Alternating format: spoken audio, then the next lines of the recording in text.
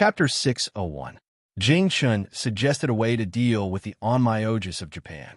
Under Junior Supervisor Ren's suggestion, the E-Masters in the room started discussing the famous E-Masters or aristocratic families in the capital who were good at predicting the weather. Yushu thought that Jing Chun would point her out, but after a while, he did not say anything. She could not help but feel apprehensive. The Jing Chun that she knew wasn't shrewd at all. He wouldn't play the trick of loosening the reins only to grasp them better. If he really had designs on her, he would have made it clear long ago. But why did he hide the truth from her? What did he mean? It was getting late. Ren Qiming asked someone to record the names of the candidates and immediately sent someone to invite them. It's getting late. Everyone should go back first. Come back tomorrow morning to hear the news. Ren Qiming did not let these people stay and wait with him. Instead, he dismissed them. Until the end, Yushu did not hear her name from Jing Chun. Of course, she did not take the initiative to stand out. Coming out of the meeting hall, Yushu politely declined Xianya and the other senior officials' invitation to have supper together. Jing Chun did not like to mingle with others, so he did not join them. They lagged behind the others, one at the front and the other at the back. There was a distance in between them, and no one took the initiative to talk to each other. Just like that, she walked out of the Imperial Astronomer's door. Yushu looked around, but she couldn't find Lu Zhong, who was driving the car. She thought that he might have left in a hurry to relieve himself, so she waited by the roadside. Yushu did not bring the two guards with her when she entered and left the palace. She stayed in the Celestial Commissioner's office for about 2 hours. It was dark outside, and the entire street was filled with government offices. It was deserted at night. Both sides of the street were dark, and the end could not be seen. Those who were more timid did not dare to walk on this street alone at night.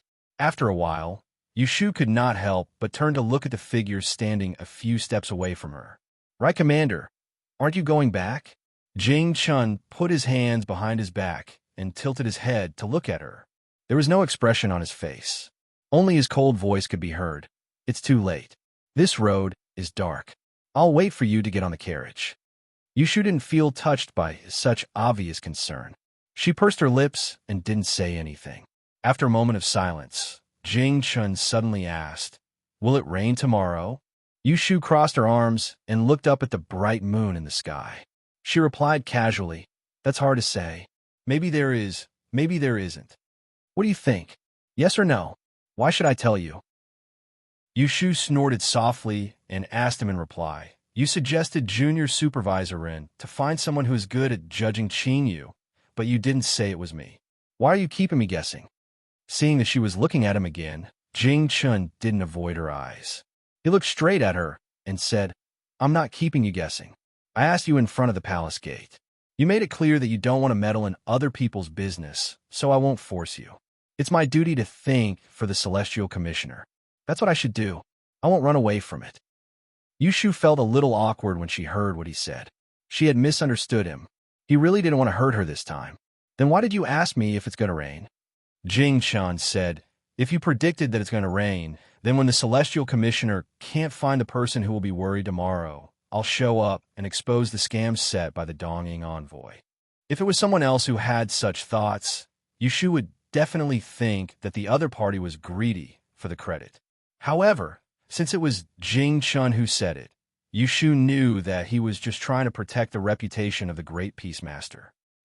She laughed and said, "Aren't you afraid that I'll deliberately lie to you and make you pretend?" Jing Chun still looked at her calmly. "If you lie to me, then so be it." Yushu raised her eyebrows. "What if I'm wrong? I believe that you can predict it accurately. If you say it's going to rain, then it will definitely rain." Jing Chun paused. Seeing her glare, there was a hint of a smile in his voice. "Oh, I know. So you don't have confidence in yourself. You're worried that you won't be able to predict it accurately, so you don't dare to show up." Yushu instantly narrowed her eyes and stared at him. She felt that this annoying person in front of her was not the honest fool in her memory. All right, he really hit the nail on the head.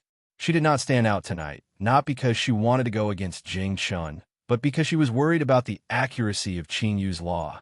The law of clear rain was a divination method derived from the set of incantations that Taoist Qinzheng had taught her. Its accuracy was rather high, and it could even calculate the rare yang rain and the unpredictable 1560. However, it wasn't like it didn't have times where it didn't make a mistake. Think about it. If she predicted that it would rain tomorrow and recommended herself to junior supervisor run, it could be imagined that she would have to shoulder the important mission of restoring the reputation of the great peacemaster at the Water and Land Conference tomorrow afternoon. But in the end, she put on a good show, but the heavens didn't give her face. Then wouldn't she become a criminal that would smear the reputation of the Celestial Commissioner? So, she didn't stand up at the first moment, but continued to observe the situation. It wouldn't be too late for her to take the risk at the last moment. However, Jing Chun had guessed half of what she was thinking. Are you trying to provoke me? Yushu's face turned cold. Do you think you can make me submit by saying this? Seeing her suddenly turn hostile, Jing Chen's eyes were dazed for a moment, and he hurriedly denied. No. Afraid that she wouldn't believe him, he reiterated, I also don't want you to take the lead. Why would I provoke you? Yushu turned her head and didn't speak anymore. As for whether she believed his words, only she knew in her heart. At this moment, the sound of horse hooves came from afar. The two turned their heads at the same time and saw the shadows of two horses galloping over with people. In the blink of an eye, they arrived in front of them. Two bailiffs, wearing official uniforms, dismounted from the horses. Their gazes swept past the two of them and landed on Jing Chun. After identifying him, they raised their hands and showed a token. The Supreme Court is handling a case. Celestial Commissioner, Right Commander Lang Jing, please come with us. Yushu and Jing Chun were stunned. The former blurted out, what happened? One of the bailiffs looked at the patch on her shoulder and shook his head. Lady, please forgive me. This is an important official matter. It's inconvenient to reveal it. Yushu frowned, thinking that Shui Rue hadn't been seen for a day and didn't even greet her. It was most likely related to this matter. Where is Lord Shui, the young minister of the Supreme Court? Lord Shui is handling the case. Yushu was sure now. Then let's go quickly. She waved her hand and gestured to them. Wherever you go, I'll follow and have a look. The two bailiffs looked awkward. It's okay. I'm very familiar with Lord Shui. He won't blame you. Lu Zhong hurriedly drove the carriage over from the opposite side of the street and stopped in front of Yushu. He apologized and left only because he had been waiting outside for a long time. Yushu didn't blame him. When she was about to get on the carriage, she heard Jing Chun say to the two bailiffs, Lead the way. Lead the way. I'll take official use carriage. Chapter 602. Before the end of the 7th month, Yushu drew up a list of the palace consorts to serve the emperor and gave it to Jing Chun to look over. Jing Chun only skimmed through it once before stamping a large seal at the end of the booklet. Next to her seal, there were 2 thin sheets of paper wrapped in ginger wood and coated with a secret wax paste. It was called the Book of Kuan and was personally safeguarded by Jing Chun. At the end of the month, the Palace Internal Affairs Commission would send someone to retrieve it. Although she expected that Jing Chun would not have any objections to her arrangements, Yushu still dutifully reported to him. I refer to the secret books of the Kuan Ling Bureau for the past 3 years. According to their positions, I first recorded the dates of the Empress and the 3 official consorts, then the consorts and noblewomen. Based on the lunar calendar, those with conflicting birthdays are staggered. Those with impure bodies are not recorded. Because the next month is the first month, we need to leave the 7th and 19th to avoid the ancestral taboo. On the surface, the schedule that Yushu had arranged was meticulous and could be said to be standard. In reality, there was a hidden mystery. For example, Noble Consort Shui and Noble Consort Shu both had 3 days, but Noble Consort Shu had 1 day scheduled on the 15th. There was a banquet in the palace on the 15th of the 8th month. Emperor Zhao Qing would definitely get drunk. The banquet would end at the 3rd watch, and there would be morning court the next day. He would not have the energy to be intimate with Noble Consort Shu. He probably wouldn't even be able to say a few words before washing up and sleeping. There was another Sun Geiren, who was below the position of consort, but when Ren Qiming had been in charge of the Kuan Ling Bureau, she had gotten 2 days in a row in 3 months. Before Yushu had entered the palace to see Noble Consort Shui, She had felt that there was something fishy about this. After noble consort Shue's guidance, she had learned that this Sun Gairen was actually a palace made in the Empress's pepper hall. If she continued to investigate, the Empress was middle-aged and had no children. Emperor Zhao Qing also had a preference for young beauties. This Sun Gairen's position was very interesting. When it came to Yushu, she also got 2 days for Sun Gairen. However, one day happened to be after noble consort Shu, on the 16th of the Mid-Autumn Festival. The night before, Emperor Zhao Qing had rested at concubine Shu's. The next day, he would see his lovely concubine. He would probably relax a little. The next day, he was in front of another young and beautiful concubine Zhao. Emperor Zhao Qing was already in his 40s. He was no longer as promiscuous as when he was young. If concubine Zhao got wet, there would be nothing for Sun Gairen to do the next day. No one could find anything wrong with this arrangement. Half was Sun Gairen's intention. Half was Zoff Imperial Consort Shue's intention. Know of this arrangement. Noble Consort Shue of Shue. I of, and Kanif Shu Kanif Festival. Qing of the Palace of the Shu. Yushu Jin Kanif of. Kanif son of Qing of Ri. On the contrary, it caused Yushu to sneak up on her. It was unknown if she would regret it. Jingshin couldn't tell what Yushu had done to the August Book of Earth. After listening to her report, he said to her, "This involves the private affairs of a palace maid. As a man, I can't do anything about it. As a man, it's more convenient for you. You could draw up the Great Earth Register in the future and give it to me to seal. Originally, I was the right commander." Yushu could tell that he wanted to be a hands-off boss. How could she not be happy? She raised the corner of her mouth and gave him a rare smile. "Okay." Jingshin looked at her smiling face. His thoughts drifted away. When he came back to his senses, she had already left. Yushu did not see Shui Rue's shadow for a few days. A few days ago, she was busy arranging the list of attendants, so she did not have the time to think too much about it. Once the business was finished, she thought about him. She went to Wangji Tower to look for him, but didn't find him. Instead, she heard 2 maids say something. The gentleman that the young lady brought a few days ago. I don't know how he found the feng shui pool you set on the balcony. He sneaked in once, and we saw him. Yushu picked up Xian Lishan near the Xian mansion and got the secret of Yin Hua's relics out of him. Seeing that he had nowhere to go, she arranged for him to live in Wangji Tower. She had been busy for 7 or 8 days and had no time to take care of him. Xiao Qing and Xiao Dai were dedicated to serving Yushu. When Yushu was not there, no one ordered them around. So, they followed Yushu's instructions and changed the spring water of the geomancy pool, where the crystal stones were kept every day, and cleaned the dust. So, they caught Xian Lishan immediately.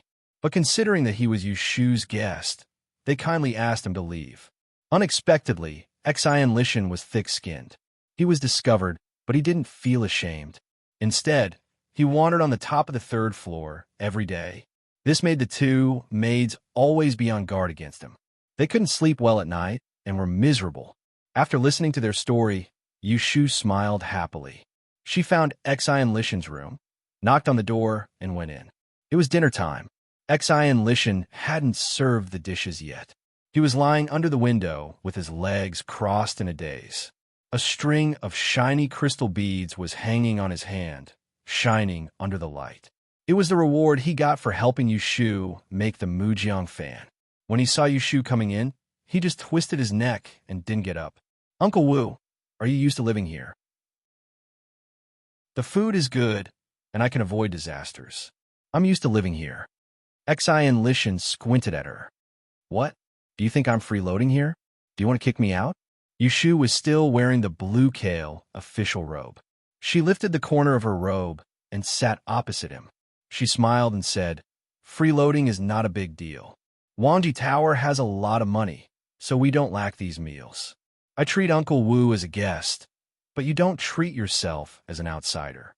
These words were so sarcastic that Xian Lishan touched his nose. "Did the 2 little girls tell on me?" Yushu looked serious. "Uncle Wu comes from the Yishui family. You know the rules of the Yishui better than me. Don't you know it's a taboo to pry into other people's secret?" Xian Lishan was a grade E master from a family of creators. She used the 8 gates life and death tactics of Taoist Qin Zheng for the feng shui pool upstairs. Others couldn't understand it, but he might. Look at what you're saying. How could it be so serious?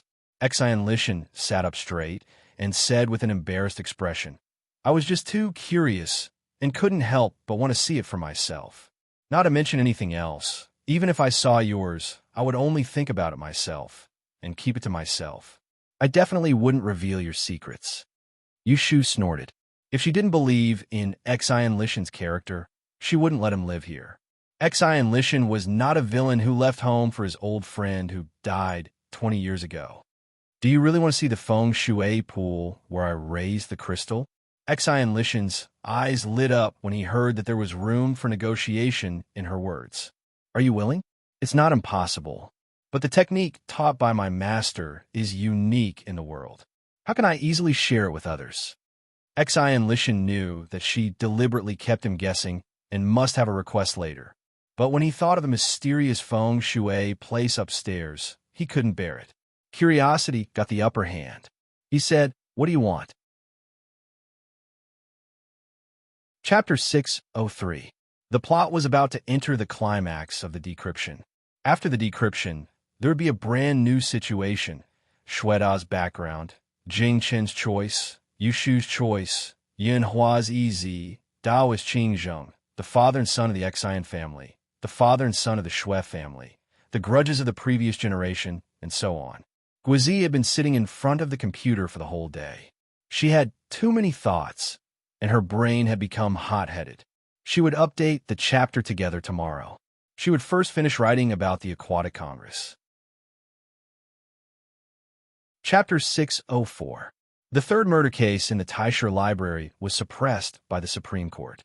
Yushu went to the Celestial Commissioner's office the next day and saw that everyone was talking about yesterday's water and land conference in the palace. It was as if Zhang Xuan's death was like a stone falling into the sea, unable to cause any ripples. Last night, Junior Supervisor Ren gave the order to find several masters proficient in forecasting rain in every corner of the capital. When Yushu entered the meeting hall early in the morning, she saw several unfamiliar faces sitting there. They were not wearing official robes. Some were slightly reserved, and some were generous. Ren Qiming was sitting in the same position as yesterday. His clothes were wrinkled, and he looked tired. It seemed that he did not go back last night. When everyone was present, Ren Qiming briefly introduced the masters and went straight to the point. According to the divination of these masters, it is very likely that there will be rain today. If it doesn't rain by noon, we will have to wait until the afternoon. Everyone looked happy. After a few words of discussion, they heard him suppress the voices of the crowd and continue. I've already asked for instruction from the great supervisor. Now I want to pick a candidate among you to try to pray for rain at the Water and Land Conference in the afternoon in order to expose the Onmyoji scheme. Who is willing to recommend himself? This time, everyone was silent again. No one's heart was for nothing. It was not certain whether it would rain or not. The sky outside was clear and bright, and there was no sign of rain at all. At that time, if they prayed for rain, it would be a merit. If not, they would become the scapegoat. It was a small matter for them to lose face, but it represented the shame of the entire Great Peace sect. They would not be able to survive in the future. Like everyone else, Yushu pretended to be mute, but she was thinking about something else. Ren Qiming's face darkened. His gaze swept over their heads and fell on one person. He asked, Left Judge Xian, who do you think should be responsible for this? Xian blinked and pretended to think for a moment. She asked this. Junior Supervisor, may I ask, did these masters calculate the exact time of rain today? Yesterday, when we saw the Onmyoji, it was raining on the spot. If we only know that it will rain, but don't know the exact time, I'm afraid it will be self-defeating. Hearing this, everyone heaved a sigh of relief. Yushu looked at Xianya from the corner of her eyes, thinking that he really knows how to play the good guy. Ren Qiming didn't answer him. Instead, he turned to Jing Chun on the other side and asked, What do you think? Jing Chun saw that everyone was avoiding his gaze and said, Leave this matter to me. Ren Qiming didn't seem to be surprised by his answer. He sighed slightly and nodded, acquiescing. Everyone heaved a sigh of relief. Thinking about it, it was indeed the most suitable thing for Jing Chun to do. If he succeeded, then he succeeded. If he failed, then he had the Emperor's protection and trust. Who could blame him? After settling this matter, there was still another headache. As for the talk about resurrection, Ren Qiming frowned and said, "Although I didn't see it with my own eyes, I'm sure it's just a trick. It's nothing to be afraid of." After exposing the Onmyoji's trick last night, the officials were no longer suspicious and agreed with Ren Qiming's words. Someone asked, "Does Sir know how they're going to perform the art of resurrection in front of everyone?" Chao Zwilling, who was resting with his eyes closed, opened his eyes and said, "Yesterday, after the meeting ended, someone from Swan Temple came and conveyed the Japanese envoy's request. They are asking for a condemned prisoner and a dog, but they didn't reveal the details. However, Junior Supervisor is right. Based on what he said about resurrection and supernatural beings, it can't be real. Everyone, keep your eyes open. If you see anything fishy, it's best to point it out on the spot. Don't be afraid." Hearing this, the group of people nodded in agreement. After the morning meeting, everyone went to make preparations, especially Jing Chun, who led the masters who predicted Qingyu out. Before Yushu left, she was stopped by Ren Qiming. Female Imperial official. After everyone left, only Yushu and Ren Qiming were left in the hall. "Junior Supervisor, what did you call me for? I heard that someone died in Taisher Library yesterday. Did you and Daozi go take a look?" Ren Qiming asked. Yushu nodded hesitantly. "Tell me in detail." Yushu wasn't sure if Ren Qiming knew about the secret of the Dawn disaster and the Lifebreaker, so she pretended not to know and said, "The person who died was a female official of the Taichung department who was dismissed. She was the young lady of the Zhan family in Jiangxi Fengshui. It seems that she was strangled to death and then drowned in a well. I don't know who she offended before she died. Drowned in a well after death." Ren Qiming said to himself and asked her, "Last night, the guard said that the constables of the Supreme Court came to ask Daozi for an inquiry. What's going on?" Yushu then told him the clue of finding Jing Chen's lost academician's signature by the well. After hearing this, Ren Qiming frowned hard and said, "There have been consecutive murders in Taisher Library, and most of them are related to Daozi. This matter isn't simple. You and Daozi are old acquaintances. As an official of the Imperial Court, you should be careful. In my opinion, you shouldn't go to the library before the murderer is caught." Yushu blinked her eyelids slightly, looked up at Ren Qiming, and nodded slowly. She was sure that Ren Qiming was also an insider. Otherwise, why would Ren Qiming suddenly care about her based on the grudge between them and the pain of losing his finger? "You should also go and prepare. I'll take my leave." Yushu turned around, and her gaze sank. Shui Rui's analysis last night was correct. The reason the Emperor and the others cared about her life and death now was because Jing Chen's fate had yet to be resolved, but once the great calamity of Calamity's fate was resolved, whether she lived or died wouldn't matter anymore. This couldn't work. She had to take action. She couldn't just rely on Shui Rui to find a way out for her. Walking out of the meeting hall, Yushu looked up at the clear sky and narrowed her eyes. First, she wanted to let them know that she wasn't just a tool in human form. In the blink of an eye, it was afternoon. The Celestial Commissioner led the E-Masters into the palace. The E-Masters who weren't in the palace didn't know that the Celestial Commissioner had already come up with a strategy. They only knew that they were humiliated by a foreign envoy yesterday. After a night, they saw the Dong Ing envoy again in the palace. All of them looked at him coldly. There were a few plates of brightly colored fruits on the imperial table. It was obvious that they were foreign goods. The Emperor of Zhaoqing was playing with a yellow hard fruit in his hand. He looked down from above. Under his thick eyebrows were a pair of slightly sunken eyes. The beard on his lips covered the corners of his mouth, making it hard to tell whether he was in a good mood. He said to the envoys, "Originally, you should have seen the unique skill of the masters in my dynasty today. But with the Dong Ing on my OG's resurrection skill, I don't want them to show off their slight skill in front of an expert." Then, he looked around the hall. "I guess you're the same as me. You want to see the magic of resurrection." The imperial astronomer did not make a sound, and the civil and military officials did not stupidly flatter him. Everyone knew in their hearts that although the emperor wanted to see the trick of reviving the dead, he might not want to see the great and master being defeated.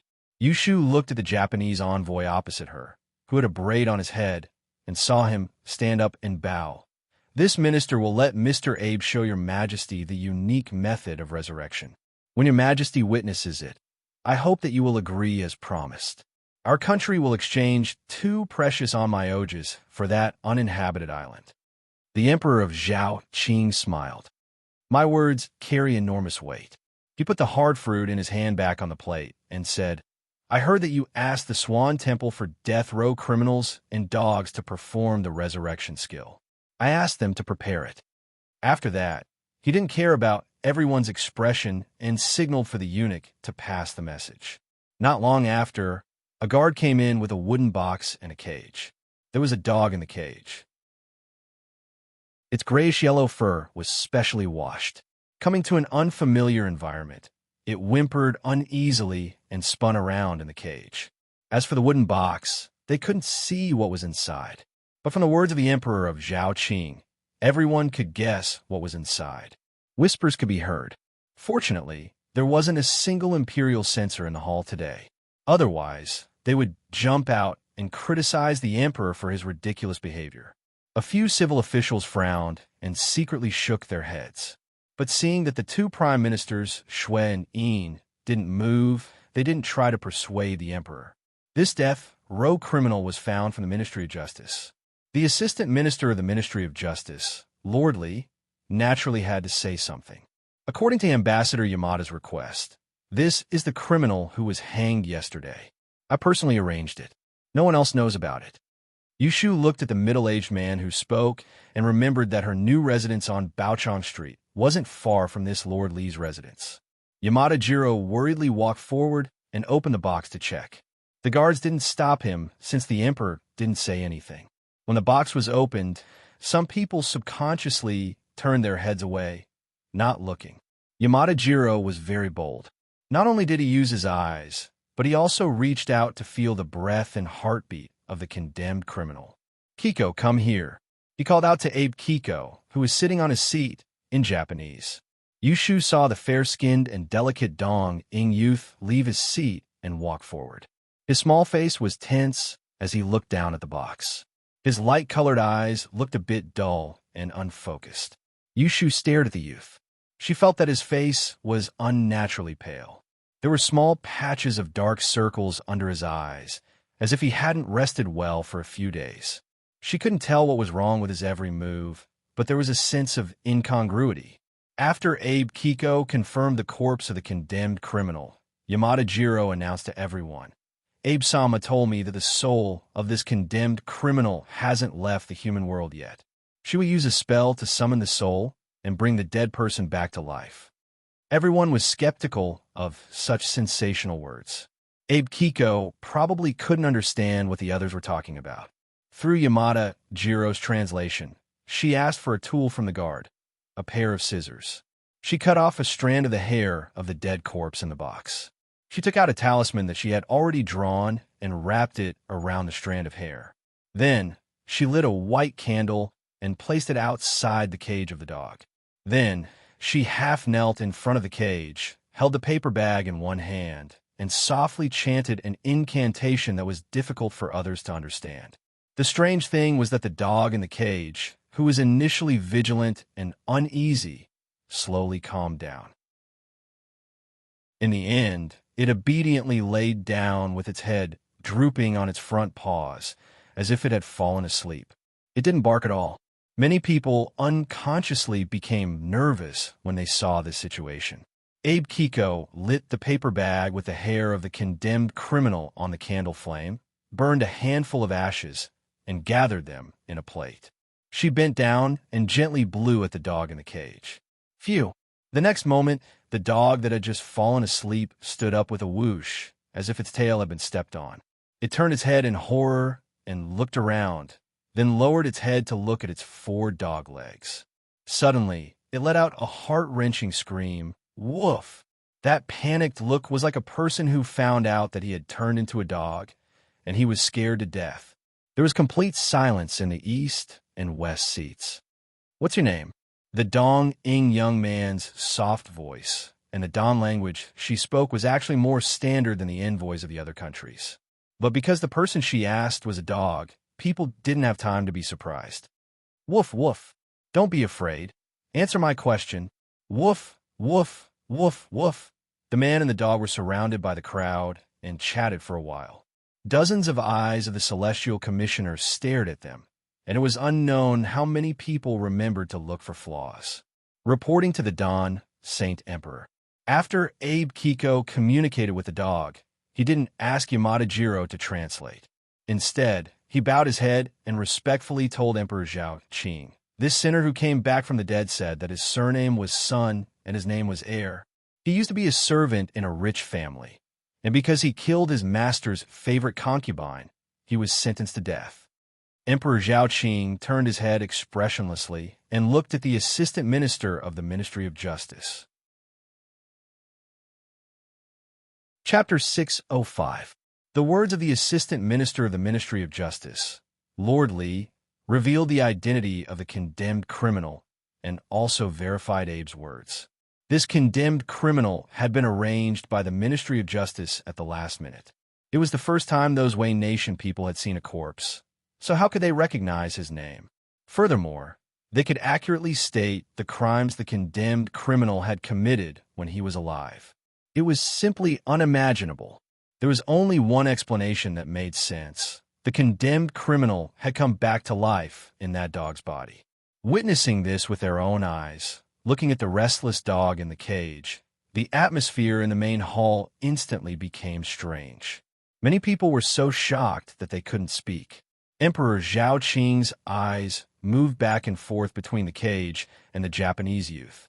Suddenly, he asked, "You can bring a dead person back to life in a dog's body. Can you also bring him back to life in a human's body?" Abe actually only knew some simple official language. When she heard the emperor's question, she turned her head to look at Yamada Jiro with hesitation. However, Yamada Jiro didn't translate for her. Instead, he answered Emperor Zhao Qing's question. "I can, but to bring a dead person back to life in a living person's body, that living person has to die first. Moreover, casting a spell on a living person isn't as easy as casting a spell on a dog's body. This is because animals don't have complete intelligence, so it's easier for them to accept a human soul. However, a living person has a complete soul. Unless you first turn him into an idiot, then you can cast a spell in his sleep and change a dead person's body." After hearing his explanation, Emperor Zhao Qing's eyebrows rose up high. With a thought-provoking expression, he looked at the Japanese youth who could bring the dead back to life. Under her seat, Yushu's heartbeat was abnormal under her calm appearance. A dead person's soul coming back to life in a living person's body. Wasn't this kind of strange thing a true portrayal of her own experience? She didn't believe that a tuft of hair or a candle could summon a soul and bring a dead person back to life. However, when she looked at the peculiar Japanese youth, she recalled the gaze he had looked at her during the water and continent conference yesterday. That uncomfortable feeling was as if someone had seen through her. Could it be that he could tell that the thing in her body wasn't the original? No, impossible. How could this be possible? Yushu quickly denies this idea and tells herself not to scare herself. There are many powerful people in Ling City. If someone can see that she is up to no good, he would have seen it long ago. Why would he wait until now? If that's the case, why can't you let the dead come back to life in your own body? Why must you occupy someone else's body? This question came from the Celestial Commissioner's side. The person who spoke was none other than Junior Supervisor Run, who had been busy all night. "Well," Yamada Jiro rolled his eyes. "I've heard Abe-sama mention it before. In the eyes of a powerful onmyoji like her, there's something called ki in a living person's body. Once a person's body runs out of ki, they'll become a dead person. Their soul will leave their body. If they want to come back from the dead, they'll need to find a new body with ki. They can't use a body without ki anymore." Hearing this, Yushu held her chin thoughtfully and looked at the young onmyoji who kept his head down. What resurrection? In my opinion, this is clearly a trick used by the people of Jianghu. It's fine to use it to deceive people, but how can you take it seriously? The white-haired Duke Jingwa snorted coldly. He was an important minister of the previous emperor and had made great contributions. When the emperor first ascended the throne, he single-handedly suppressed a few rebellious ministers. Although he didn't have any military power, Emperor Zhao Qing had always been generous to him. If it was anyone else who dared to speak so casually in front of the emperor would have glared at them long ago. However, at this moment, Emperor Zhao Qing only looked at him with a smile and didn't say anything. Someone from a celestial commissioner's side immediately chimed in. Lord Duke Jingwa is right. This lowly official thinks that the so-called resurrection of the dead by this Japanese is more like a crooked method used by the devil to harm people. To think that they dared to use this method to deceive the emperor, they deserve to be punished. Xin yet suffer a loss at the hands of this Japanese yesterday. How could she let go of the opportunity to ridicule him today? Moreover, Ren Qiming had already spoken in the morning. If she could find fault with him, she would. As soon as he spoke, the celestial commissioner's side became lively. They all pointed out one thing after another, and all of their words had the same meaning. It's fake. Everyone had been prepared before entering the palace. No matter how real this technique looks, we can't admit it. There's a saying that 3 people make a tiger. If one person didn't believe it, then so be it. But when a whole group of people put on a disapproving look, those who were shocked at the start started to doubt the authenticity of the technique. The celestial commissioner's voice was unanimous. Even the group of Ishur behind him didn't support the Japanese. The words, "I don't believe it," were written on their faces. Even Emperor Zhao Qing's eyes weren't as fiery as before. Looking at this scene, Yushu really wanted to laugh. What was this called? That's right, the home advantage. Emperor Da and his wise. Yamada Jiro probably didn't expect that these people would lie with their eyes open. He immediately showed an expression of being humiliated. With a red face and neck, he knelt down in front of Emperor Zhao Qing. With sincerity, I came to pay my respects to your majesty. These 2 onmyoji are precious to our country. They're comparable to tens of thousands of soldiers and horses. Yesterday, Lord Ida used magic to summon rain. Today, Lord Abe brought the dead back to life. Your majesty saw it with your own eyes. How can it be fake?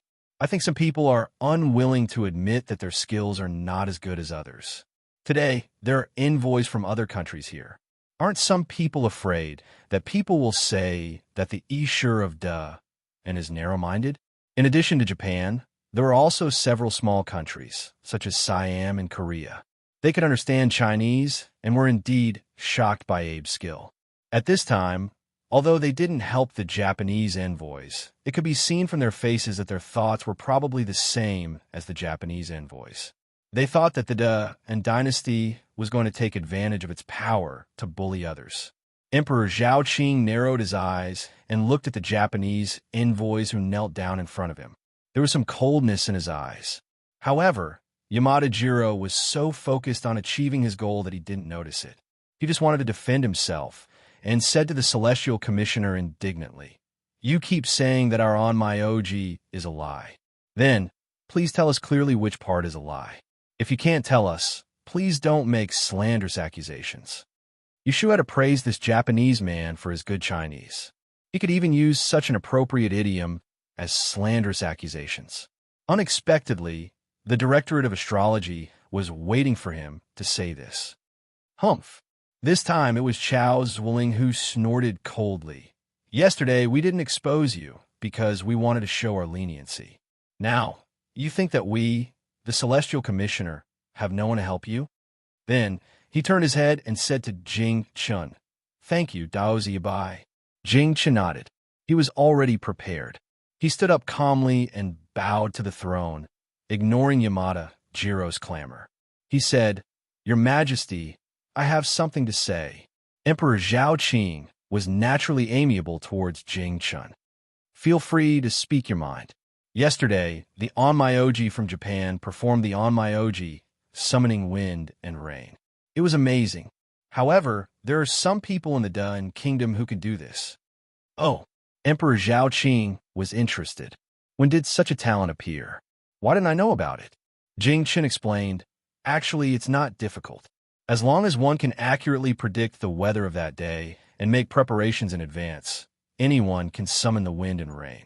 If I may be so bold, I would like to ask you to try and verify its authenticity. When Emperor Zhaoqing heard this, he was a little disappointed. He really hoped that, and had a master, who could summon the wind and rain. When the time came, if there was a drought or water shortage, he could send someone there with a wave of his hand. Even disaster relief would not be needed. If there was such an extraordinary person, he could use an uninhabited island to return the disaster. Why not? When Yamada Jiro heard Jing Chen's words, he was stunned for a moment. Panic flashed across his face, but he still bluffed and said, "It's easy for you to say. Then please summon a rain and let us see if it's true." Jing Chun looked out of the hall and thought about the speculation of the master, in the morning. He couldn't help but turn back and look at Yushu, who was sitting below. However, he saw that she was holding a teacup and watching the show calmly, without any hint at all.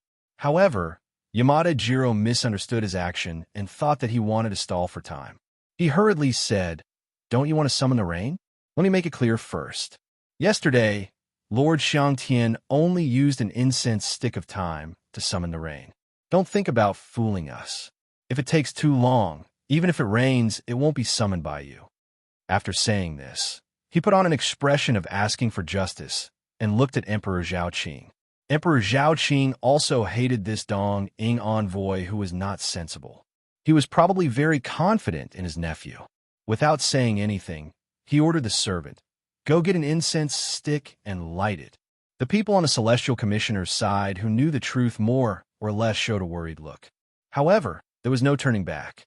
Jing Chen didn't want to argue. He took a step, turned around, and walked out of the hall. His back was slender, and his clothes fluttered in the wind.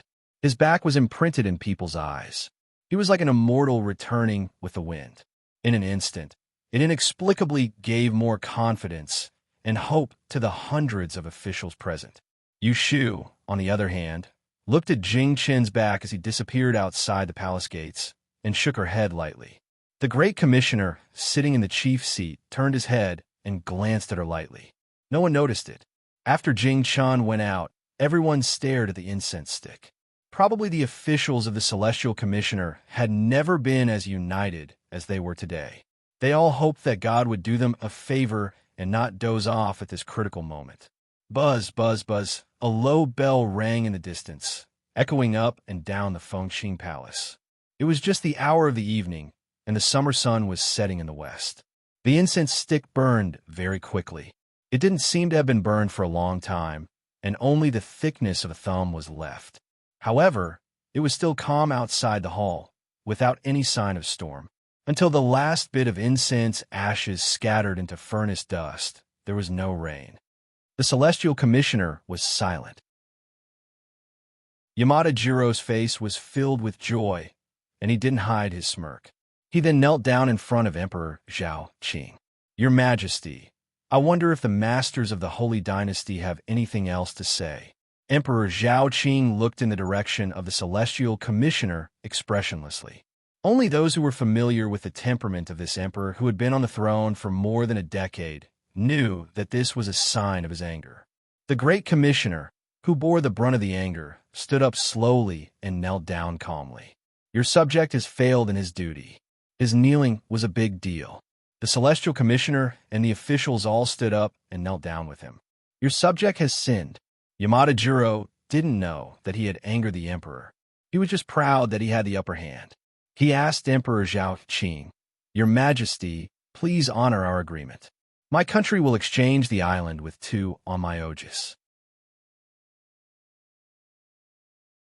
Chapter 606.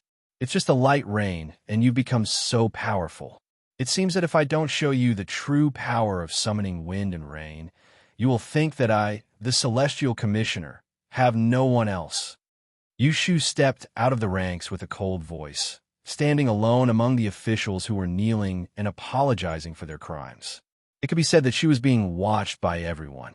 Emperor Zhaoqing's gaze passed through the rows of kneeling figures and landed on her. Looking at her official robes, he asked a question that Yushu already knew the answer to. Who is this? Your Majesty, I am the female official of the Celestial Commissioner's Coming Bureau, Yushu. Yushu lowered her head as she replied. She thought, although the Emperor has never seen her, he probably knows everything about her. Oh, you are the female fortune teller from the Great Yin examination? That's me. There was a small commotion below. Xueling Nan, who was sitting on the throne, raised his eyes and swept his gaze across the seats opposite him. From what you said just now, could it be that you also know the art of summoning wind and rain? Emperor Zhaoqing's tone was clearly gentler than before, but he ignored the people who were kneeling. Yushu nodded and openly admitted, I know how to use it. Emperor Zhao Qing's eyes lit up. Yamada Jiro, who was rebuked, was startled. He had no idea where this woman in official robes came from. He hurriedly interrupted. Didn't the Celestial Commissioner say that my country's summoning wind and rain is a lie? Yushu glanced at him. Of course it is a lie, but what I do is authentic. How can we compare? Yamada Jiro said, I think you are boasting shamelessly. Didn't the official who went out just now say that he can predict the rain? Then why didn't it rain? I know that there's a saying in your Don, black cat, white cat. A good cat that can catch mice is a good cat. Your Don Master of Disguise can't even summon rain. How can he be compared to our Onmyoji? Faced with the opponent's argument, Yushu did not feel embarrassed at all.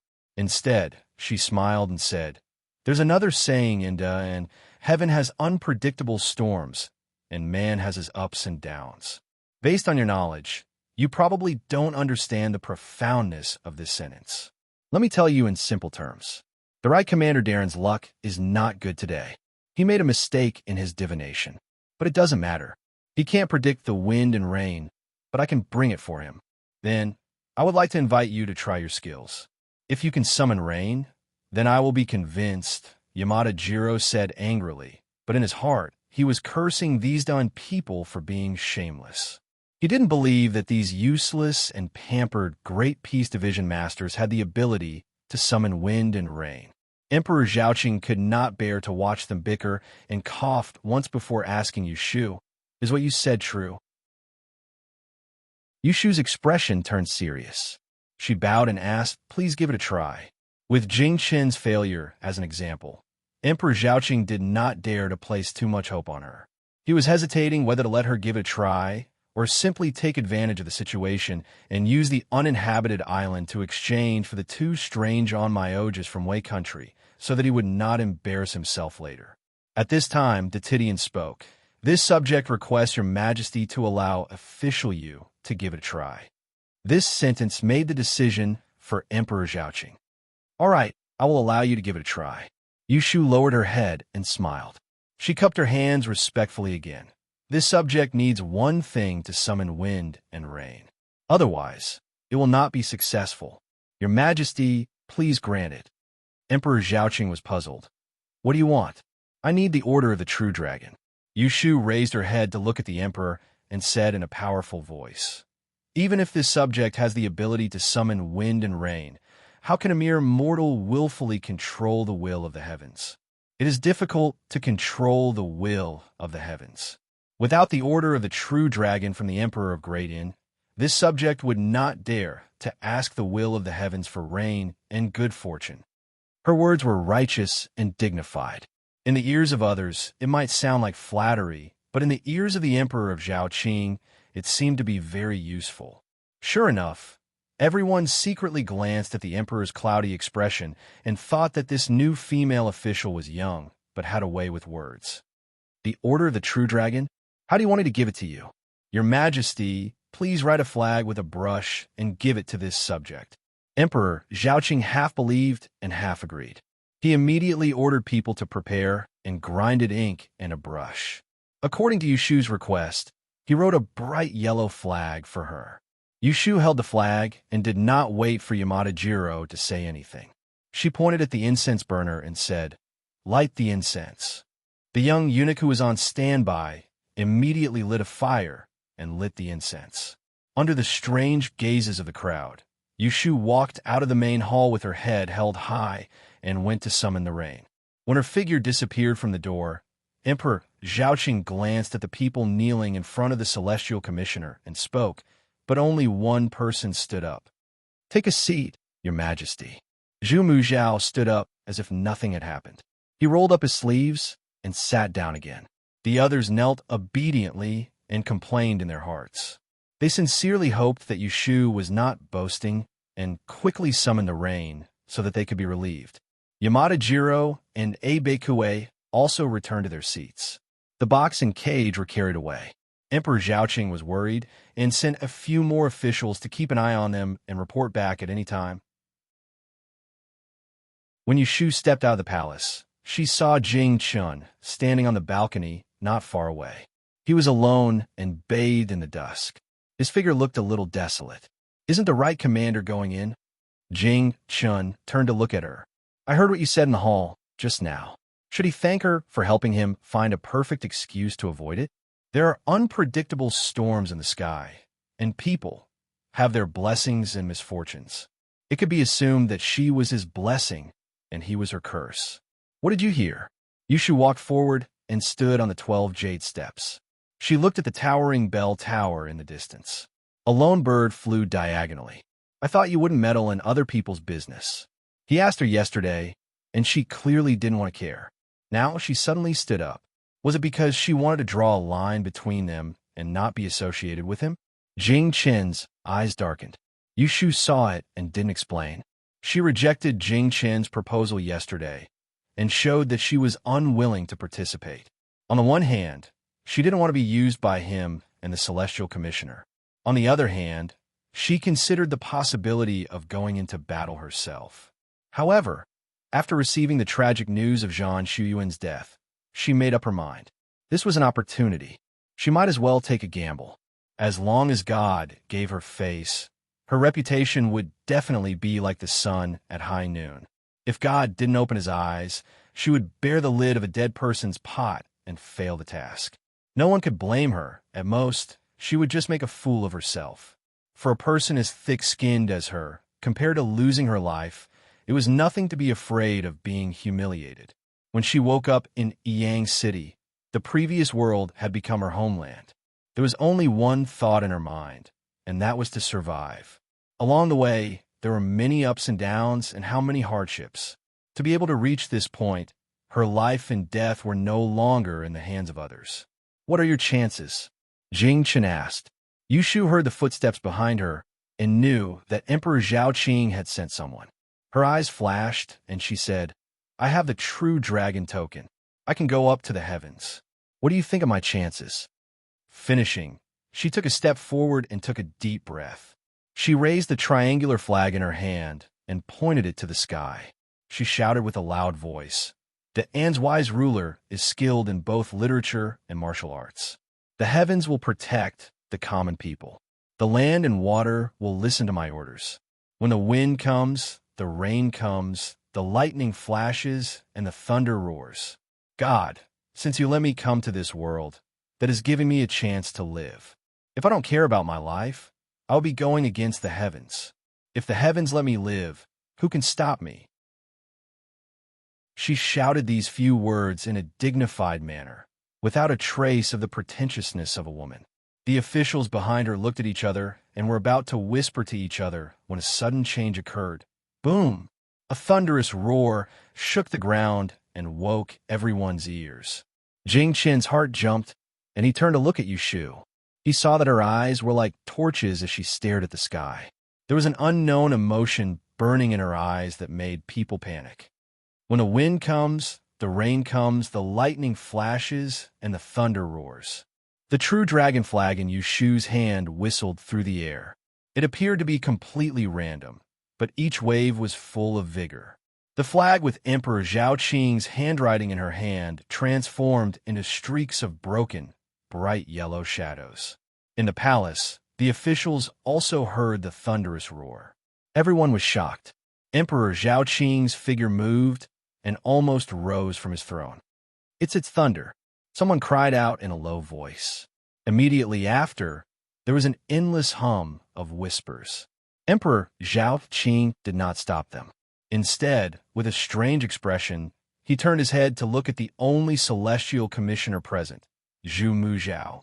The commissioner met the emperor's slightly excited and inquiring gaze and gently shook his head. Yesterday, he had divined that today's water and land conference would not have a hasty conclusion. There would be the appearance of the Ziwei strange star and the help of heaven. He didn't know where Yu Shu got the confidence to stand out at such a critical moment and dare to use the emperor's name to order the heaven. Whether it was because she was proficient in divining celestial phenomena or because of other reasons remained to be investigated. On the other hand, Yamada Jiro's expression was not so optimistic. He stared fixedly at the door of the palace with an expression of disbelief. At this moment, a bolt of lightning split open the sky with a crackling sound. The sky outside the palace darkened at a speed visible to the naked eye. The people near the door of the palace quickly felt a gust of cold wind blow in. Woo-woo! The incense in the stove burned halfway. Outside, lightning and thunder roared, and the east wind howled. Yu Shu's loud and clear voice traveled clearly into the palace and encouraged people to become restless. Everyone's faces were filled with excitement. Yesterday, when the Wei people called for rain, there was no such commotion. Crackle, boom. Another string of lightning and thunder roared. A figure suddenly appeared at the door of the palace. An official that Emperor Zhao Qing had sent earlier jogged in and knelt in joy. Your Majesty, it's raining. Emperor Zhao Qing's thick eyebrows rose. Really, it's really raining. What a heavy downpour, it hurts. The entire palace was in an uproar. Emperor Zhao Qing couldn't sit still anymore. He stood up and left the dragon throne. He lifted his dragon robe excitedly and stepped down the jade steps. Everyone, follow me to receive the rain. This rain had obeyed the command of the Son of Heaven. It was extraordinary. The eunuch in charge hurriedly followed the emperor and supported him from behind. All the officials stood up and followed. Even the foreign envoys followed in a hurry. The emperor and the officials walked majestically to the outside of the palace. Their eyes were filled with wind and rain and dark clouds. They only saw a tall figure standing in the rain. Her face and shoulders were wet. She put away the flag and turned around to reveal a spirited smile. Her face was wet. She held the flag with both hands and knelt in a loud voice. Chapter 607. There was a storm outside the palace, but the main hall was a scene of joy and harmony, ignoring the words of the Dong-ing people. Yu Shu's heavy rain could be said to have taken advantage of the right time, the right place, and the right people. The right time was the face of God. The right place was the rare occasion of the Land and Water Conference. And the right people was the desire of Emperor Zhao Qing. With the true dragon command in hand, she could summon the wind and rain. First, she solved the dilemma of the celestial commissioner and saved the reputation of the Da and E Master. Second, she suppressed the limelight of the Dong-ing on Myoji's resurrection. Third, she made the emperor so happy that he actually led the officials out to welcome the rain. Yu Shu's wise ruler entered Emperor Zhao Qing's heart. Since ancient times, what did emperors want in life? They only wanted peace and prosperity for future generations, and a wise ruler was not a self-proclaimed title. There was no stronger proof than the will of heaven.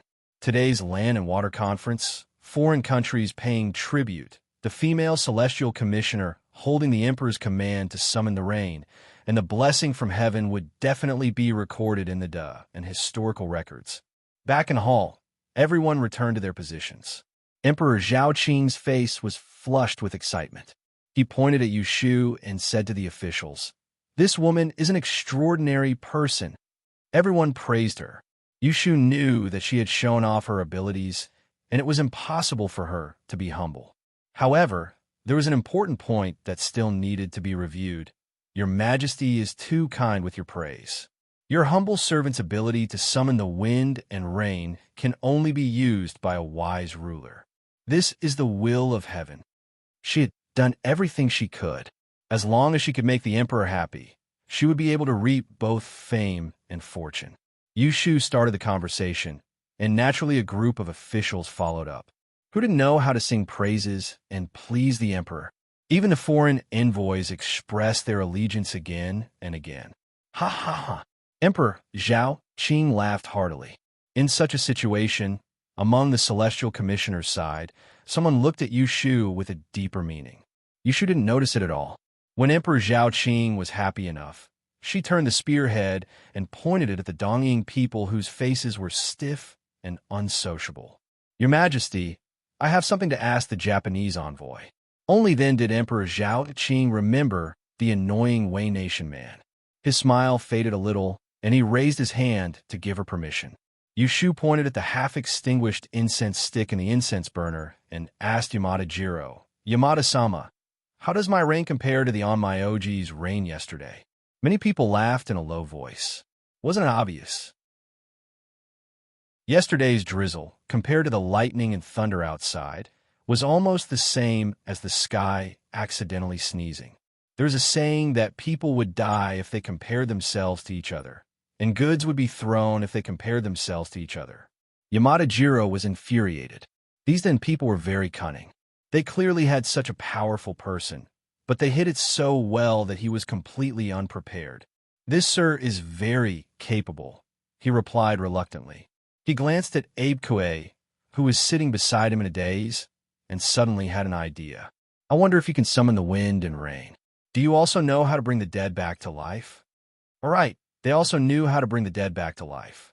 These then people definitely didn't know how to do that. Unexpectedly, Yu Shu laughed. Before she could speak, someone behind her said loudly, Yamada-sama, you of our celestial commissioner. Although she can't bring the dead back to life, she can determine the life and death of people. Does your Onmyoji know how to do that?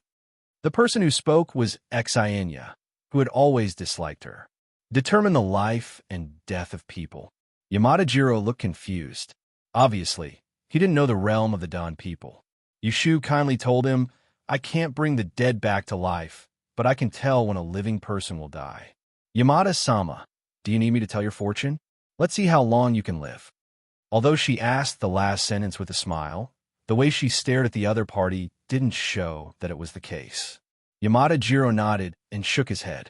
He could only try to be brave and said, even if you can predict the time of death, it can't be compared to bringing the dead back to life. Our Onmyoji are still better. Someone hissed, obviously dissatisfied. Someone said, your resurrection requires taking the life of a person. It's not the right way. If you don't take the life of a person, you'll be reborn as a dog. That's better than death. Seeing that Emperor Zhao Qing was in a good mood, Kong Qi, who didn't agree to the exchange of the Jiaoyu Islands yesterday, stood up and said, Your Majesty, in my opinion, the two Onmyoji from Japan are not good. Firstly, there are people with extraordinary talents and secondly, bringing the dead back to life is a sinister act. If news of it spreads among the people, it will cause them to panic. Let's drop the previous proposal of exchanging the islands. Everyone agreed. Yu Shu heaved a sigh of relief. She thought that this scholar wasn't useless. Emperor Zhao Qing wasn't stupid. Although bringing the dead back to life was magical, there was only one way to live. If he kept them, people would criticize him sooner or later. So he hesitated for a moment and said to Yamada Jiro, Arda has many capable people. They don't lose to your Onmyoji. I don't want them. What he meant was, I have a better one. I don't want you, this inferior one. Yamada Jiro was so angry that his mouth was almost crooked. His plan was ruined. How was he going to explain when he returned? Your Majesty, a monarch doesn't go back on his words. In a moment of desperation, he couldn't care too much.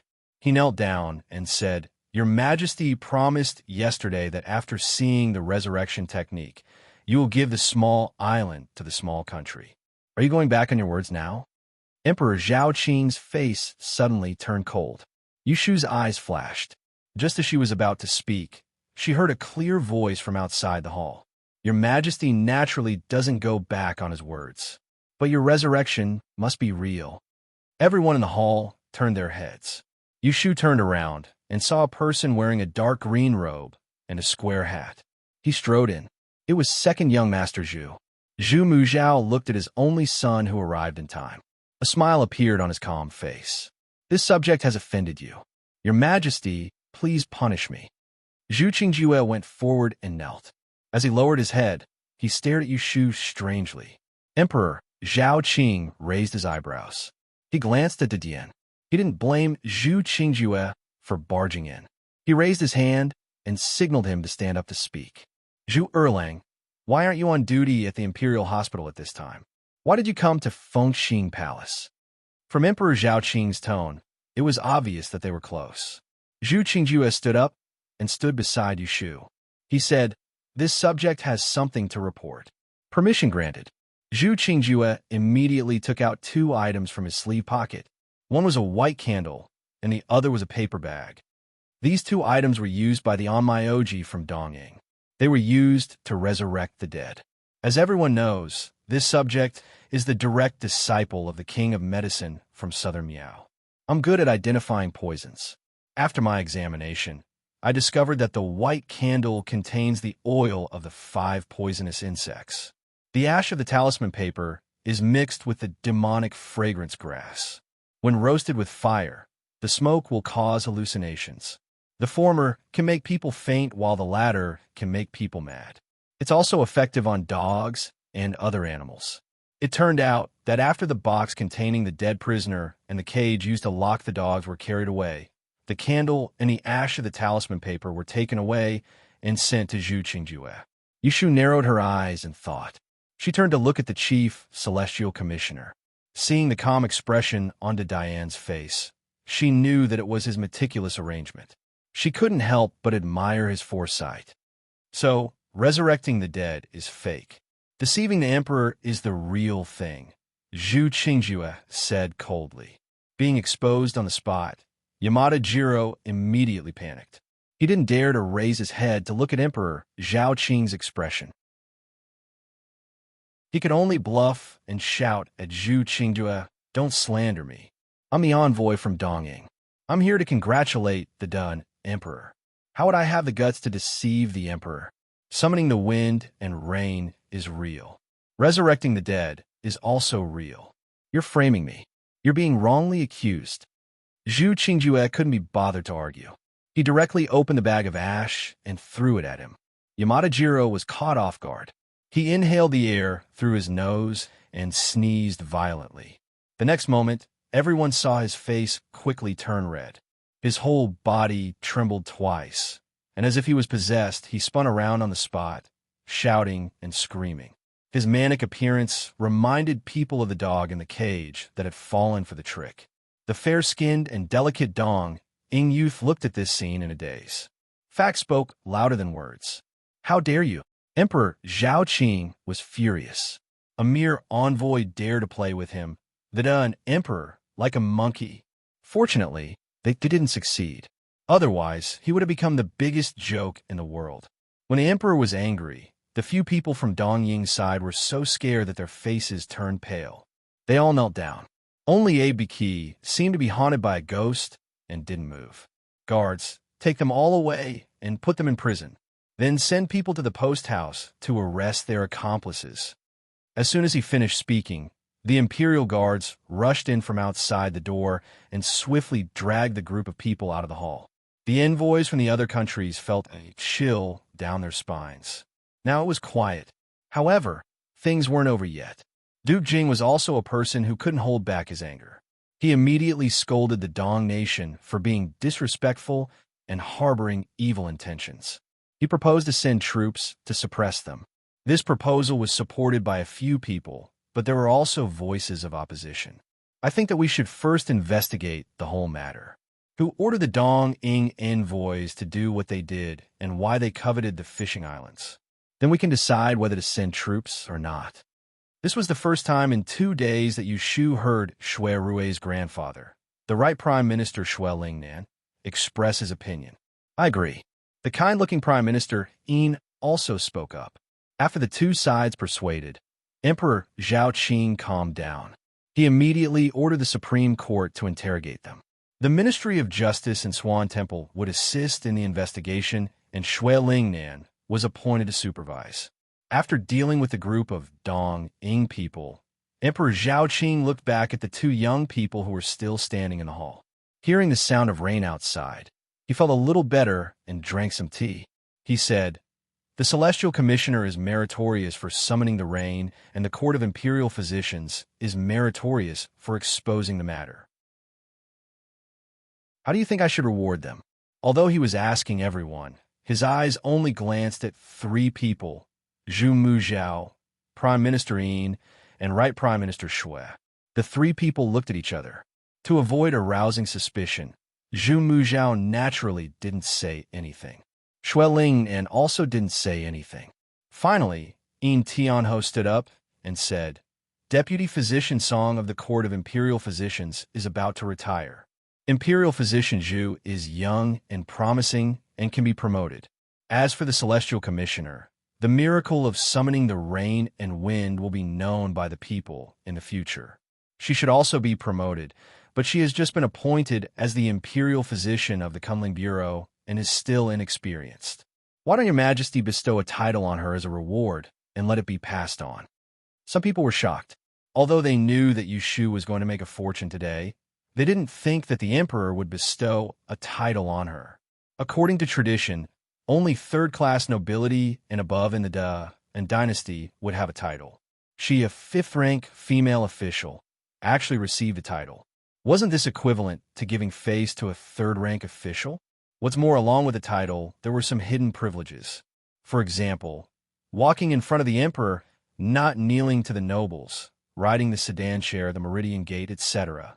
Everyone was envious and secretly jealous. Only Yushu didn't understand. When she heard Prime Minister Yin's suggestion, she felt that she was at a disadvantage. She thought that Zhu Heir had been promoted and made a fortune. Why was it that she was given a title? Emperor Zhaoqing considered for a moment and felt that this idea wasn't bad. He looked at the two of them and said with a smile, "How about this? Zhu Erlang will be promoted by one rank and become the Deputy Physician of the Court of Imperial Physicians. You will also be rewarded with half a year's salary. Imperial Physician Yu, I will personally bestow a title on you. You will be..." Chapter 608. The rain did not lessen. Emperor Zhaoqing named a few officials to accompany him and brought the envoys to the rear hall for the banquet. He left the others to wait for the rain to stop before leaving the palace. Yushu, the newly titled Miaoling emissary, was first taken to dry her clothes and then followed. The palace banquet was exquisite and delicious, but with a group of people sizing it up, it was somewhat tasteless. She was a fifth-rank official and was only a background character in this kind of occasion. Emperor Zhaoqing's obvious attention made her the center of attention. "This jade pine is quite refreshing. Give it to Miaoling emissary to try. This and this, give it to her." The dishes in front of the emperor were very different from those on the officials' tables. They were cooked by the imperial chef. Emperor Zhaoqing's act of bestowing dishes was a show of care for his officials, but not everyone could enjoy it. The 5 bestowed dishes on Yushu's table took up the entire table. There was one more plate than the one on the table. She couldn't blame everyone for looking at her. However, no one felt that Emperor Zhaoqing was being overly generous. After all, Yushu had turned the tide of today's water and land conference. She had summoned the wishes of the emperor and his officials with a storm. She had stabilized the scene and prevented the court, which had always ruled by the way of from losing face in front of the foreign envoys. Otherwise, no one knew how to deal with the result. Even if Zhu Qingjue found out that there was something wrong with the resurrection spell, that was a matter for another time. "Official Yu, do you often use the spell to summon rain?" Emperor Zhaoqing did not doubt Yushu's ability. He just wanted to confirm if she could summon wind and rain at any time. Yushu already had an excuse. She put down her chopsticks and stood up to answer. "Your Majesty is a wise ruler who rules the world. The will of the heavens belongs to you, so the order of the true dragon can reach the will of heaven.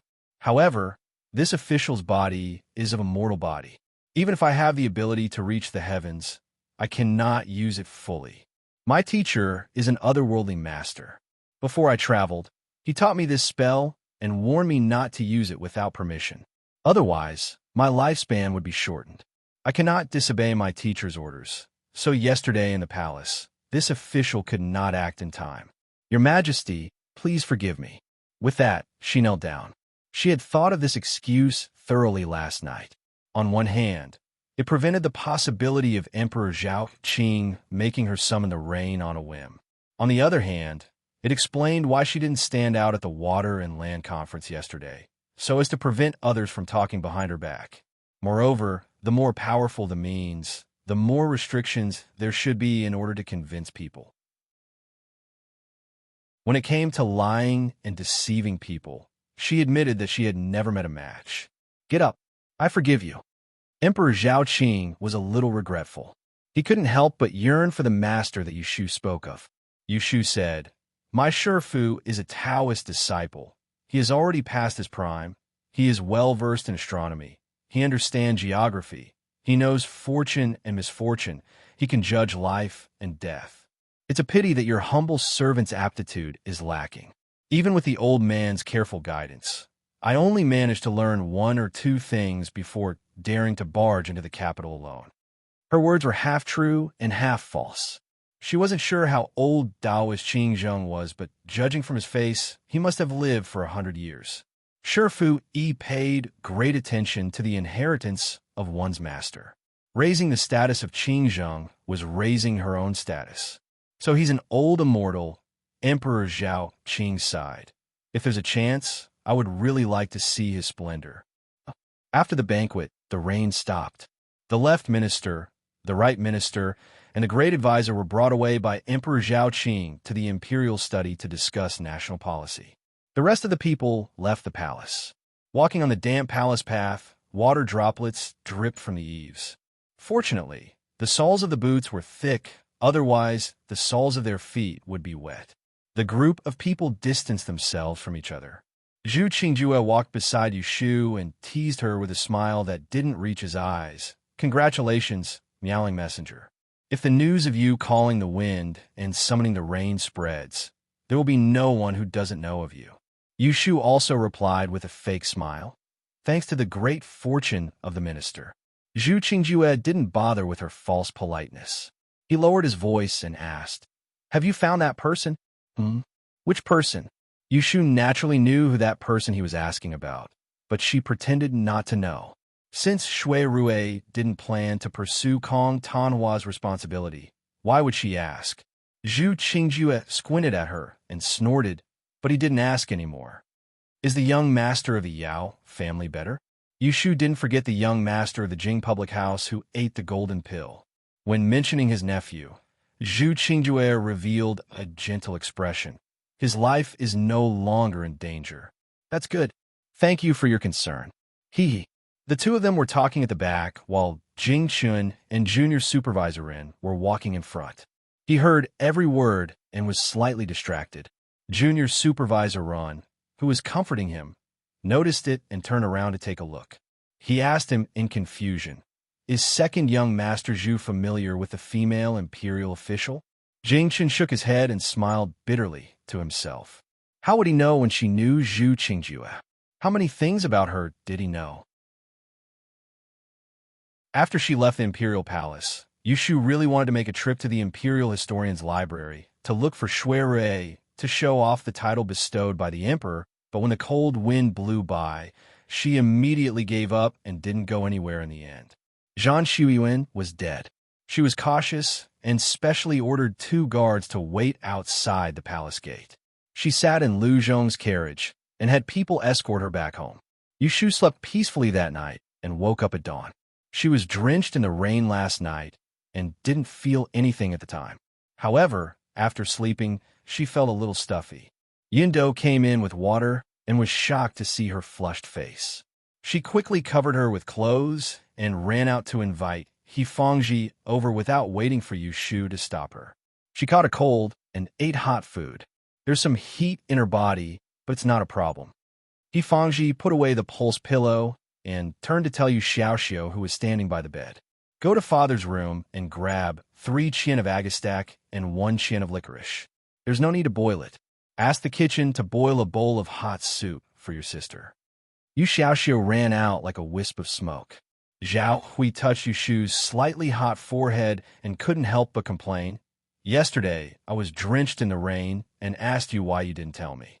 Look, you're feeling uncomfortable now. Yushu laughed awkwardly. Yifangji also rarely talked about her. Don't think nothing of it just because you have a good body. After the Zhongyuan festival, there will be a rain. The weather is turning cold, and it's easy to get sick. Do you still want to go out today? Yushu sniffled and nodded. The aquatic assembly lasted for 3 days. Today was the last day. It didn't matter if there were a few Dong-ing people missing. Zhao Hui hurriedly turned her head and ordered Yindo to add more clothes for her inside. In the morning, Yushu arrived at the Celestial Commissioner's roll call. Everyone stared at her as she walked through the door. The respectful expressions were not because of the 5th-grade Irish dress she was wearing. As soon as she entered the Kumling Bureau, Xiaolan and Renrenjia were already waiting.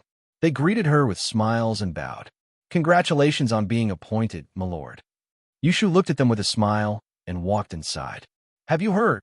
Renrenjia was an 8th-grade master and wasn't qualified to enter the palace to participate in the aquatic assembly. Xiaolan was a 7th-grade master, but he was a celestial commissioner. He wasn't a 5th-grade master, so he couldn't accompany her. The two of them followed. One said, there were people from the Secretariat who came to inform us this morning. You don't know how envious they are that we can work under you. The other said, the gentlemen at the bottom of the clock tower have been talking about it all morning. It's a pity that this lowly official doesn't have the fortune to personally see my lord holding the true dragon command and summoning the wind and rain. Yushu had flattered the emperor yesterday, and today she was flattered by her subordinates. She laughed. When she raised her head and saw Jing Chun standing by the window on the 2nd floor, her smile faded a little. After sending the two away, she went upstairs. Jing Chun was now her immediate superior. No matter what their relationship was, she wouldn't be careless with the etiquette she should have in front of others. Right, Commander. Jing Chun was still standing by the window. Half of his body was shrouded in light and shadow. He looked at her with an unclear expression and bowed. He stopped her, saying, you have a title bestowed by the emperor. When you see me in the future, you don't need to bow. The so-called great etiquette included kowtowing and bowing. Yushu was 2 ranks lower than Jing Chun. When they met, she should bow and call him lowly official or lowly official to show respect. Yushu hadn't thought that the title the emperor had casually bestowed would have such benefits. She was so happy that she straightened her back. If my lord doesn't have any other orders, I'll go and prepare. Wait, I have something to say to you. Jing Chun stopped her and pointed to a chair at the side. Sit. Yushu thought for a moment and walked over to sit. Zhang Shuiyuan is dead. What are your plans? Jing Chun asked straightforwardly. Kunling Bureau was located in the Celestial Commissioner. The spies couldn't follow them in. It was safer to talk behind closed doors than outside. I should be the one asking you this. Yushu looked at him coldly. What did you say to me in the beginning? In the end, Zhang Shuiyuan still died. I'm afraid the next one will be me. You can't find the murderer and are anxious. After a short silence, Jing Chun said something shocking. I found out that the book of Xiannu Lu Run is hidden in the Celestial Commissioner. Hearing the book of Xiannu Lu Run, Yushu's heartbeat couldn't help but speed up. What do you mean? Jing Chun stared at her, his expression cold. I suspect that the Emperor and the Great Tiandi are deliberately hiding something from me. Maybe my identity as the Great An's disaster has other secrets. Hearing his suspicions, Yushu didn't know if she should be happy or not. Early on in the courtyard of Huaxing Street, she had deliberately led Jing Chun to suspect that side.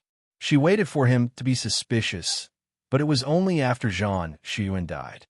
Didn't you believe it deeply before? Why are you suspicious now? Yushu sneered. Jing Chun lowered his eyes and thought.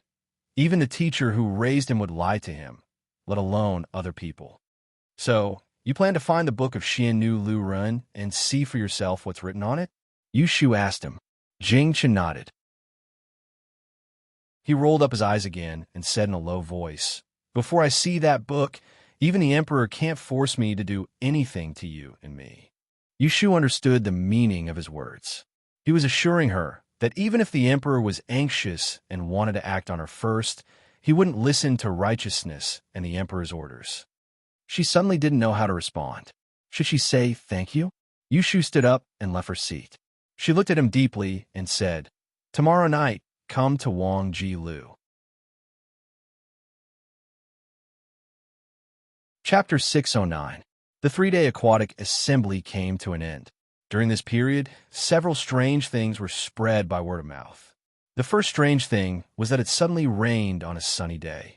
The second strange thing was that the dead came back to life. The third strange thing was that mortals could summon wind and rain and summon thunder and lightning. Under the deliberate spread of some people, the storytellers in the tea houses and restaurants quickly made up a story and told it early in the morning. This is right. The dawning villains are cunning and deceitful, but they are no match for the thunderous means of a woman in Daon. The true dragon commands the wind and rain, and the little king of medicine is good at distinguishing. The emperor is a wise monarch, and the meowing messenger can reach the heavens. For the whole morning, the tea house was packed with people, listening to the story from the imperial palace with great interest.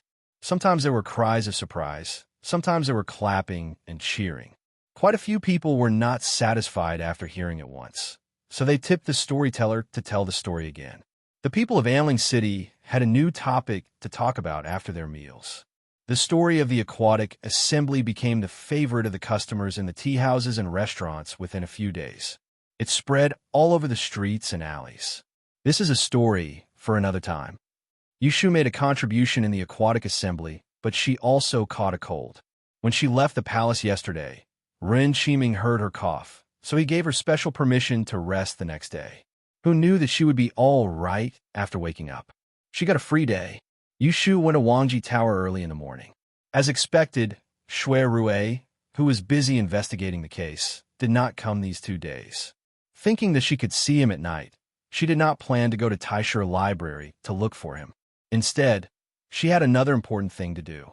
A month and a half ago, Exine Laowu entrusted Yin Hua's relic, Zhugetong, to her and asked her to put in the feng shui pool for 49 days. Counting the days, the 18th of July was today. Exine Laowu promised her that when the time came and she returned Zhugetong, he would tell her the use of this treasure. Yushu was sure that Yin Hua was the eldest disciple of Taoist Qingzheng, because she also had a black ring made of the same material as Zhugetong on her hand. So she really wanted to know what the use of this thing that Qingzheng gave her was. Taking Zhugetong with her, Yushu took the carriage to the south of the city. Naturally, the 2 guards of Jin Wu followed closely on horseback. Who would have thought that when he arrived at the fan shop, he would see that the shop door had been smashed to pieces? There wasn't even a lock on the door. With a push, the door creaked open. "My lord, be careful." Lu Hong walked past Yushu and dutifully stopped her from entering. This subordinate will go in and take a look. Yushu remembered that she was not safe at the moment. The foot that was about to step out retracted. "All right, go inside and take a look. Is there anyone else?" Lu Hong entered the shop in a flash. Yushu stood at the door and saw that the shop was in a mess. The counter was overturned and broken fans were scattered all over the floor. It was as if they had been attacked by bandits. After a while, Lu Hong came out and reported the situation in the shop to Yushu. "My lord, there is no one inside or outside the shop. The shop is in a mess, and there are some rice and noodles left in the kitchen. There were also steamed buns and porridge. It looked like it had been left there for 3 to 4 days. It's probably a debt collector. I don't see any signs of a fight, so the shopkeeper must have gone into hiding." Yushu listened to his analysis with a strange look on her face. If she didn't know Exine Lishan's identity and background, seeing this mess, they would also think that it was a creditor. Although Exine Lishan was chased out by the Exine family, he was still a Grady master who ranked first on 2 lists. Who would dare to find trouble with him? The 5th master Exine? So blatantly. Lu Hong did not inquire about the purpose of Yushu's visit. He glanced at the end of the alley and winked at another Jin Wu Imperial Guard, signaling him to stay and protect him. Then, he said to Yushu, "My lord, please wait here for a moment." This subordinate will go around and gather some information. Yushu nodded and let him be. Lu Hong was efficient and came back after a short while. He told Yushu that he had inquired about a few nearby neighbors. Someone said that a group of people came to the fan shop to cause trouble the day before the Hungry Ghost Festival. They smashed up the shop and kidnapped the shopkeeper. Yushu was surprised. In broad daylight, no one did anything. Who did Fifth Master Xian offend? Lu Hong said, naturally, someone came out to stop them. But according to the neighbors, the group of people claimed that the shopkeeper was unfilial and that they were here on behalf of the master to arrest the unfilial son. Since it was a family matter, it was not appropriate for others to interfere. Yushu heard this and immediately understood. She did not know whether to laugh or cry. So it was Xianya who sent people to smash up Fifth Master Xian's fan shop and dragged him back. Were these two father and son or enemies? My lord, what should we do now? Yushu thought for a moment and turned to the alley. Let's go and look elsewhere. Based on the situation, Fifth Master Xian must be in the Xian residence. She was still holding his treasure and would have to return it sooner or later. Since there was no time like the present, it was better to go and find out. In the Xian residence, Xian returned from the Celestial Commissioner's roll call. After changing into a set of casual clothes, she went straight to the backyard where the person was locked up. He had captured that unfilial son 3 days ago. With the delay of the Land and Water Conference, he finally had the time to interrogate him today. Xian made up his mind to use both carrot and stick to force that unfilial son to hand over the item. There were 2 guards at the entrance of the small courtyard. When they saw Xianya, they took out their keys and opened the courtyard door. How is it today? Is he still noisy? Xianya asked as she walked in. Replying to Master, Fifth Master's throat is probably hoarse from all the shouting. He is very quiet today. He did not make any noise. Xianya was a little suspicious. He knew his son best. When had he ever been caught by him? He did not know what was good for him. The worst time was when he made a scene for 7 days and 7 nights. How could he be so obedient after just a few days? Just as he was wondering, he walked to the door and waited for the guard to open the door. Before Xianya pushed the door open, he quickly adjusted his facial expression and made a sad look. However, a moment later, his face turned green. How dare you look at people? Where is he? Oh, this. Master, please forgive me. I just sent food to Fifth Master this morning. He was clearly still here then. The sunlight shone into the room with the windows and doors closed. There was not a single person in sight. In a corner of the Xian manor, a gray figure climbed over the wall along a ladder. He threw the cotton mat he had been holding onto the ground and hung himself by the edge of the roof. His 2 legs flopped in the air a few times, then he blinked his eyes and let go of his hand. Ouch, ouch. Landing in a deserted back alley, Xian held his waist and climbed up from the ground. Looking around, he limped towards the west, muttering to himself, I've learned so many skills, but only opening doors and breaking locks is the most useful. Do you think I can't reach the lock just because it's outside? As long as there's a crack in the door, I can break it open. Walking out of the alley, there was a main street in front of him. Xian stopped at the intersection. He tidied his clothes and thought about where he could hide for a few days. At this time, a carriage ran past in front of him. The moment it passed, Xian saw a figure at the window. He was stunned for a moment and shouted without saying anything, Wait. I said the one with the surname U in front. Yushu was the first to hear the shout from behind. She felt the voice was a little familiar, so she asked Lu Zhong to stop the carriage and looked out. She saw a sloppy man waving his hand some distance behind. He ran over with a limp. When the person ran to the front and stopped, Yushu couldn't help but laugh when she saw the person's ragged appearance.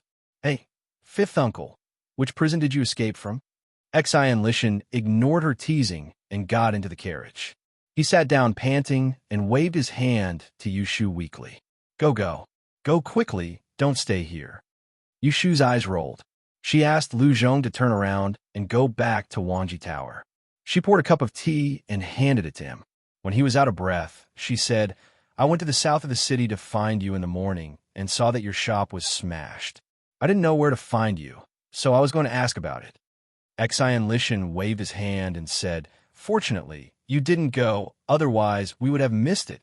Yu Shu curiously asked him, "Were you caught by the left judge? How did you end up like this?" "Umph, I'm embarrassed to tell outsiders about my family's matters." Xian Lishan touched his nose. "Lord Xian locked up my unfilial son. I won't run away. I'm waiting for him to torture me." The son called his father Lord, and the father called his son a prisoner. Was there such a big grudge? Forget it. I won't tell you. You don't need to ask about it. It's not a good thing. Xian Lishan perfunctorily said to her, and then reached out to her.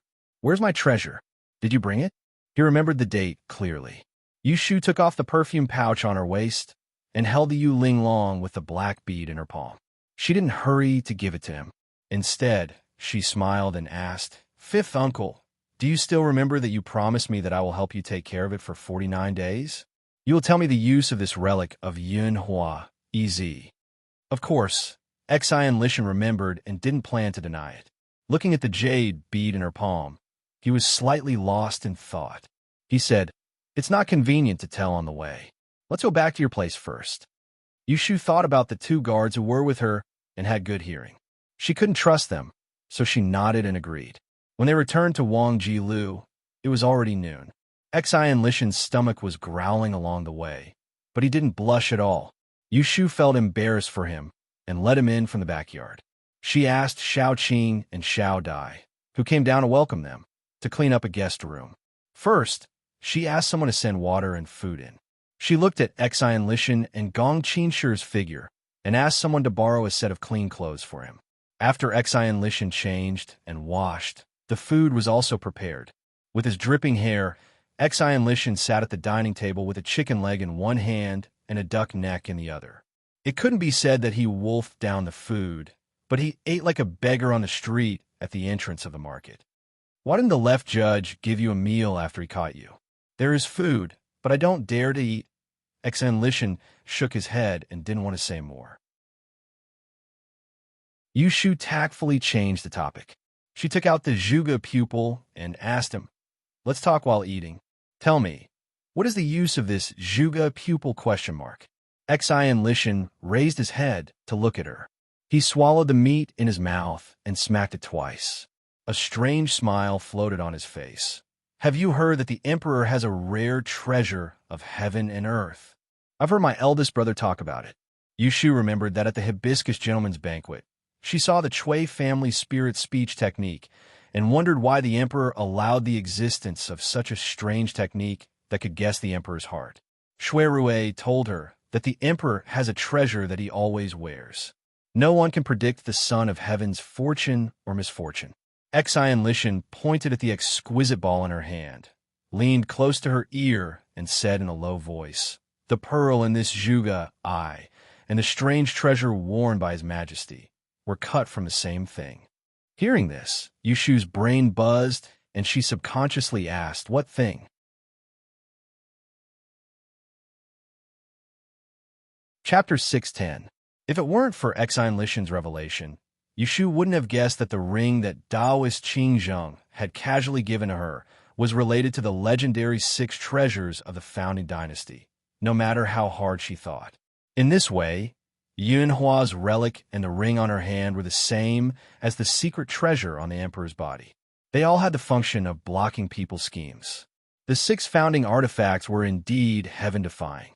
A replica of the clear Qi cauldron was able to allow her rotten bones to use the 6 lines technique, and the item carved out from the 7-star ruler was completely a multi-purpose shielding device.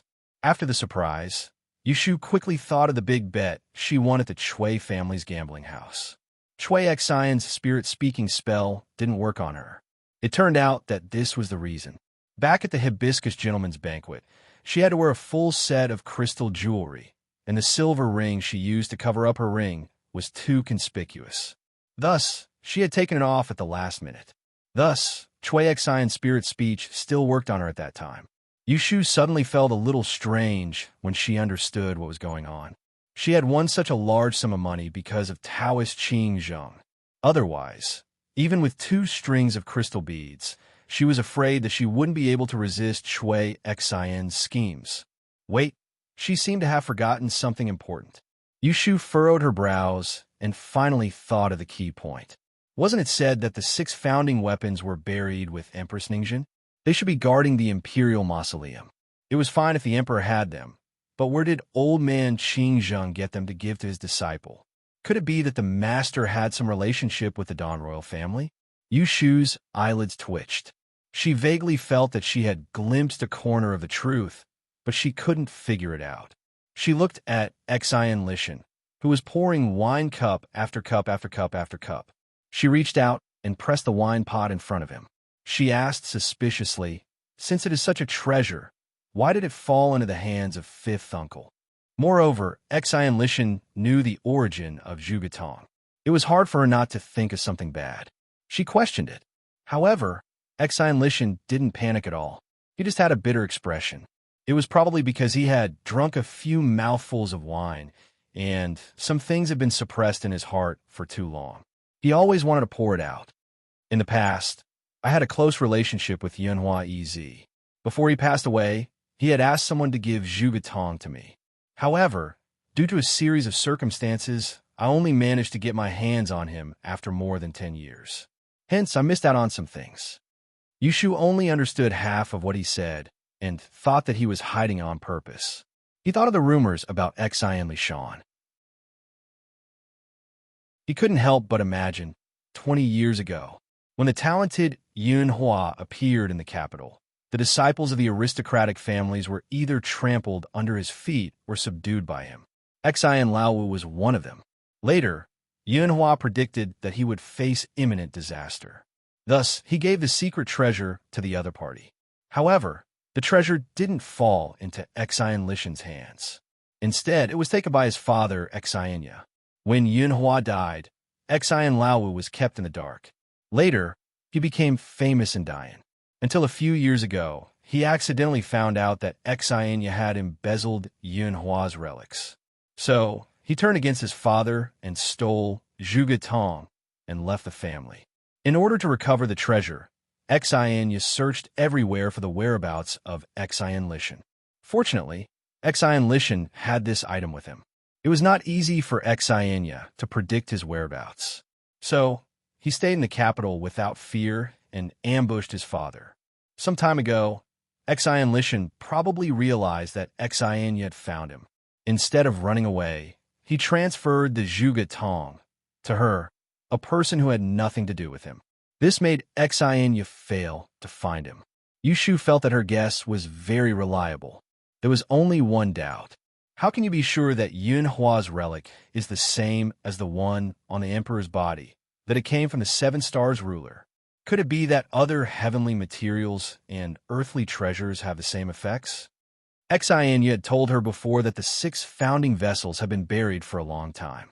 It was also a taboo topic. There were not many records in the history books. In the past 200 to 300 years, there were not many people in the world who could call out their full names. This time, Xian Lishan did not answer her directly. Instead, he pondered for a moment. His face revealed a hint of mockery. "You should know about my Xian family's list of strange and rare objects." Yushu nodded. She had an incomplete copy in her hands. It was given to her by the ancestor of the Xian family to thank her for saving Xian Lu. On the list of wondrous and rare objects, there are pictures of the 6 founding armaments. Although only the Tai Ching cauldron records some forging methods, those pictures are vivid and lifelike. I've seen it before. The 7-star ruler is a white ruler, with 7 black beads embedded on its body in the form of the Big Dipper. The one in Zhugetong is exactly the same color and size as the one on it. It must be one that was carved out from the 7-star ruler. Yushu was stunned. She asked, "Have you seen the one on the emperor?" Xian Lishan shook his head. He had never been an official. How many opportunities did he have to meet the emperor? Naturally, he had never seen it. Yushu could not help but look down at her left hand. She felt strange again. The black pearl in Yunhua's Zhugetong was only the size of a mung bean. The ring she hid on her hand was at least the size of 2 mung beans. It was probably made by Qingzheng by melting 2 of the pearls from the 7 stars ruler. Should she be happy that her master was more generous to her than to eldest brother? She just did not know how many the emperor had. Yushu calmed her fluctuating emotions. She raised her head and stared at Xian Laowu. Uncle Wu, why did you tell me these shameful secrets? Just because she helped him keep Yinhua's relics? Stop fooling around. She did not forget how Xian Lishan, the profiteer, had extorted her. Xian Lishan laughed inexplicably. He took the wine pot under her hand. He raised his head and drank a few mouthfuls. He burped and wiped his mouth. He narrowed his eyes and looked in the direction of the void. He said vaguely, I did not intend to explain it to you in the beginning. But later, something unexpected happened. You actually know the art of determining death. I want to ask you to help me calculate a person's fortune. You could just treat these secrets as the deposit I paid you in advance. An idea flashed in Yushu's mind. She suddenly guessed who Xian Lishan wanted to calculate a person's fortune. She blurted out, You want me to calculate? Is it Yinhua ZZ? Xian Lishan nodded slowly. Yushu did not show it on her face, but her heart was bursting with joy. She had been searching high and low for a long time, only to find it by chance. She had long suspected that there was something fishy about Yinhua's death, so she wanted to get Yinhua's 8 characters to calculate his background. But Yinhua was a mysterious person. How could it be so easy to get his 8 characters? Even Shui Rue admitted that he could not do it. Yushu pulled a long face. She did not let herself appear too eager. She said to Xian Lishan, As far as I know, Yinhua ZZ died because of love for Princess Liyue Royal.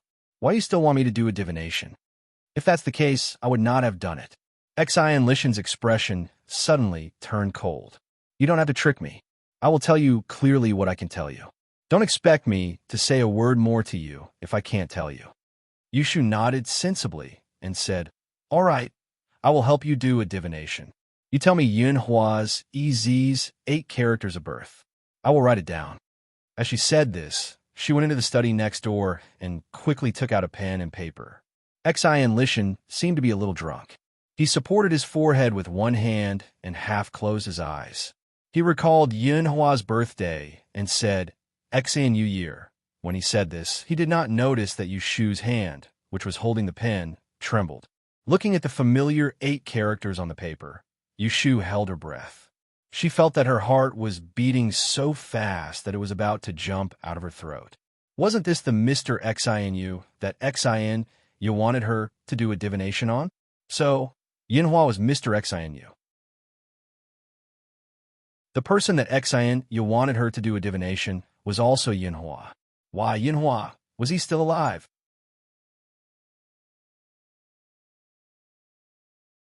Chapter 6:11. After settling Xian Lishan down, Yushu returned to her room with a heavy heart. She ordered the maids outside the door not to disturb her. In the dark of the study, she found the record of her prediction of Mr. Shinyo's death date and checked it several times. How could there be such a coincidence in this world? The Xian father and son asked her to predict the person's birth date, and 8 characters were exactly the same. Everyone knew that Yinhua's son had died for his wife after Princess Liyue died of illness. Yushu had gotten a lot of information from Xian Lishan. Back then, he had told outsiders that Liyue had passed away in less than half a month after giving birth to Jingchun. Yinhua followed closely behind and died in the 4th month of the 13th year of Baodai. Xian told her that Mr. Shinyo's death date was between February and May. It was also after April that he heard the news of his death. The father and son statements coincided with each other. It was obvious that Yinhua Yi's son was Mr. Xian Yu. Looking at her prediction, Mr. Shinyo met with 2 disasters in the 13th year of Baodai. The first was a fire in February, but he survived and didn't lose his life. The second was a bereavement at the beginning of May. He lost a relative. This relative was undoubtedly his wife, Princess Liyue. In the eyes of the world, Yinhua was a legend who had died many years ago. The date of his death was also a special day. It was the 5th of May, the Dragon Boat Festival. However, Yushu did not find any disaster on this day. There was no sign that he was about to die. Obviously, Yinhua faked his death. However, everyone thought that he was really dead, regardless of whether they thought that he had been killed or that he had committed suicide for love. She tried hard to guess what happened 20 years ago. She guessed that Yunhua disappeared after the fire. So Xianya said that the last time she saw him was in February. She guessed that after Yunhua disappeared, the royal family could not find him. So after Princess Liua died, they made up the story that he died for love. They let him die. So is Yunhua still alive? Yushu was not sure. Only when she used the law of time of calamity to predict the disasters for him in the past 20 years could she confirm whether he was dead or alive. 20 years. This isn't something that can be calculated in a day or two. It will take at least half a month. Yushu rubbed her forehead anxiously. Suddenly, her fingers paused, and she opened her eyes with a happy expression. Right, I can use the 6 lines. The art of 6 lines could not determine life and death, but the art of 6 lines had a section on good or bad luck. It could use the birth date of a child to determine whether the parents were healthy or not. Yao Yin only needed to get the date of birth of his parents. The 8 characters of Jing Chen's birth, long after he regained his memories. She had already asked about it. Now that she knew Yunhua's horoscope, she only needed to do a divination. Regardless of what happened to Jing Chen's parents, Princess Liua was already dead. If it was not a hexagram, it would prove that both his parents were dead. If it was a hexagram, it would prove that Yunhua was still alive. Yushu did as she said. She hurriedly took out the small blue stove and the Tihu incense from the secret compartment of the bookcase. In the afternoon, after reporting to Guohuayan the progress of the investigation of the new murder case in Taisher Shuyuan, Shui Rui walked out of the Supreme Court alone. The sun above their heads made people dizzy.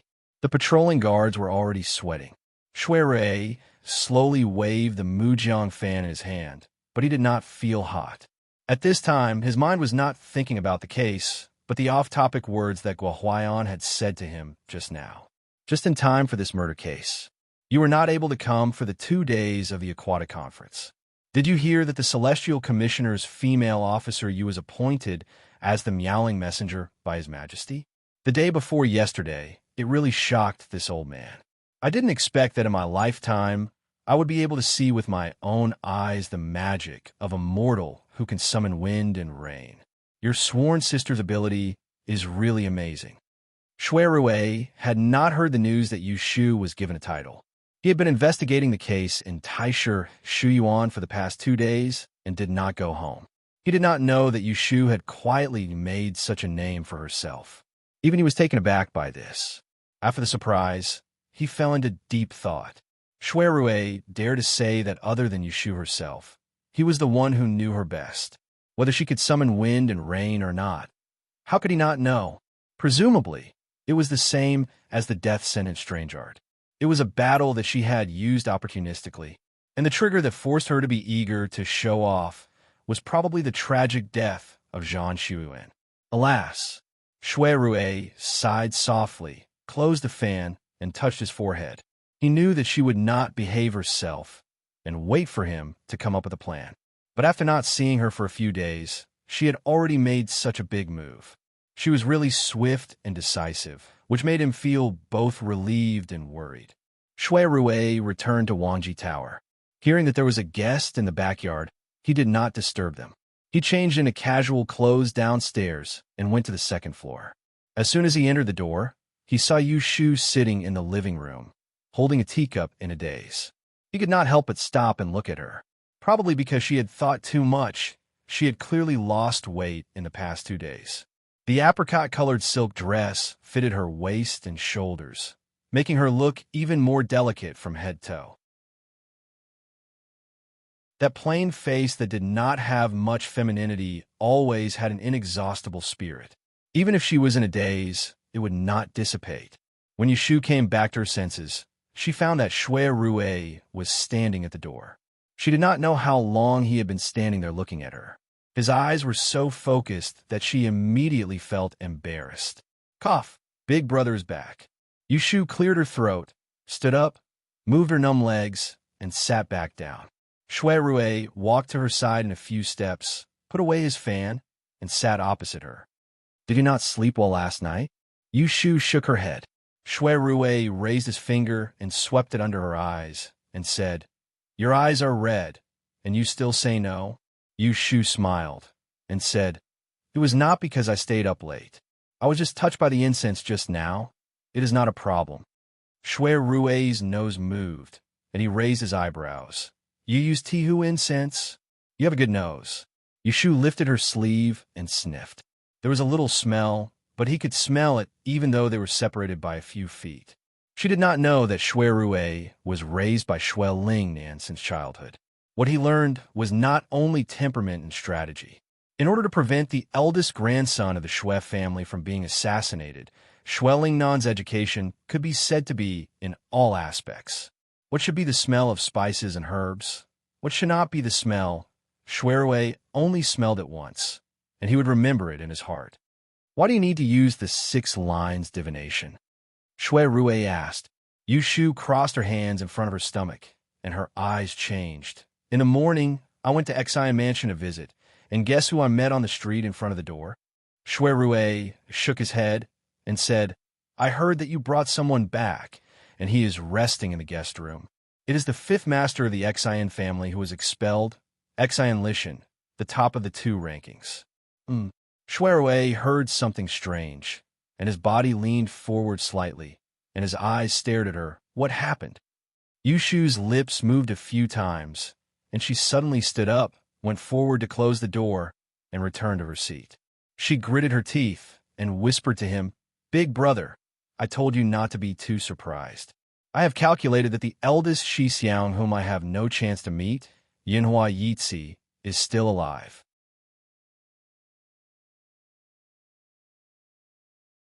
Chapter 612. Yu Shu told Shui Rui in detail that the father and son of the Exian family had asked her to predict Yinhua's death. Rather than saying that Shui Rui's reaction was surprise, it would be better to say that he was bewildered. So he's still alive? It can't be wrong. I used Jing Qin's horoscope 3 times, and the result was the same. Princess Royal Luyue passed away 20 years ago. If Yinhua is also dead, then the 6 lines will not be a hexagram at all. After Yu Shu finished speaking, she did not see Shui Rui reply for a long time.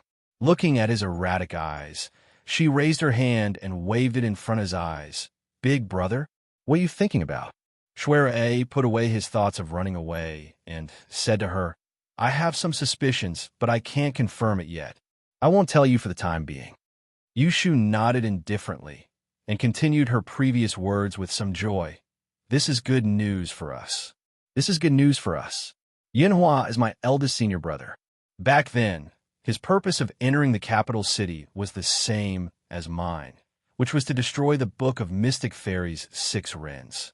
However, I don't know where he is hiding now. Otherwise, we can find him and ask him clearly. Shui Rui looked at her and asked, Are you going to tell Jingchen about this? Yu Shu had never thought about this before. After thinking for a while, she nodded gently. I asked him to come to Wangji Tower tonight. I will tell him then. Shui Rui said slowly. Jing Chun will be surprised when he hears this news. Yu Shu said, I didn't tell him because I wanted to give him a surprise. I just think of it as repaying him for not hiding the matter of the life breaker from me. Moreover, Yinhua is Jing Chen's biological father and his closest relative. He has a reason to know that his father is still alive. As an insider, what right do I have to hide it from him? Shui Rui's eyes darkened a few times, and he said to himself, Does he have a reason to know? Why? Do you think it's inappropriate? Shui Rui shook his head and said, It's a good idea to tell him. Let him know that there is something fishy about Yinhua Yizi's death back then, so he won't blindly listen to the arrangements of that side. The more suspicious he is, the better. Yu Shu suddenly thought of yesterday morning at the Kunling Bureau. Jing Chen hesitated for a while before deciding not to mention it in front of Shui Rui. It had nothing to do with whether she believed in Jing Chen's promise or not. She just felt that it was stupid to gossip about her ex-boyfriend in front of her current lover. After she shared this shocking discovery with Shui Rui, Yu Shu also calmed down from the panic she felt when she found out that Yinhua was still alive. She was in the mood to talk about other things.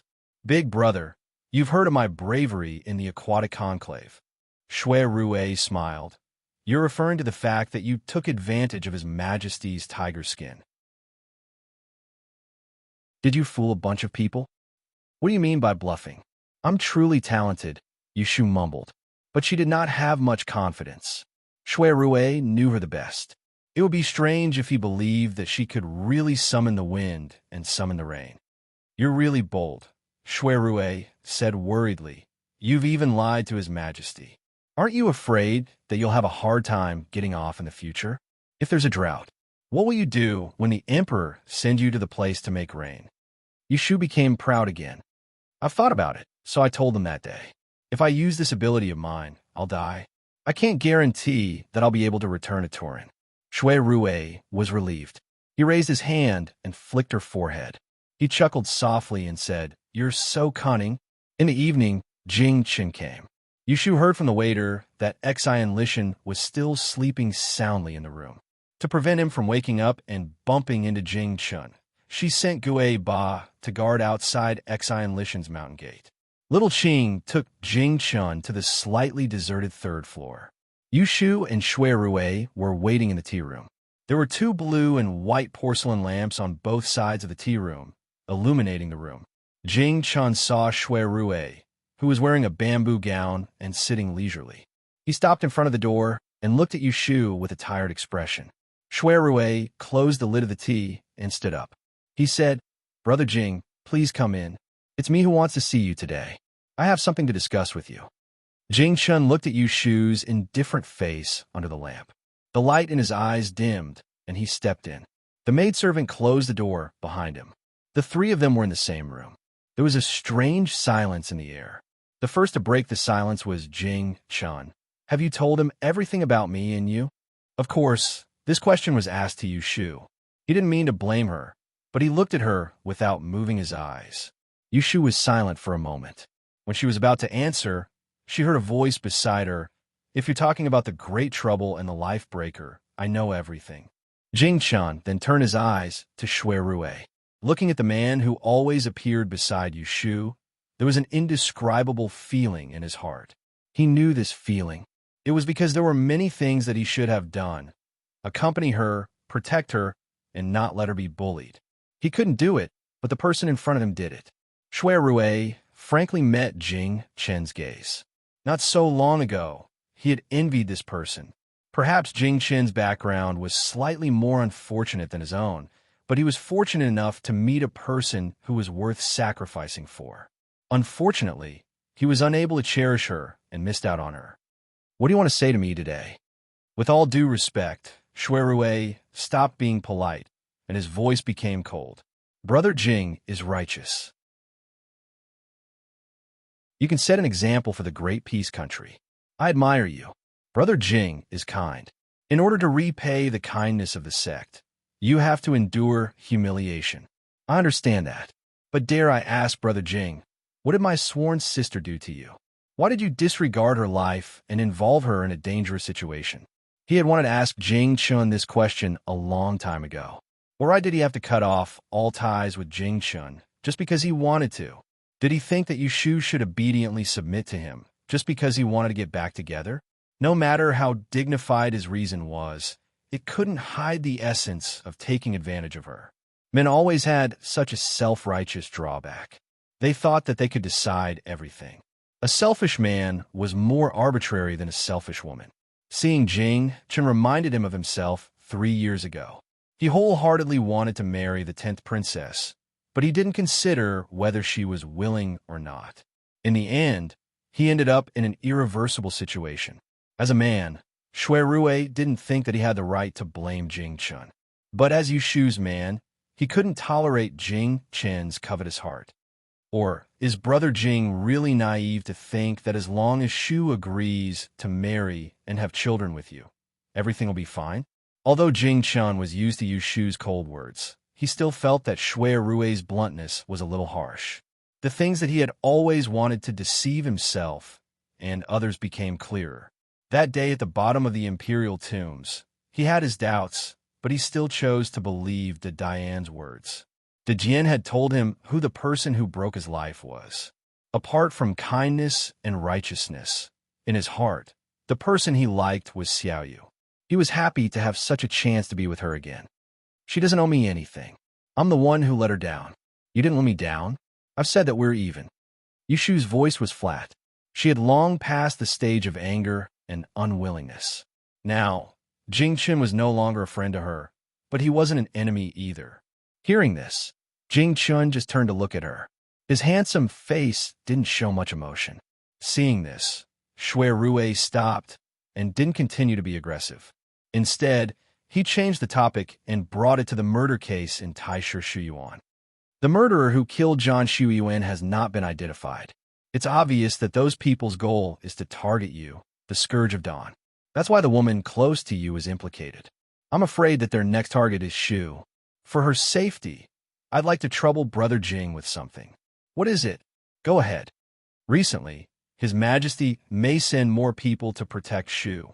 If they mention in front of you, I hope you can refuse on behalf of Shu. As for the excuse, I've already thought of it for you. Just say that Shu knows the death-severing technique and is not in danger of losing her life. You'll also protect her from his side. There's no need to do anything unnecessary. Originally, this wasn't what Shui Rue wanted to ask Jing Chun to cooperate with. Once Zhang Xuan died, he was afraid that the emperor would disregard Yushu's life and arrange the marriage between Jing Chun and her ahead of time, using her to lose her life first. That was why he originally wanted to remind Jing Chun not to agree to their marriage and delay it. But now, the situation had taken a turn for the better.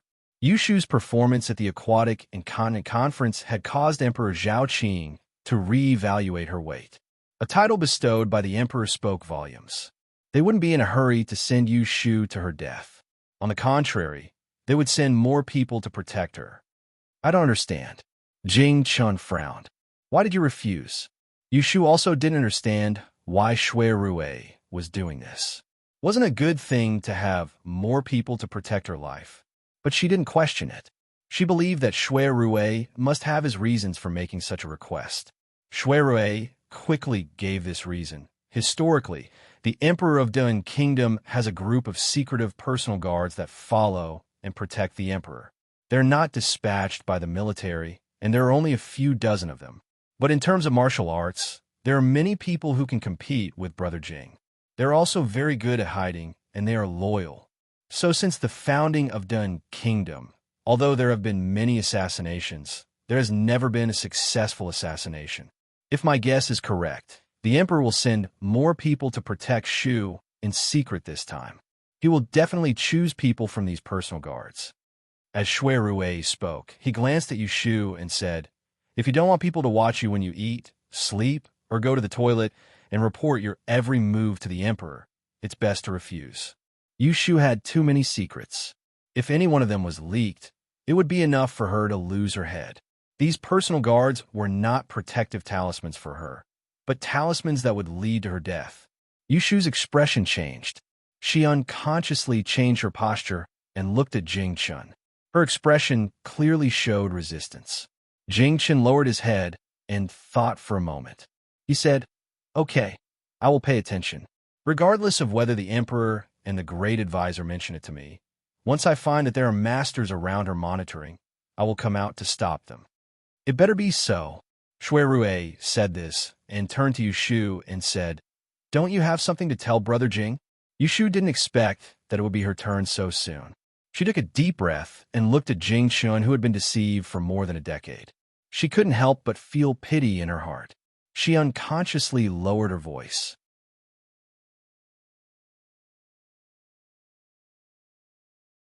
Chapter 613. Yushu didn't tell Jing Chun about the father and son of the Xian family in detail. She just pushed everything to the death judgment magic. I accidentally learned the birth date of Yin Huayi's son. After using the death judgment magic, I found out that he is still alive. I have calculated it several times, and it can't be wrong. Jing Chun sat there motionlessly. His face was full of fear, and his whole body seemed to be frozen.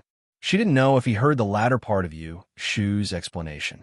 Yushu could imagine the impact he had felt. Ever since he was young, he had known that he was a disaster.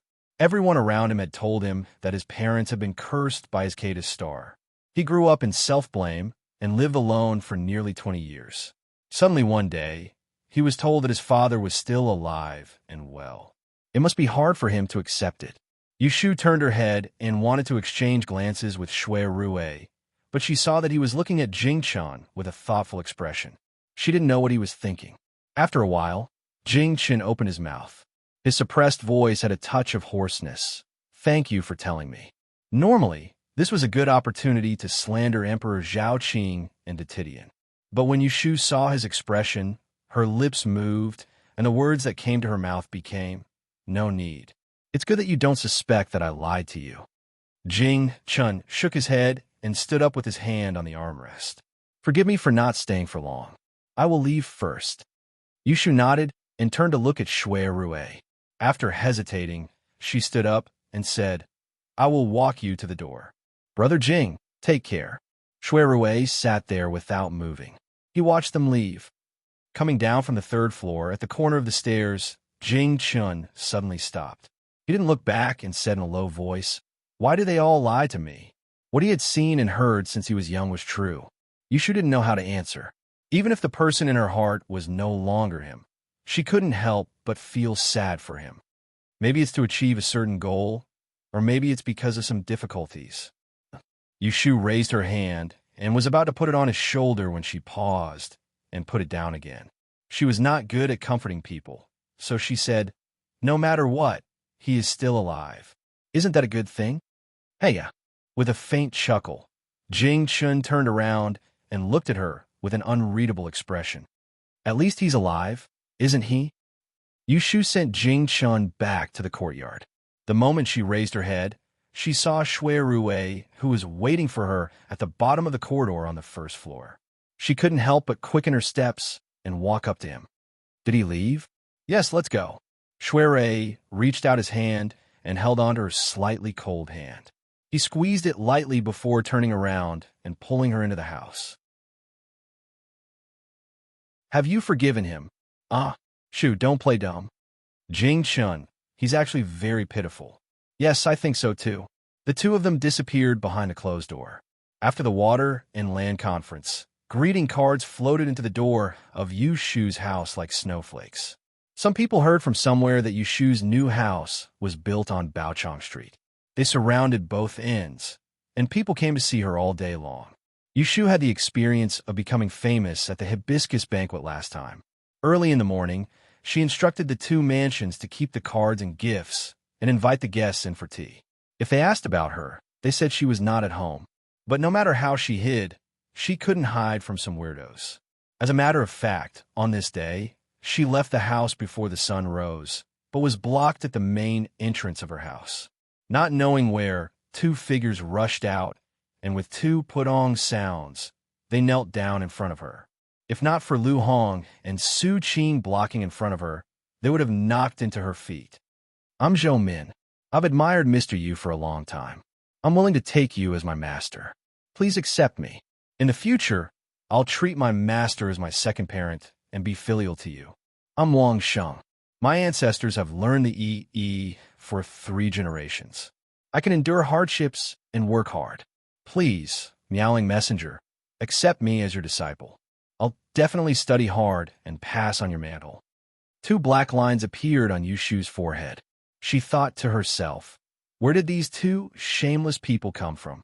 They looked like they were in their 30s, and they dared to say they wanted to be her son. And the one who learned the E for 3 generations, who wants him to inherit the mantle.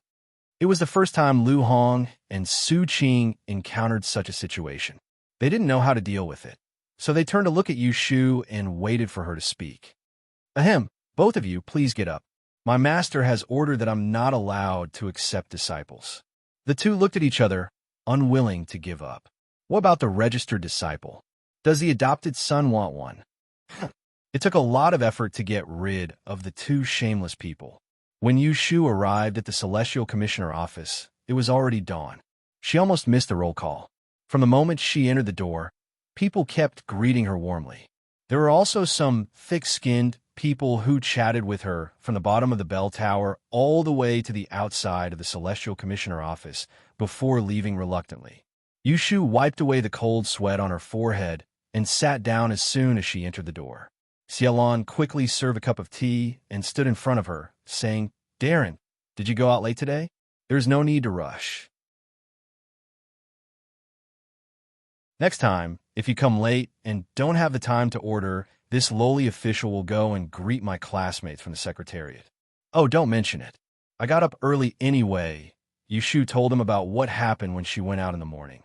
At the end, she sighed with emotion. "Fortunately, I ran fast. Otherwise, I would have 2 adopted sons today." "Huh." Xiaolon laughed in spite of herself and poured another cup of tea for her. She said, "This kind of wishful thinking can be found everywhere. They're not willing to put their feet on the ground and only want to ascend to the heavens in a single bound. Darren, if you meet them again in the future, there is no need to be nice to them." After that, he asked her, "You still have an empty place for an assistant. Have you chosen a good person? It's almost the end of the month. I'll fill it up quickly so that I can make it in time for this month's salary." Yushu said, "Yes, I'll write a letter. Send someone to Taisher Library to find him." "Yes." Yushu got up and walked to her office. She turned her head and glanced at the stairs. She asked Xiaolon, "Is the right commander here?" "My Lord Jing took a leave today. He seems to be unwell. I sent someone to check on him in the morning." "Oh." The atmosphere in Taisher Library was a bit gloomy these 2 days. Paper could not wrap up fire. The news of Zhang Shuiyuan's death had spread. The students who came to class during the day were all talking about the aquatic and land conference that had just ended a few days ago. But in private, they were talking about the death. Not many people were in the mood to read. When the Celestial Commissioner sent someone to find Wen Xiao, and he was sitting in a corner of the ink study. There was no class today.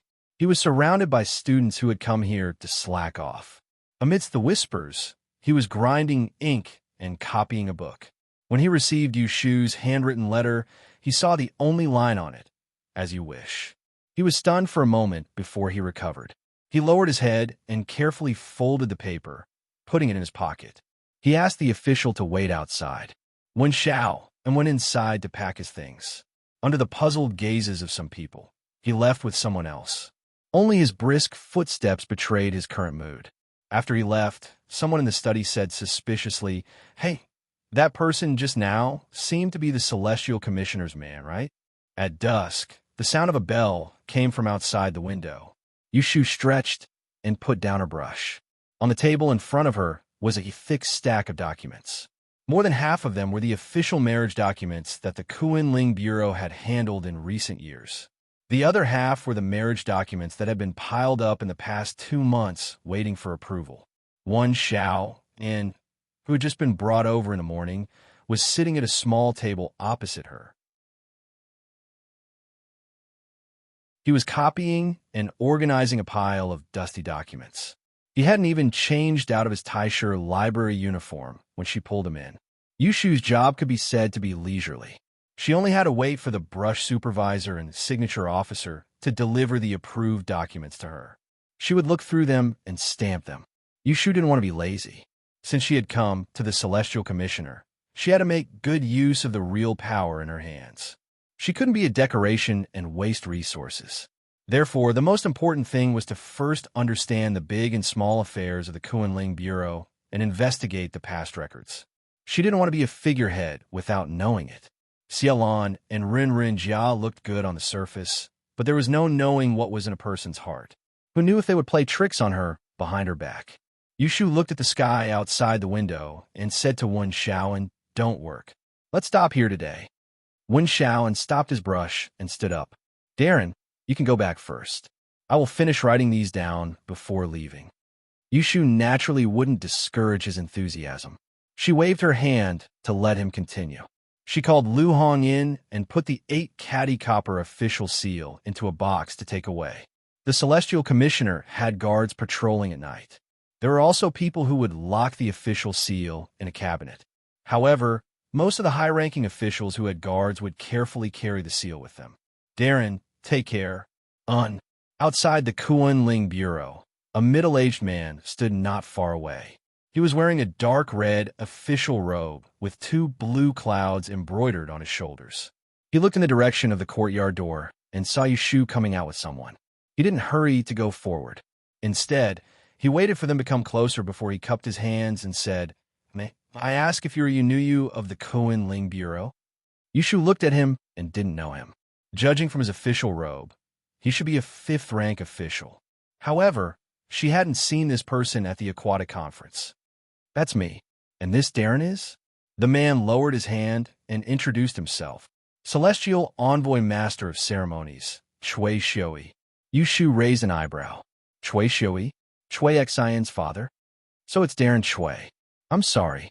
It's me who has offended you." Chui Xioi forced a smile on his face. Yushu could see that he was uncomfortable. Thinking that he was here for the gambling debts of the Chui family's gambling house, she smiled. "Why is Darren Chui looking for me?" I heard from my daughter yesterday that I offended Darren Yu at the gambling house a few days ago.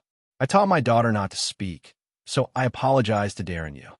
As Chui Xioi said this, he lowered his head and bowed to Yushu. Yushu moved to the side and sneered in her heart. What did he mean by hearing yesterday that there was a gambling debt of tens of thousands of taels? Were the Chui family deaf?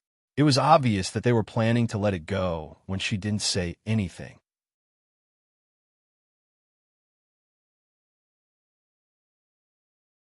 Chapter 614. It wasn't much different from the analysis that Shui Rue had given her earlier. Chui Xioi didn't look for her today for the sake of denying it, and he'd instead come to apologize and plead for leniency. 60,000 taels of silver was not a small sum. The first branch of the Chui family had to rely on the second branch, so they could not take out this sum of money to make up for it. That day at the gambling house, Chui Xian had impulsively stopped Yushu and Jiang Mia from leaving. It was not because she wanted to renege on the bet, but because she knew her second uncle's character. Even if this debt was placed on the head of the first branch, the public would not forgive it. Aristocratic families wanted face, but it was Chui Xioi who held the position of Celestial Commissioner, not Shui Min. The first branch would lose face, but the second branch would have to compensate. "Official Yu, please don't misunderstand. The Chui family will definitely repay this debt. It's just that the amount is too large, so we won't be able to collect it in a short time. Could Official Yu please wait for a few more days and allow my family to take a breather?" Chui Xioi looked like an honest person and did not complain in front of Yushu. He almost bluntly told her that the money was not enough and she had to pay it back slowly. After listening to Shui Rue's advice, Yushu did not intend to make things difficult for him. While Chui Xioi was feeling uneasy, her expression softened and she said, "It's said that the aristocratic families of the 12 prefectures are rich and powerful, but I think every family has its own difficulties. Never mind, Official Chui and I are both officials in the prison. Since you have spoken, I will not make things difficult for you. When you have enough money, you can pay it back." She paused and then said, "Although your daughter gave me an IOU for 60,000 taels of silver, I took some away from the gambling house that day. Official Chui just needs to pay me 40,000 taels at that time. Since she wanted to do a favor, she could not be too stingy." "What? You're asking her why she did not simply forget this gambling debt? What a joke. That little girl Chui Xian dared to plot against her at the Hibiscus Gentleman's Banquet. If she did not take this opportunity to teach her a lesson, she would think that she was someone who could be easily offended." Chui Xioi breathed a sigh of relief and raised a hand to thank her. "I will bring my daughter to visit another day to apologize." When they returned to Wanji Tower for dinner that night, Yushu told Shui Rue about this matter. The latter smiled and said, "Chui Xioi is indeed sensible. Otherwise, such an honest person would not be able to squeeze into the Celestial Commissioner's office." Yushu felt that there was a hidden meaning in his words, so she looked a little puzzled. Therefore, Shui Rue told her, "You still don't understand the ways of the world and the officialdom. If you hadn't been bestowed the title by His Majesty, how could he have found you so quickly?" Up until now, Yushu did not feel that the title that Emperor Zhao Qing had bestowed upon her was anything special. It was not enough for her to eat or drink. Seeing the confusion on her face, Shui Rue shook his head and laughed. He pulled one of her hands to his knee, patted it, and said to her in a light and slow voice, "His Majesty has been on the throne for 13 years. Although there are no great achievements, the country is peaceful. However, the princes have all grown up, and the appointment of the crown prince will not be delayed for a few days. Ardahan is not like the previous dynasties. We do not like to pass on the throne during a funeral. Therefore, once the crown prince is appointed, it will take at most 8 to 10 years for the new emperor to succeed the throne. If the dragon's body is unwell, it will only take 3 to 5 years. His Majesty, as the ruler of a country, has the country under his control. He does not lack anything, but he lacks 1 or 2 deeds that can be recorded in history books. Now that you used the true dragon command to summon rain at the Water and Land Conference, you have confirmed His Majesty's reputation as a wise ruler. How could His Majesty not be pleased? Therefore, not only did he bestow you with a title, he will also vigorously spread this matter to the people. It will not be long before everyone in the world knows that His Majesty is a wise ruler and can summon rain." At this point, his eyes looked at her faintly, and his tone became more serious. "And you, the meowing messenger, have become the best proof of a wise ruler. As long as His Majesty is on the throne, no one can touch you. To put it bluntly, this title bestowed by the emperor is equivalent to a golden ticket to be exempted from death." Yu Shu's eyes widened. After listening to Shui Rue's explanation, only then did she understand the trick of flattering him that day. In order to make Emperor Zhaoqing value her life, she had unintentionally exchanged a death exemption card for herself. Therefore, in Anling City, as long as one understands this, no one will want to offend you. Shui Rue looked at her as if she had just come to a realization and could not help but laugh. He knew that when she was bluffing, she did not think so far ahead at all. This was called a lucky hit. Aha! Shui Rue unhurriedly poured a bucket of cold water on her. Don't get happy too early. The murderer that caused the deaths of Chao Yuling and Zhang Xuan wouldn't care if the emperor cherished your little life or not. Yushu just grinned, but closed her mouth again. When she thought of the 2 lives in Taisher Shuyuan, her joy was diluted by half. How about I start to strengthen my body and practice martial arts tomorrow? If I really meet a bad person, I will have the power to fight back. Yushu seriously suggested. Jing Qin's martial arts are first class, but he was also killed on the way to the capital. Do you think you could be better than him if you start to practice martial arts now? Shui Rue laughed at her whimsical idea. Forget it. It is better to do some fortune-telling to be safe. Seeing her hesitation, Shui Rue did not continue to attack her. His expression relaxed. He rubbed her soft fingers and whispered, "I am here. What are you afraid of?" No matter how cunning and vicious the murderer behind the scenes was, he would find him sooner or later and give her peace of mind. 3 days after the Land and Water Conference, the Japanese who were thrown into the prison for interrogation finally found out the truth under the joint interrogation of the Supreme Court, the Ministry of Justice, and the Swan Temple. Not only was the trick of Nbaikue's resurrection fake, but the rain that Ida Maki summoned was also a trick. As for why the Japanese wanted to trick the Diaoyu Island from the hands of the Dan Dynasty, there was also an answer. Guo Huaiyan stood in front of Emperor Zhaoqing and reported respectfully, "The Diaoyu Island is close to Ryukyu country, and there are flat beaches along the island that are convenient for ships to dock. The Japanese General Ashikaga is ambitious and built a large ship with water cannons, intending to attack Ryukyu.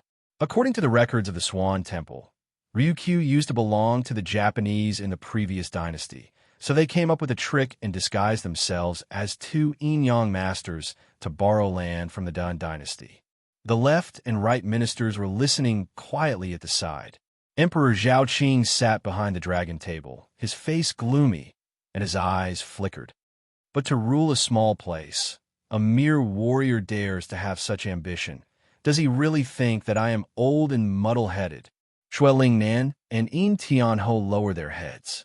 Hearing the emperor's words, They did not know if he was talking about the Japanese general or someone else.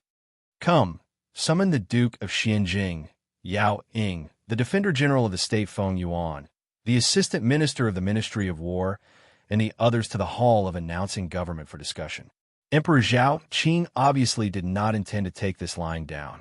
He immediately summoned a group of ministers to the palace to discuss how to deal with the Japanese. At the same time, Yu Shu, who was sent to the gate by Shui Rui, saw the steward sent by Lu Tan as soon as she entered the house.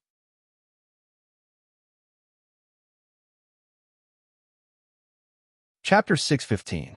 After Zhang Shuyuan's death, the Dao-carrying tower of the Taisha Library was sealed.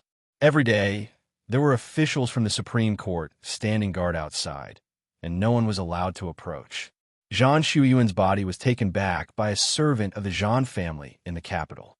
The Zhang family's ancestral home was in Jiangxi, and it would take at least a month for them to come to Anling after receiving the bad news.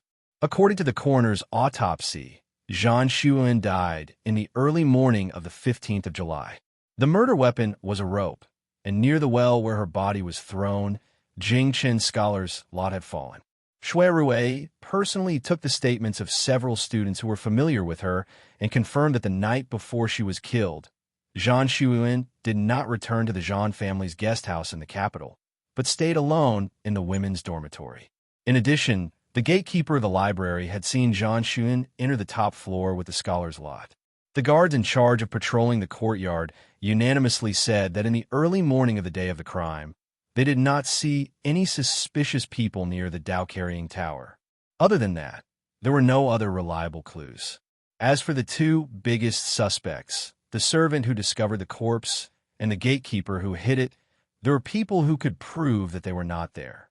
The gatekeeper was already in his 50s and didn't look like someone who could carry a heavy load. The servant who swept the floor was a skinny and dry young man. Thus, this became another unsolved case. Shui Rui came to the Taisha Library again that morning with only one constable. He entered the library and slowly went from the first floor to the third floor. There were rows of bookshelves and cabinets on each floor. It was too easy for the murderer to hide among them without being discovered. According to his speculation, Zhang Shuyuan had sneaked in before dawn. Then the murderer, who had hidden behind a bookshelf, attacked her from behind, strangled her with a rope, and carried her body downstairs, throwing her body into the well to delay the time when the body was found and find a chance to escape. There were many suspicious points in this. For example, there was a lock outside the library, and the key was with the gatekeeper. The library would only open after 7 to allow students to enter. How did Zhang Shuyuan enter without a sound? For example, where did Zhang Shuyuan get the academician's signature from Jingchen? Did she sneak into Tibet to find something? These questions could only be answered by the dead Zhang Shuyuan. However, Shui Rui knew. It was the same as how Chao Yuling was killed. Zhang Shuyuan was also lured to the crime scene by the murderer or his accomplice, and then kill them. In these two cases, the murderer was frighteningly cautious, and there were no witnesses. The crime scene had been cleaned up neatly, and there was not a single footprint left on the ground. He could not find out what Zhang Shuyuan was looking for before he died. Therefore, Shui Rui was sure that the academician's stick that fell by the well was not left behind by the murderer when he was moving the body. Instead, it was a clue that the murderer deliberately left behind, and it pointed to Jing Chun. This time, it was not to shift the blame. The murderer's intention was to tell those who knew that he was killing because of the great calamity. Once the emperor heard of such a secretive method, it was impossible for him not to be anxious. The biggest possibility was that he would arrange the marriage between Jing Chun and Yu Shu as soon as possible. In this way, Yu Shu would be completely exposed. Cautious, smart, and confident, Shui Rui tried to figure out the characteristics of the murderer, and a vague image appeared in his mind. His eyes kept flashing, and he was actually a little excited. It was said that meeting one's match is a happy thing in life. For him, meeting a smart and cunning murderer was also rare. "Sir, did you find anything else?" The constable asked expectantly. Because of this case, The few of them had not been able to sleep well for several days. Shui stood by the window on the third floor and looked down. He just happened to see the well. He turned his head and said to his subordinate, "This place has been checked inside and out. There is no other suspicious place. Tomorrow, remove the ban. There is no need to send people to guard it." "This, yes." Shui turned back and swept his eyes across the mountains of books in front of him. His eyes turned black, and he thought to himself, "You hide well, wait for me to catch you." Yushu went to the newly built Jing Wangfu and saw Lu Tan there. She originally thought that Lu Tan found an excuse to rope in her, the meowing messenger, who knew that he really wanted her to look at the mansion. From the beginning to the end, it was all about geomancy, and there was no other topic. Yushu did not come in vain. Jing Wangfu's geomancy was definitely good. The Ministry of Works provided manpower, and the Celestial Commissioner sent 2 great masters who were proficient in geomancy to participate in the design of the mansion's geomancy. It was a standard mansion, not bad at all. During this trip, she looked at the big and small courtyards. With Lu Tan's explanation, it was effortless for her to secretly learn a thing or two. Of course, Lu Tan only took her to see the layout of the outer courtyard. He wouldn't let her enter the inner courtyard. "Lianfeng, what do you think of the construction of Ben Wang's Jing Wangfu? Wang Yi asked me to come here, but I am embarrassed. In terms of arithmetic, there are not many in Ling City who can compare to me. But in terms of geomancy, I am not even good enough to carry the shoes of the masters." Yushu shook her head self-deprecatingly.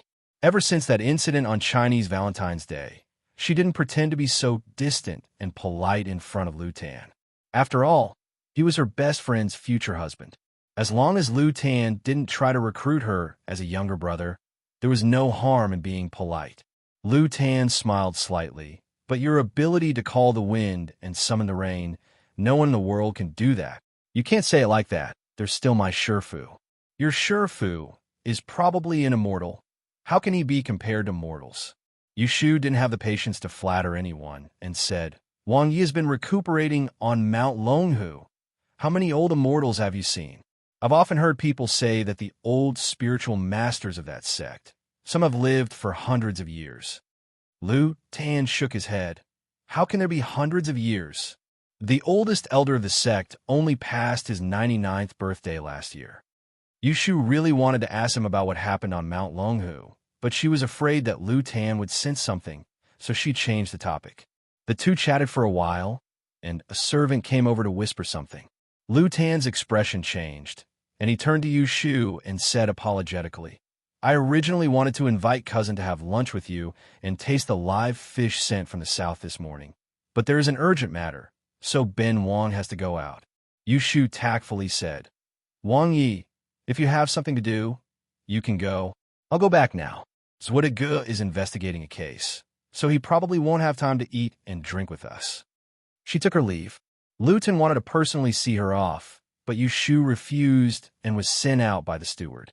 As soon as she left, Lu Tan frowned and turned to ask the servant, "Tell me what happened just now again."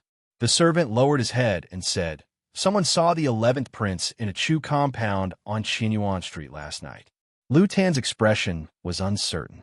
In the case of the headless imperial envoy, Lu Yi had lost to Ning Wang's craftiness and had been driven out of the capital by Emperor Zhao Qing in a fit of anger. It had only been a few days, and he had come back in defiance of the imperial edict. As for Ning Wang, he was probably still obediently facing the wall in Ning Wang Fu. "Master, send someone to invite Sir Situ over from the compound." "Yes." "Then send someone to Qinyuan Street to keep watch and confirm."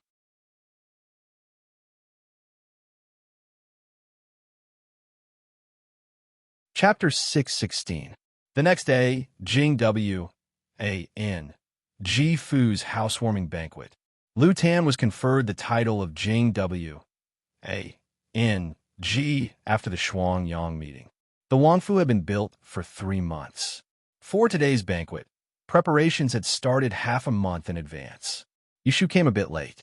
The Celestial Commissioner was not far from Jing W. N. G. Fu, but she had to return to Wangji Tower to change out of her official robes before taking a carriage here. Considering that her status was different now, Yushu did not dress like a normal woman. Instead, she wore an apricot yellow gown with a belt, a fragrant pouch, and jade pendant on her waist. She wore half boots. Her hair was tied up high, revealing her forehead. She only wore a jade gourd hairpin that dyed her eyebrows. Her neat and tidy appearance made her look more energetic and beautiful than wearing a long dress. Outside the gates of the Wangfu, there were already red lanterns and colored silk. There was an endless stream of carriages and horses in front of the gates. It was very lively. Yushu did not have an appointment with anyone. At the gates, she did meet one or two Celestial Commissioner officials, but they were only nodding acquaintances. But now that she was famous, even if they weren't familiar, there were many people willing to come forward to talk, regardless of whether her response was cold or warm. But once she entered the banquet hall, it was not good for these people to follow her. Because the seats were different, Yushu was personally led to a round table by the manager in charge of welcoming guests in the garden. Unsurprisingly, she saw many familiar faces, and one of them was loudly talking. At that time, the entire Fengqing Palace was silent. Only a voice from the Celestial Commissioner's side could be heard shouting, "Are you bullying our Celestial Commissioner for not having anyone? Let me show you the true power of calling the wind and summoning the rain." Everyone turned to look. Do you know who stood up? The people sitting at this table were all young people of illustrious backgrounds. Shui Rue hadn't arrived yet. Feng Xiaomiao was holding a pair of silver sandalwood chopsticks in one hand and vividly telling a story that had recently become popular in the tea houses and wineries in the capital. He didn't notice Yushu, who was walking up from behind him. But when the others saw her, some held back their laughter and did not remind her. Others opened their mouths to call out, "Lian Feng Gunyang." That's right. Feng Xiaomiao's chopsticks hit the table and said excitedly, "Isn't it her?" Yushu raised her eyebrows and folded her arms. She stood silently behind Feng Xiaomiao, waiting for him to continue. "If my father didn't tell me personally, I wouldn't believe it. We all know Lotus Feng. Which one of you can see that she has such immortal means?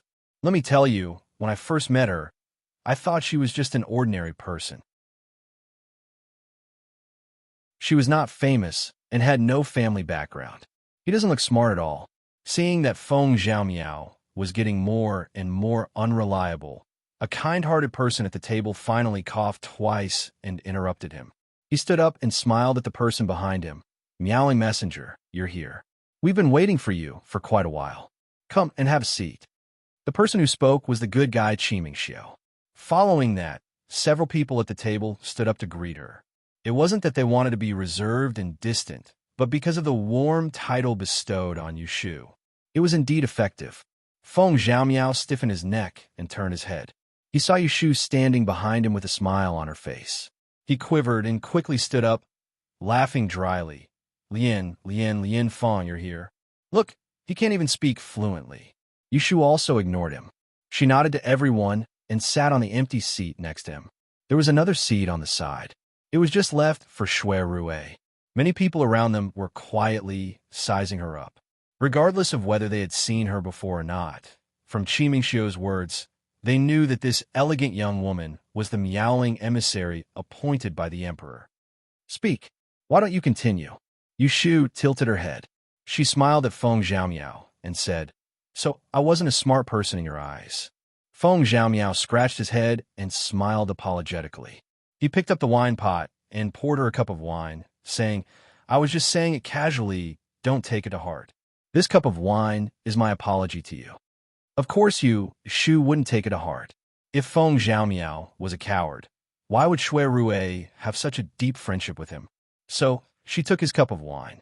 Her almond-shaped eyes flashed, and she shook her sleeve to cover her mouth. She tilted her head back and drank. Her slender neck arched and her chin half raised. Her posture was unspeakably beautiful. There was no lack of youngsters at the table who were looking at her in a daze. When the people at the table saw Yushu's situation, their mood was somewhat complicated. Just a few months ago, this little girl was only taken care of by Shui Rue. Although they were courteous to her on the surface, in fact, she wasn't worth their attention. Who would have thought that today? Even they would have to be courteous to her. Rue Lin raised his wine cup and said, "Come, come, the host has not arrived yet. Let's first borrow a place to congratulate the Lotus Chamber on being conferred the title. When a golden seal is issued, you can hold a banquet and don't forget to invite us to try our luck." When little Ju Yi spoke, everyone agreed.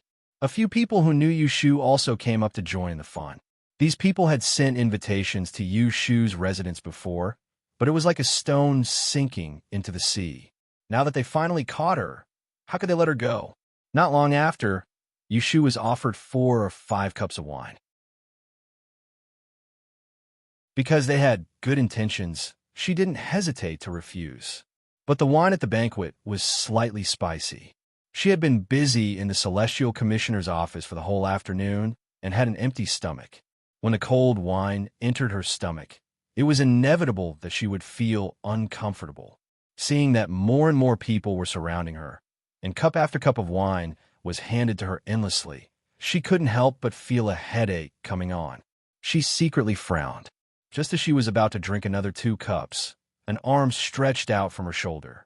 The moon blue sleeves were embroidered with pine and cypress patterns. The slender fingers brushed past the back of her hand and took the cup of wine in front of her. At the same time, a sweet chuckle sounded behind her. "Why did you take advantage of my absence to bully my little sister's wine?" Seeing who was standing behind Yu Shu, everyone was speechless. They all tactfully touched their noses and took their wine cups away. Yu Shu secretly heaved a sigh of relief. She turned around and raised her head, and what she saw was Shui Rue's refined and handsome face.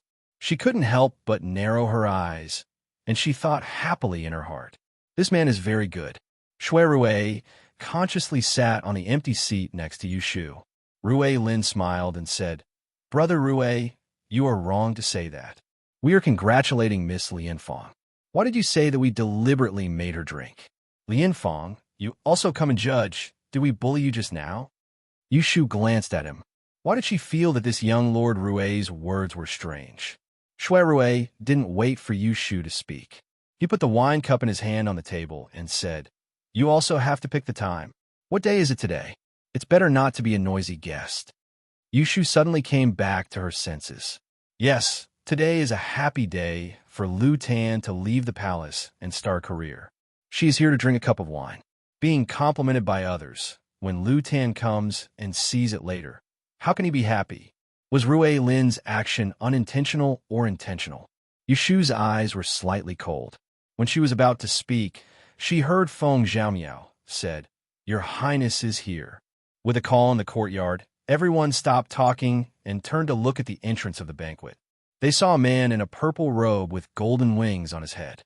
Lu Tan, with a jade ribbon on his shoulder, walked in with his hands behind his back, surrounded by several palace servants. And the people on his left and right sides were also eye-catching. The current right commander Jing Chun was recognized by most people, but the delicate woman sitting on the wooden wheelchair on the other side was unfamiliar to many people. Yu Shu saw Shui Yun sitting in a wheelchair and frowned. Some unpleasant memories surfaced in his mind. Deep into the night, the last wave of guests came out of Jing Wang Fu in groups. Everyone said their goodbyes at the door. Lu Tan personally saw them off. After a whole night of good wine and food, singing and dancing, the men drank a little too much. One by one, they were helped onto the carriage by the servants who caught up to the door. Yu Shu, Shui Rue, Jing Chun, and Shui Yun were left behind. "Many thanks for your hospitality, Your Highness. We will also leave now. The road is dark, take care." Lu Tan was clearly the one who drank the most tonight. Even though he had drunk some hangover tea halfway through, when the night wind blew, his fair face became bright red. The Princess Fu's soft sedan was first carried over. The maids pushed the wooden wheelchair to the side of the steps. Yu Shu watched coldly as Jing Chun easily carried Shui Yun and sent her to the side of the sedan. When she turned, Shui Yun faced her. Her chin obediently rested on Jing Chen's shoulder. Her bright eyes met Yu Shu's gaze for the first time tonight. Yu Shu and Shui Yun sat at the same table the whole night. There were a few people between them. They didn't say a word, pretending that they didn't know each other. Yu Shu was still wondering if this little shimmy knew her identity as the one who broke her fate when she heard Shui Yun suddenly speak. Lin Fong Gunyang. At her call, Jing Chen's footsteps paused. His back was slightly stiff, but no one noticed. Shui Rui, who was whispering to the thin Lu Tan, shifted his attention. He faintly glanced at the female disciple of Mount Longhu that he didn't have much interaction with. Yu Shu only responded with one word. "And I have some private things to talk to you. Because my legs are inconvenient, can you come to the Princess Fu to find me tomorrow?" Shui Yun's voice was soft and weak. It seemed like she was begging. Yu Shu didn't give her any face. She coldly said, "I have official business to do. I don't have time to accept your invitation." Shui Yun stubbornly stared at her and said, "It's an important matter. It's related to you. I'm not interested." Yu Shu didn't want to talk to her anymore. She cupped her hands towards Lu Tan and strode to Shui Rui's carriage across the street. Lao Shui quickly jumped off the carriage and opened the curtain for her. Shui Yun turned her head and stared at her back. The next moment, she was stuffed into the sedan by Jing Chun. Then he jumped on the horse and left first. From the beginning to the end, he didn't say a word to Yu Shu. Lu Tan confusedly turned his head and asked Shui Rui, "What happened to them?" Shui Rui said, "Nothing. It's windy. Your Highness, please go in." Then he waved his hand at Lao Shui. When the carriage got close, he went in. When the carriage and the sedan left, Lu Tan's eyes suddenly became clear. He thoughtfully stared at the direction where they left. In the carriage, Shui Rui said to Yu Shu, who was depressed, "Tell me, what happened between you and Shui Yun? I think there's a hidden meaning in her words. You don't like her." This could be traced back to the time when Yu Shu and Shui Yun were kidnapped by Prince Ning. Shui Yun's scheme made her suffer a loss. At that time, Yu Shu hid it from Shui Rui. She didn't want to bring it up to embarrass herself. So, she snorted and said, "I just don't like her. She thinks she's smart." The words "thinks she's smart" were used to describe people like Shui Yun. If it wasn't for her, she and Jing Chun wouldn't be in this situation. At least, they would still be friends. "All right, what's the matter with Rilin?" Yu Shu tried to change the topic. "I think there's something wrong with him tonight. His words are also weird." Shui Rui shook his head. "He's aiming at me." "Huh, aren't you two good friends?"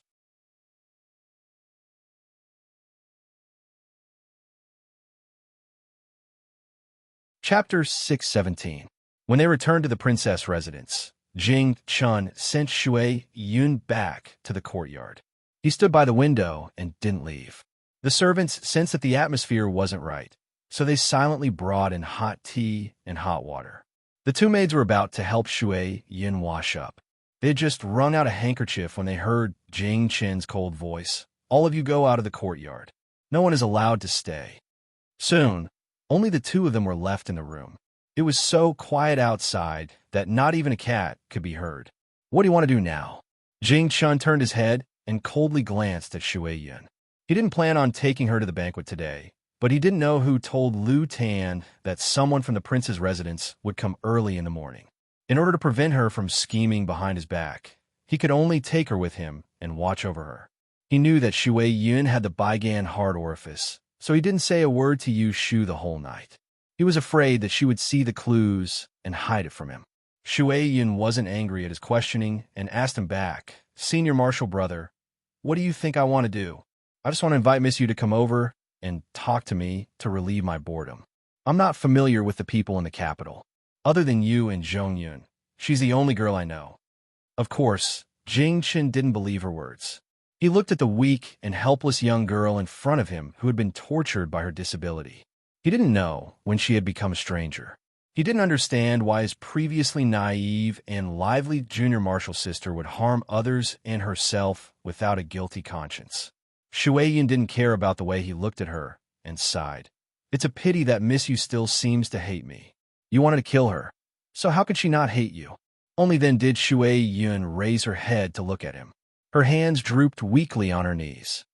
"Senior Marshal Brother, have you forgotten that I was the one who lost my arms and legs and can't walk? Not her.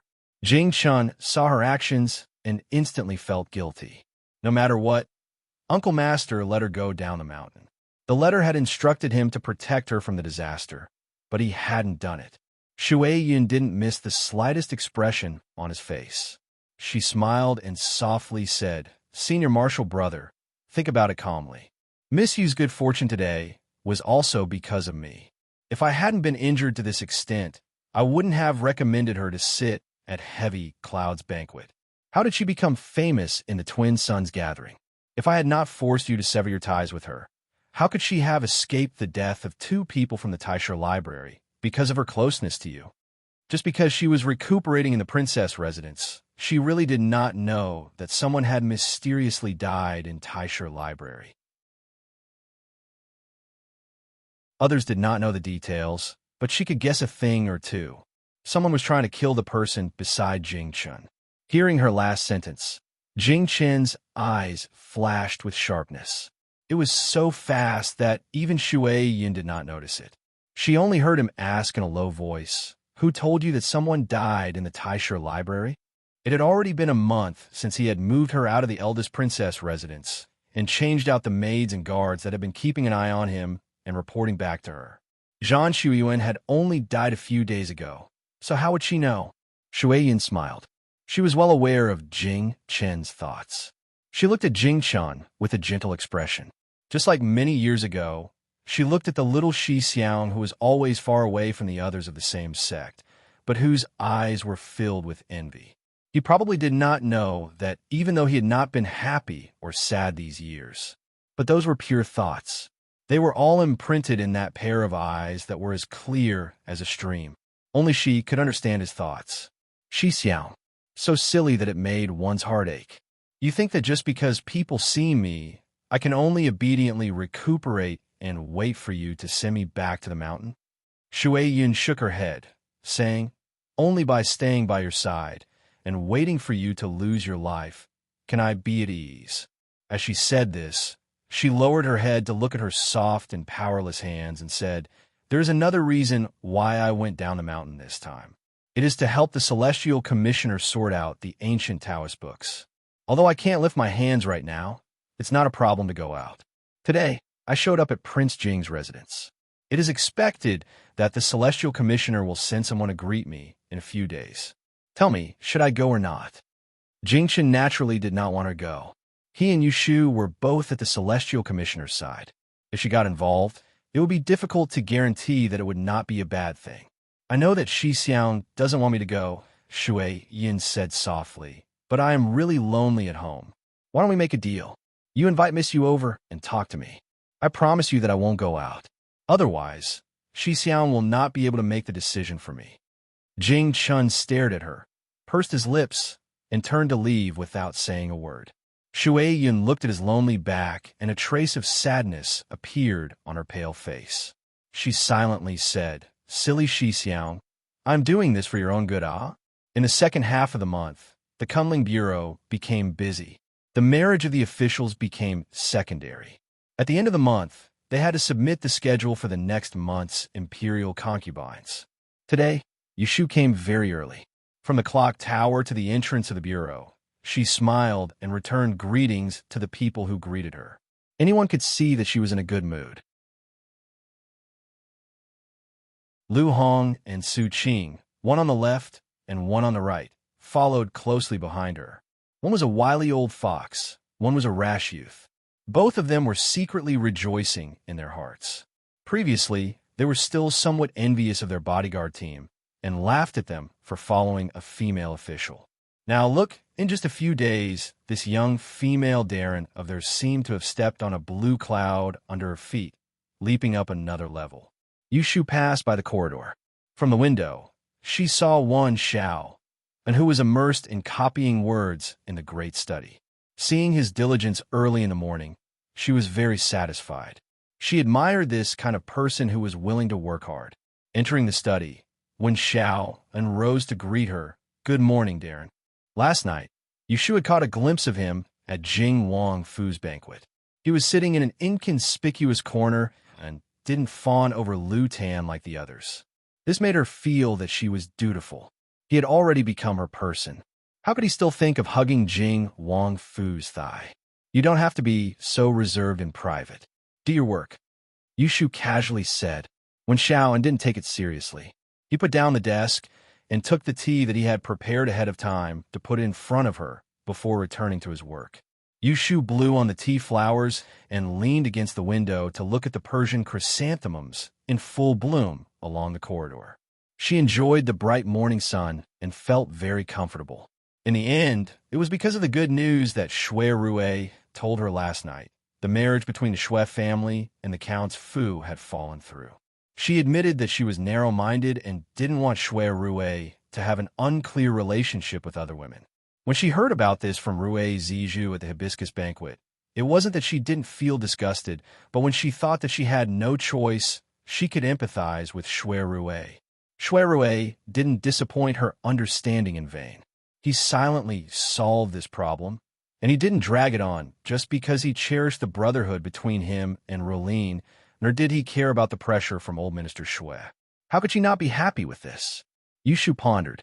Shui Rue had performed so well, she should give him some reward. But what did he lack? It seemed that he didn't lack anything. She only gave him a Mu Jiang fan. She didn't have anything better on hand. She started to worry again. She felt like there was a pine ball in her heart. If she didn't give him something, she wouldn't feel good. When he collected his thoughts, he saw the 2 guards standing in the corridor as door guards and called them over. I've been working in the building for the past 2 days. Have you been standing outside like this? She frowned and asked. Lu Hong was shocked and worried that she was dissatisfied. Su Qing answered foolishly, Yes, Your Excellency. Lu Hong hurriedly added, I didn't dare to leave my post without permission. I am at your command at any time. Yushu felt that it was a waste of these 2 strong workers. It was okay to go out at ordinary times. She cherished her life and wouldn't let them go far away. But Kunling Bureau was very safe. There was Jing Chun upstairs, who could break in and strangle her in the daytime. In the future, when you come in the morning, you don't have to stand guard at the door. Just walk around the Celestial Commissioner's office. If you see or hear anything new, come back in the afternoon and tell me. Don't wander around. There was only one Xiao, and in the room. Yushu didn't hide her words from him. When Xiaoan didn't raise his head and just talk to the stacks of files on the table. Su Qing scratched his head. When he was about to ask what was new, he was pulled by his arm by Lu Hong. He said, I know. I will go and do my work now. Yushu nodded secretly. This Lu Hong was someone who knew what he was doing. As for the other one, he was a little dazed. It wasn't a bad thing. After sending the 2 of them out, Yushu didn't bother about what kind of reward she should give Shui Rue. She collected her thoughts and sat back at the desk. She picked up the secret booklet that was sent over from the palace yesterday and compared it with the records in the Kunling Bureau. The booklet recorded the future of the Kuei water of the ladies of the One Moon Palace, their physical conditions, and so on. This secret book wasn't directly sent to her by a Shanggong Bureau. It had passed through several people. She was new and had to guard against people scheming against her. As expected, after this check, she found several inconspicuous errors. They seemed insignificant, and it was just a matter of who had one more or one less day.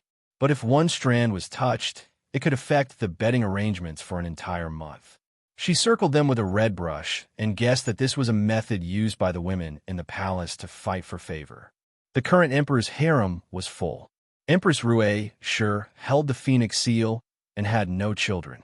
Her position was high but empty. Next to her was noble consort Shui.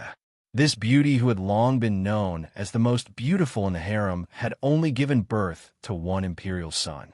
In addition, there were 4 consorts. Shu consort Yin Shi was the daughter of the most prominent official, the Yin family. Ning Wang was her son. Xian consort Lu Shi was Lu Yi's birth mother. She had been reprimanded by the emperor because the imperial envoy had no head. Although she didn't demote her position, she didn't have long to live. There were also a few concubines, a few nobles, and a few beauties. Those who had raised princes and princesses were conferred titles. These were all listed in the secret book. Generally speaking, They could have one day in a month. But if the concubines of a higher rank had their periods delayed by 1 or 2 days, then some people had to wait until the next month. Interesting, Yushu found something fishy. She wasn't afraid to waste time. She made a table and arranged the number of times the women in the harem had bedding and waiting for time. Using modern mathematics to calculate the frequency, she got an interesting result.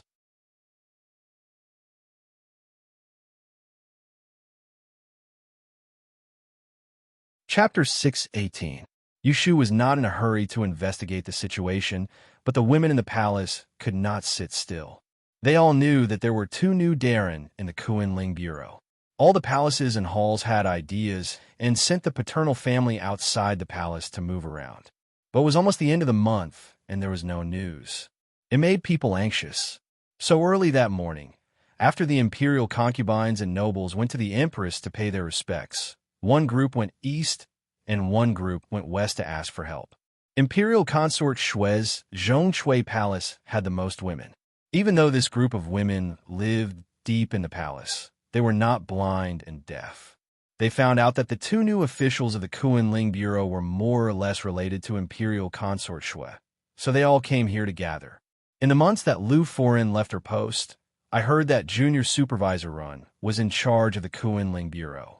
There are only 30 days a month. It is right that the Empress took up 5 days. But there are some who are not as high as the concubines who have good days every month. For example, Sun Guerin of Kongning Palace served as Majesty for 2 days last month. Nyang Nyang, you only served 3 days. Concubine Zhao, who had just been promoted at the beginning of the year, had an unconvinced expression. She twisted to sit on the embroidered stool, her watery eyes looking anxiously at Imperial Consort Shui, as though she was defending her. Everyone knew that Junior Supervisor Run was the son-in-law of the Count of Zhongyong Fu and had married the niece of the Empress. Another concubine, Liang Guerin, who had just gotten a little princess last year, timidly interjected, "This servant hasn't seen the Emperor's face for 3 months. It's not that this servant has an extravagant hope. The 18th princess is still young, and His Majesty hasn't seen her many times." Imperial Consort Shui covered her mouth with a silk handkerchief between her 2 fingers that were like white bamboo shoots. She yawned and listened to their complaints. When no one spoke, she slowly moved her lips. His Majesty has conferred the title of Miaoling Emissary at the Land and Water Conference. She is the new female Imperial of Kuan-Ling Bureau. Ben Gong will send someone to deliver the token later. If you want to meet this extraordinary person, you can come tomorrow morning. The women all had joyful expressions and answered, "All right, if there's anything to say, say it tomorrow. Ben Gong has a headache, go back and rest." Now that the group of people had achieved their goal, they tactfully got up and left. Standing by the side of the soft couch, the chief palace maid Song Lan signaled to the 2 palace maids with her eyes. She ordered them to stand outside the hall, rolled down the curtain, and bent down to massage noble consort Shui's legs. Discontentedly, she said, "Master, why do you care about them? They're all fence-sitters." When Madame Lu was still the Celestial Commissioner, you should have known better. All of them went to Yongla Palace all day to curry favor with honored consort Shu. After young Master Ren finished supervising, they all went around the Empress. Now, they came to you to pick a fight. Noble consort Shui smiled and said, "That's right. It's because of this that the palace is so lively. Our Zhongshui Palace has been deserted for quite a while. It's time to have more people." Song Lan pouted. "You have such a good temper. You should let them meet with some rebuffs and beg a few more times. How can you let them get what they want so easily?" Granny Tao walked in with a jade porcelain tray and heard the maid's voice. He glared at her and scolded in a low voice. "You little girl, you're talking nonsense in front of Master again."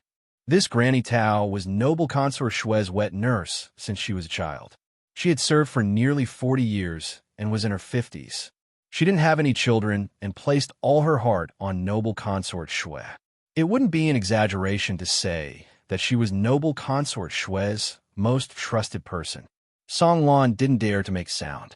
She obediently lowered her head and washed the dishes for her master. Noble Consort Shui looked at what Granny Tao was carrying and asked casually, "What is it?" Granny Tao said with a smile, "His Majesty ate milk cheese made from milk cows for breakfast. He remembered that your Highness likes to eat it and specially ordered the Imperial Kitchen to send it over." Noble Consort Shui raised her eyebrows. Which palace did His Majesty rest in last night? Eating breakfast before the morning court session and still thinking of her and casually sending food over. He probably wasn't at the consort's place last night. Song Lan continued in a low voice. Last night, it was Sun Gairen's turn in Kongning Palace. His Majesty didn't ask her to be carried and went to Shi Xia Palace by herself.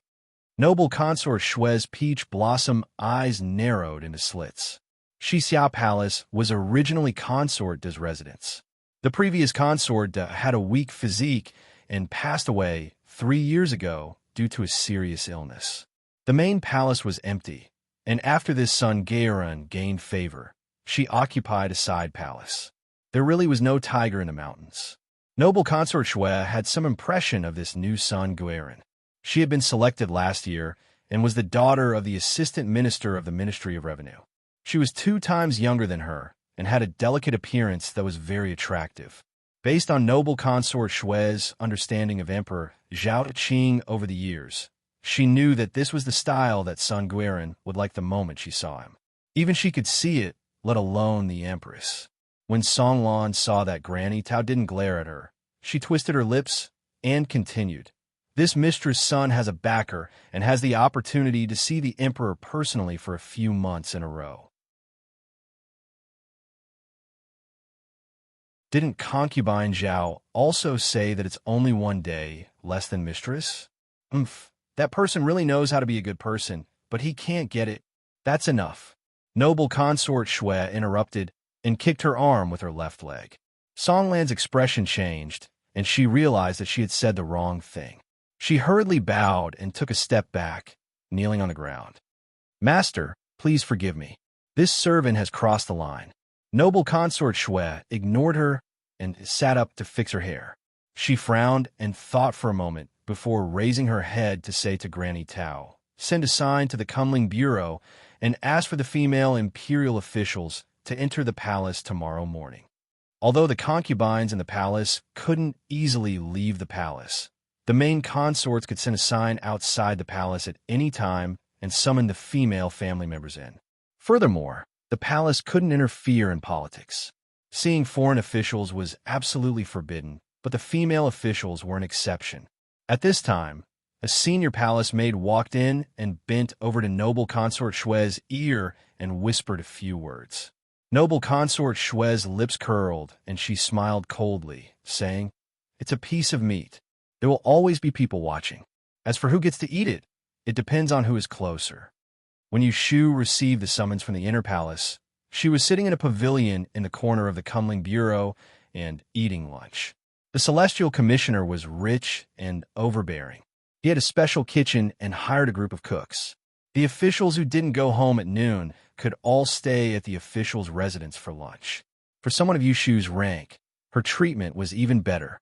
She only needed to greet them in the morning, and at noon, she would be served 4 dishes and a soup. The food was placed in a food box and sent over by a special servant. Thanks to Yushu, Wen Xiao, and could also eat a hot meal at noon. "What? Noble Consort Shui wants me to enter the palace." Yushu put down her chopsticks and looked at the little eunuch who was running errands behind Xiaolon. She felt that he was a bit familiar. After thinking about it, she remembered. Wasn't this the little eunuch who delivered food to her during the ancestral worship ceremony in Huazhen Garden? "Yes, official Yu. Please take the sign and enter the palace tomorrow morning. Her Highness is waiting for you." The little eunuch smiled shyly and handed over a greenish-black piece of wood with 2 hands. It was painted red. Wen Xiao got up to take it and gave it to Yushu. Yushu weighed the thing in her hands and asked, "Did Her Highness say what she wanted?" "I don't know. Please keep it well and don't lose it." The little eunuch knew that it was her first time, so he carefully reminded her. Yushu nodded and thought, "Noble Consort Shui probably wants me to go in to arrange for me to serve her in bed next month." All right, I got it. Wen Xiao and saw that Yushu didn't move the sign and didn't understand etiquette at all. He resigned to his fate and took out a small piece of silver from his sleeve and stuffed it into the little eunuch's hand. Seeing that the other party took it with a smile, he was relieved. Yushu saw his actions and smiled. After Xiaolan led the people away, she said to him, "You've learned to be tactful now. I still remember when I first met you. You lived in Perrin Hall and received a few taels of silver from someone. You would rather be beaten up than pay back a single copper. People have to suffer enough before they learn to be smart." Wen Xiao and picked up the bowl. The stubbornness in his delicate eyes had disappeared, leaving only persistence. Yushu didn't make fun of him anymore. She played with the palace token in her hand for a while. Although she had only met noble consort Shui once before, she had a good impression of Shui Rui, her aunt. Not to mention that she took care of her in Huajian Garden, just based on her favoritism at the gentleman's hibiscus banquet not long ago. She had to repay her. It was her first time being an official, so she didn't have much experience. However, she knew that there were no fish in clear water. Sitting in this position, she had to find some benefits for herself. It was better to find convenience for her own people. She had just put away the token in her hand when she looked up and saw Xiaolan returning. There was still a eunuch behind him, but it wasn't the familiar person from before. "This servant greets official you. Our consort Xian has sent a token to invite you to the West Palace tomorrow." "Consort Xian? Consort Lu Xian? Lu Yi's mother?" Yushu almost laughed. Wen Xiao and took the token and handed it to her. After the time it took to drink a cup of tea, Yushu saw Xiaolan again and the eunuch behind him. This time, it was Consort Shu. Yushu held 3 palace tokens in her hands.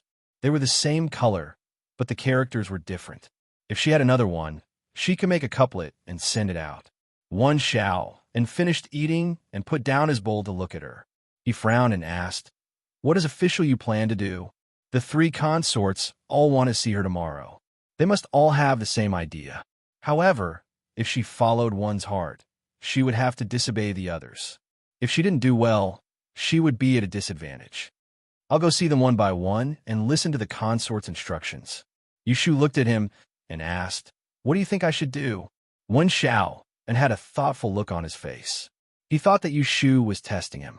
He thought about it carefully and looked around to make sure there was no one around.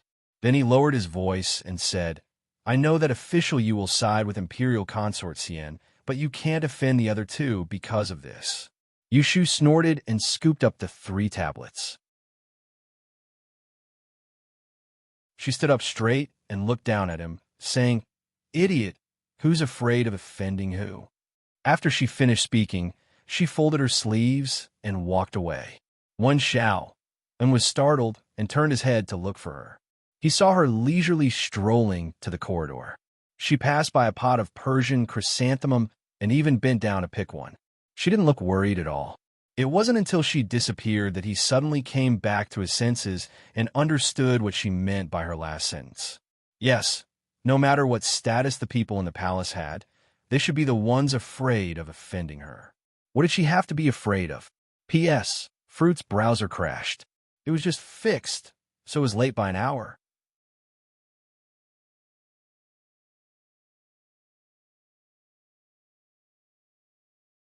Chapter 619. As the sun set and the bell rang, Yushu stopped writing and left the dedicated Wen Xiaolan behind. She called Su Qing to take the official seal and leave. As soon as she left the small building, she saw Jing Chun standing at the end of the corridor. It seemed that he had something to say to her. Yushu had an intuition that it wasn't a good thing, but he was standing on the way out, so she couldn't pretend not to see him. "Isn't the right commander going back? Where are you going later?" "Naturally, I'm going home." Hearing this, Jing Chun hesitated and said, "Well, come back to the princess's residence with me." Yushu frowned and was about to refuse, but Shui Yun's clever appearance suddenly flashed in her mind. She also thought that if Jing Chun couldn't say anything in front of the Celestial Commissioner, but he wanted her to go to the princess's residence, it was most likely Shui Yun's request. Thus, he took a step forward and approached Jing Chun. In a low voice, he said, Go back and tell your junior sister that I don't care what kind of good intention she has. If she dares to plot against me again, I won't forgive her this time. Yushu knew that Shui Yun schemed to take her life because of Jing Chun, so she accepted her bad luck. With her vengeful character, it was rare for her to forgive others. Now that Shui Yun was targeting her again, in Yushu's view, it was tantamount to courting death. After saying that, she swayed past him. Lu Hong and Su Qing saw that they had finished talking, so they followed. Jing Chun was rejected by her and threatened her in return, but he wasn't surprised. It seemed that he had expected her to have this kind of reaction. He didn't stop her and watch her walk away with a normal expression.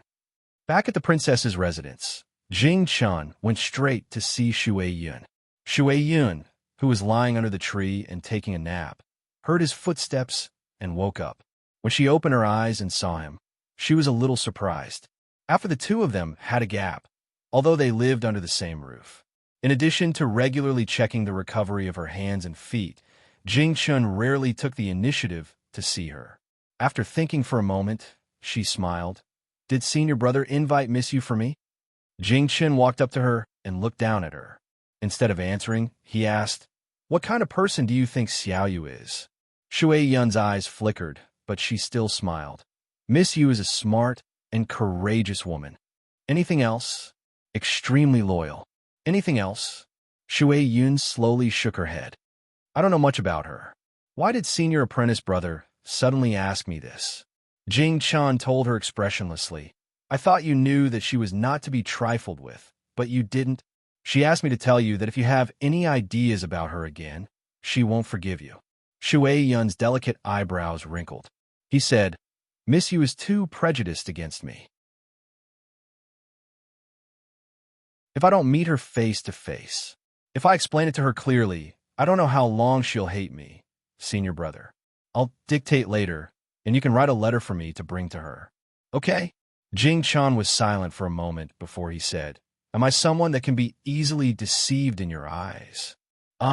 Shui Yun looked confused. Senior brother, what are you talking about?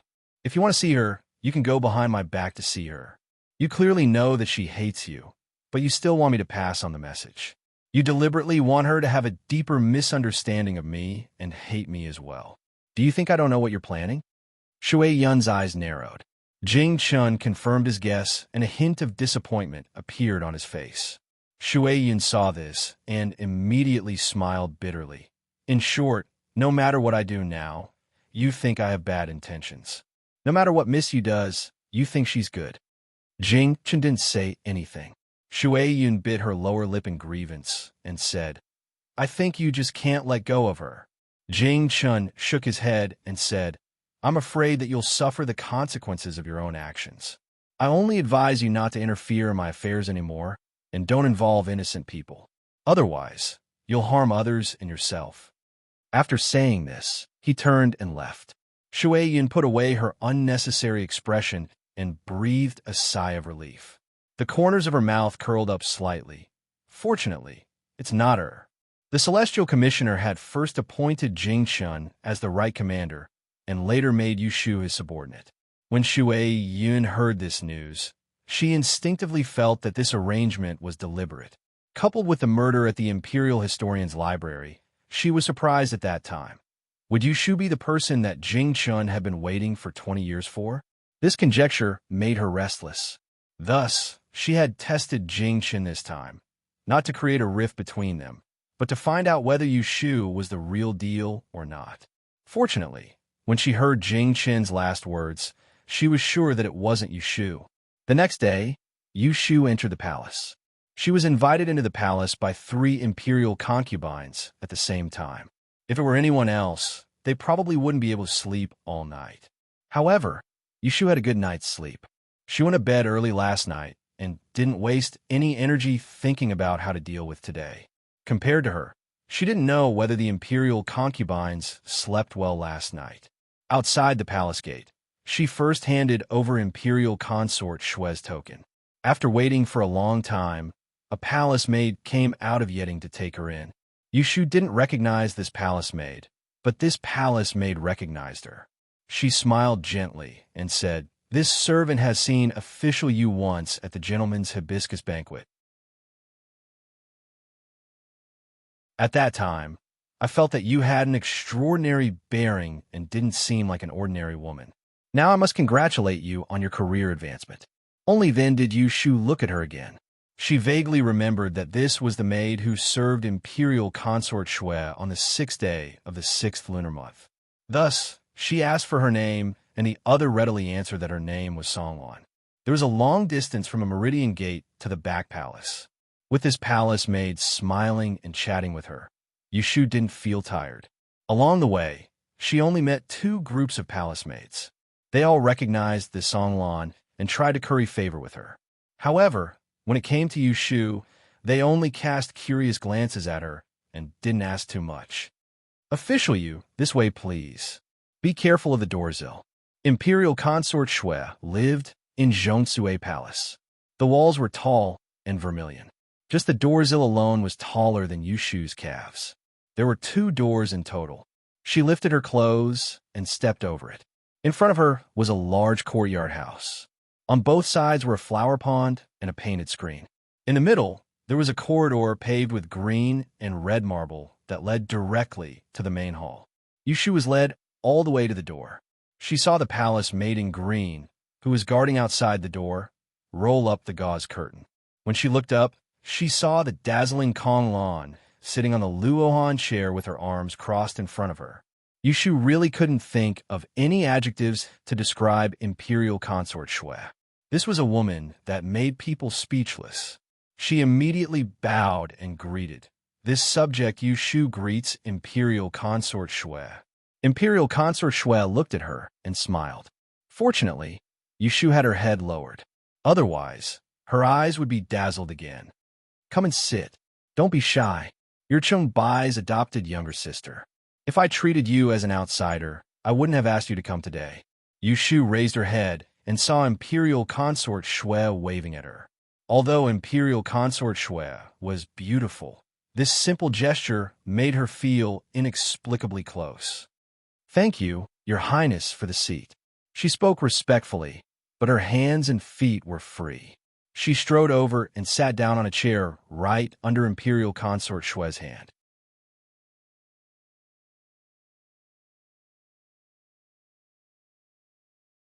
Chapter 620. Yu Shu stayed in Zhongsue Palace for less than an hour. When she came out, she only had an extra honey-colored pouch hanging on her waist, so she didn't attract much attention. After seeing noble Consort Shui, she next went to Consort Shu, who lived in Yongla Palace. When Yu Shu was sent to the palace gate by Song Lan, a young eunuch came forward to recognize her.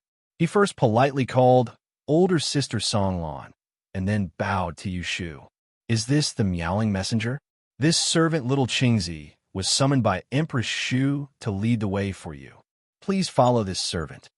Yu Shu looked at Song Lan, who smiled and said, Since Consort Shu sent someone to take me, this servant will save a few steps. Official Yu, please take care. Yu Shu confirmed that this eunuch was one of Consort Shu's people, so she followed her with ease. Song Lan stood under the Dorzil and watched them walk through the passageway before turning back. In Yongla Palace, there was a tea table. Smoke curled up from the tea. Consort Shu held a cup of fragrant tea and spoke with Yu Shu, who was sitting on the futon below, with an indifferent expression. Do you know why I summoned you into the palace today? On this hot day, Yu Shu had drunk a bowl of iced snow toad due at Zhongsue Palace. Now that she smelled the top-grade bitter tea, she didn't feel good at all. When she heard Consort Shu's pretentious attitude, she felt it was ridiculous. It was no wonder that the Yin family was more powerful than the Shui family, but this Consort Shu was inferior to Consort Shui. This female subject is slow-witted. Please speak clearly, Your Highness. Consort Shu said, As the female imperial consort of the Kunling Bureau, you have the right to investigate the secrets of the palace. I need to remind you, be careful with your words and actions. Yu Shu understood Consort Shu's warning. This was a disguised warning not to use her power for personal gain. As expected, honored Consort Shu then talked about her predecessor and former superior. Previously, the 2 female officers in charge of the Kunling Bureau were Madame Lu and Madame Qin. Later on, the two of them had a disagreement. One of them actually dared to accept bribes and change the list of attendants without permission. However, the truth could not be concealed. She was exposed and is still in prison. Yushu had long heard of this matter from others. Now that honored consort Shu mentioned it in front of her, the meaning was self-evident. This consort sees that you've accomplished so much at such a young age, and you're also loyal and filial. I can't bear to see you go astray in the future, so it's inevitable that my words won't be pleasant to hear. You must not learn from your predecessors and commit more unjust acts. In the future, if someone reports this to this consort, no one will be able to protect you. You must remember this. Empress Shu's eyes were filled with coldness as she stared at Yushu.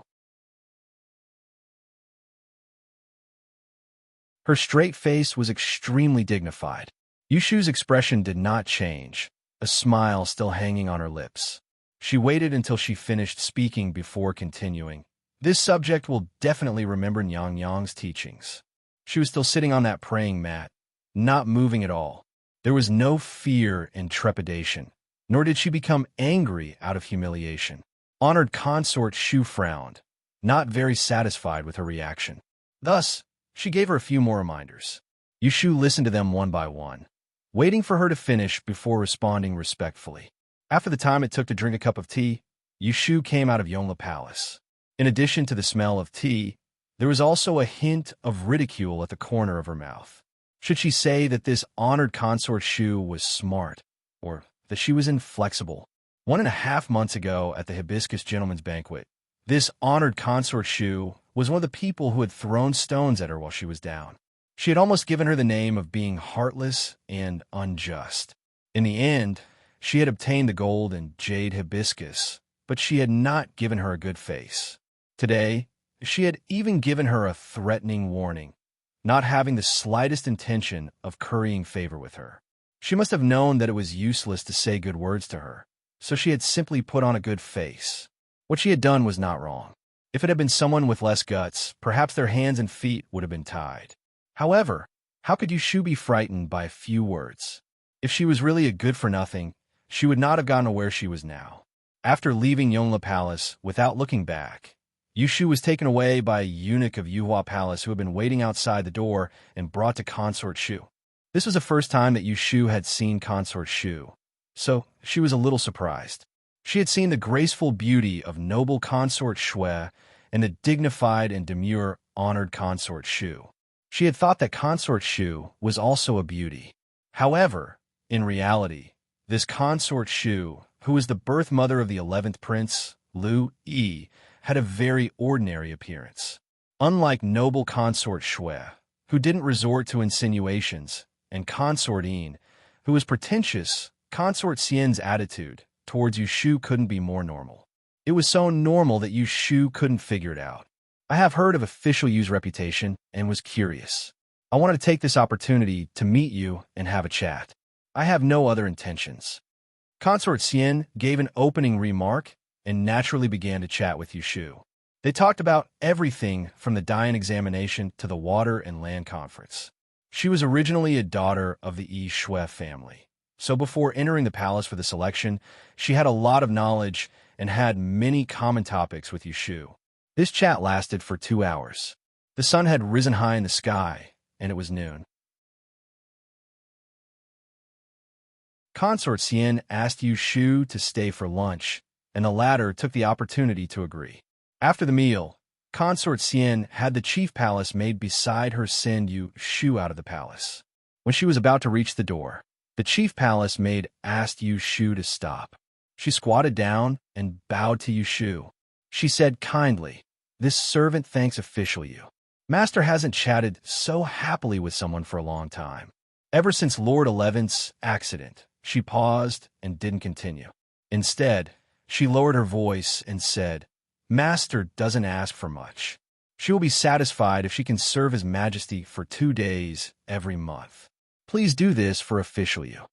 As she said this, she took out a banana-shaped jade talisman from her sleeve and stuffed it into Yushu's hand. "This is a token of appreciation from Your Highness." With this jade talisman, you can go to the Lu's Great Exchange shop. If you have any needs, you can look for Lu Ning. Yushu looked at the thing that was stuffed into her hand. Her eyes flashed, but she didn't refuse. Instead, she put it into her bosom and said, "Please rest assured, Your Highness." As one of the four consorts, Consort Lu's position was only below that of the Empress and noble Consort Shui. Normally, she could be on equal footing with Consort Shu. However, she was implicated by the case of the imperial envoy without a head and was ignored by Emperor Zhaoqing. There were many vile people in the palace who stepped on the high and flattered the low. It was expected that she had received a lot of cold treatment these days. Yushu had seen the bedtime schedule of the Kunling Bureau in recent years. The consorts almost had 3 days of bedtime every month. If Consort Lu wanted 3 days, Yushu might have hesitated. However, Consort Lu only asked for 2 days. Judging the situation, Yushu couldn't help but praise her cleverness. To put it bluntly, bedtime for consorts was to increase their intimacy with the emperor and to ensure their status in the imperial harem. Consort Lu knew that Emperor Zhaoqing didn't like her, so she didn't get close to him. She took the initiative to ask for 1 day. Those 2 days could ensure that she could get along with Emperor Zhaoqing and protect her reputation. Yushu had seen the 3 consorts. As she walked out of the inner palace, she thought about it and made a conclusion. Noble Consort Shui was asking for help. Consort Shu was seeking stability, and Consort Xian was seeking peace.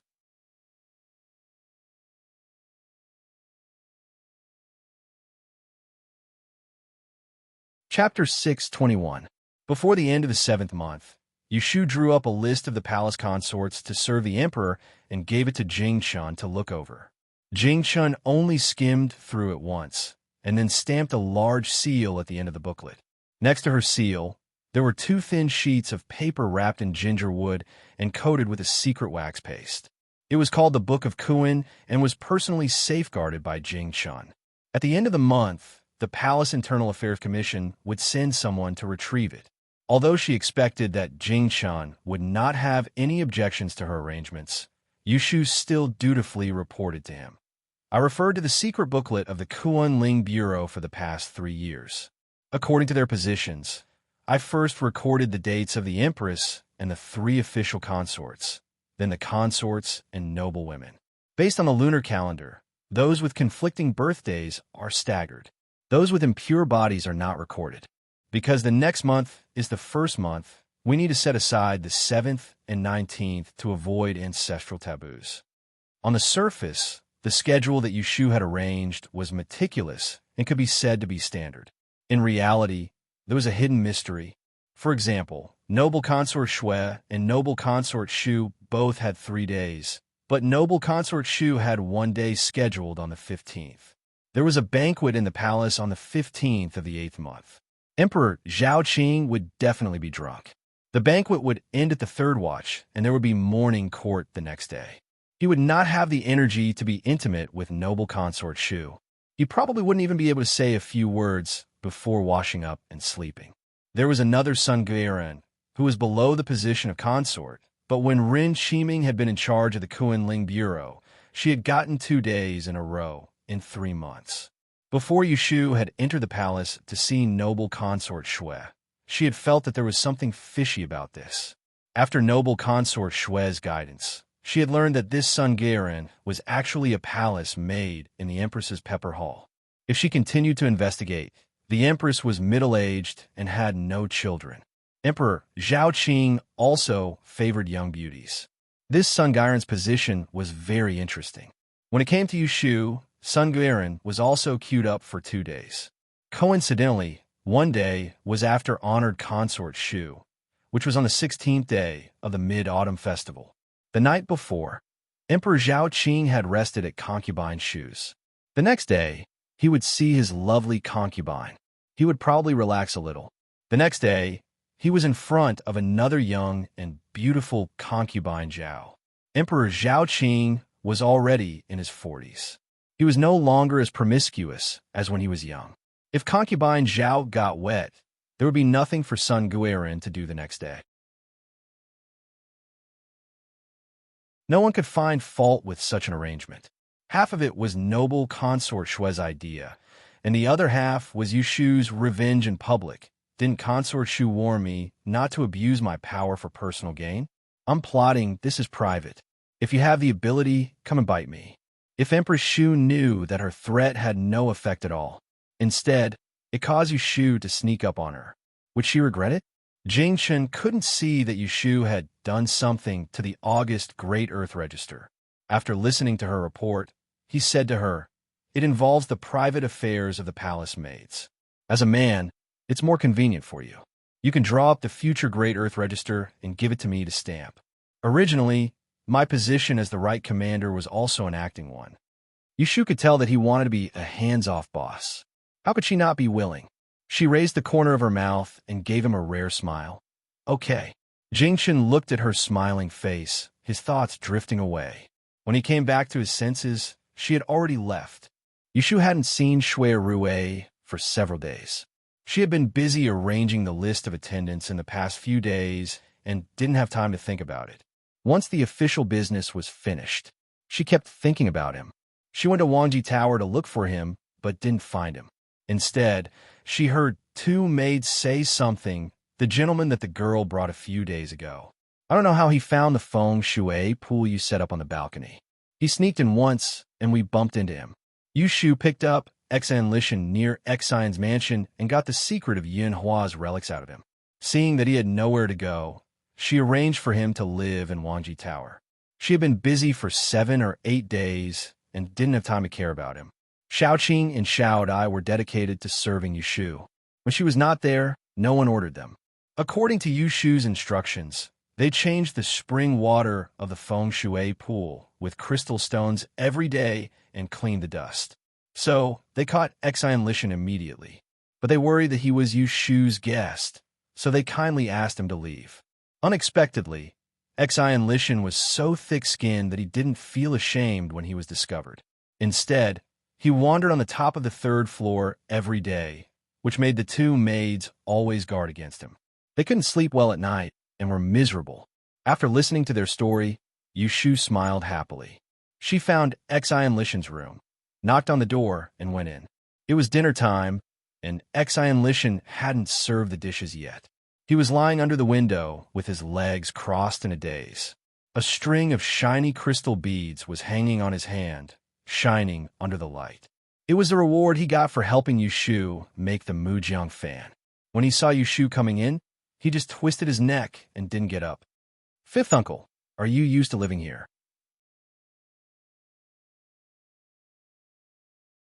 "The food is good, and I can avoid disasters. I'm used to living here." Xian Lishan squinted at her. "Why? Do you think I'm eating and drinking here and want to kick me out?" Yushu was still wearing the blue kale official robe. She lifted the corner of her robe and sat opposite him. She smiled and said, "It's nothing to eat and drink for free. Wangji Tower has a lot of money, so we don't need these meals. I treat fifth uncle as a guest, but you don't treat yourself as an outsider." These words were so sarcastic that Xian Lishan touched his nose. "Did the two little girls tell on me?" Yushu looked serious. "Fifth uncle comes from the family of Yishui. You know the rules of Yishui better than me. Don't you know that it's a taboo to pry into other people's secret?" Xian Lishan was a great master from a family of creators. She used the 8 gates life and death tactics of Taoist Qingzheng for the feng shui pool upstairs. Others couldn't understand it, but he might. "Look at what you said. It's not so serious." Xian Lishan sat up straight and said with an embarrassed face, "I'm just too curious and can't help but want to see it. Even if I see it, I will only think about it and keep it in my stomach. I will never reveal it to you." Yushu snorted.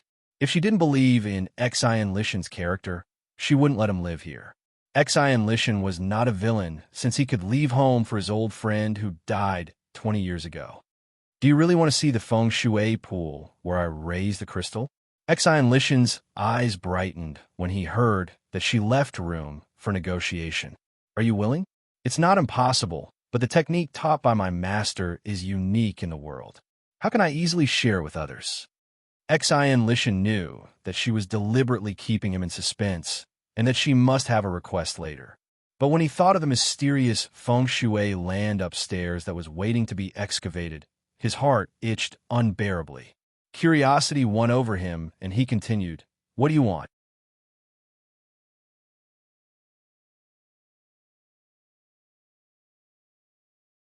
Chapter 622. In reality, what Lu Tan did was smart. He wanted to use Yushu, but he was selling a favor to Shui Rue. Unfortunately, the Shui family and Jingwang Fu were in the same boat. Shui Rue was selling a favor for nothing. Shui Rue understood and calmly looked at Lu Tan. He turned his head to ask Shui Lingnan, "What does grandfather think should be done?" Shui Lingnan replied, "The matters of the Hogong, us foreign officials should not interfere. But the child in your Jumu's womb is of great importance and cannot be neglected." He didn't finish his words. Shui Rue saw a deeper meaning in his eyes. His heart jumped, and he couldn't help but think there were many Fei Pin in the Hogong. Above Gui Fei, there was only one empress. If Gui Fei successfully gave birth, her contributions would be even more prominent. If at this time something happened to the empress, then the empress, who was childless and lacking in virtue, would definitely be impeached by the imperial censors. When the position of empress was empty among the women in the Hogong, who would have the qualifications to advance? Shui Rue lightly pursed his lips. Looking at Lu Tan's still young and inexperienced face, he guessed that he definitely hadn't thought of this layer. Otherwise, he wouldn't have been able to sit still long ago and wouldn't have had the thought to use him. "Grandfather, don't worry." Faced with such a situation, Shui Rue could only agree. Shui Lingnan looked at him with satisfaction. He turned his head to say to Lu Tan, "After the Mid-Autumn Festival, it will be Wang Ye's grand wedding. I only hope that it will be perfect." Lu Tan smiled and said, "At that time, grandfather must drink a few more cups of grandson's wedding wine."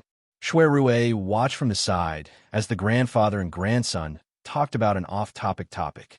One had a pleasant expression, the other was close.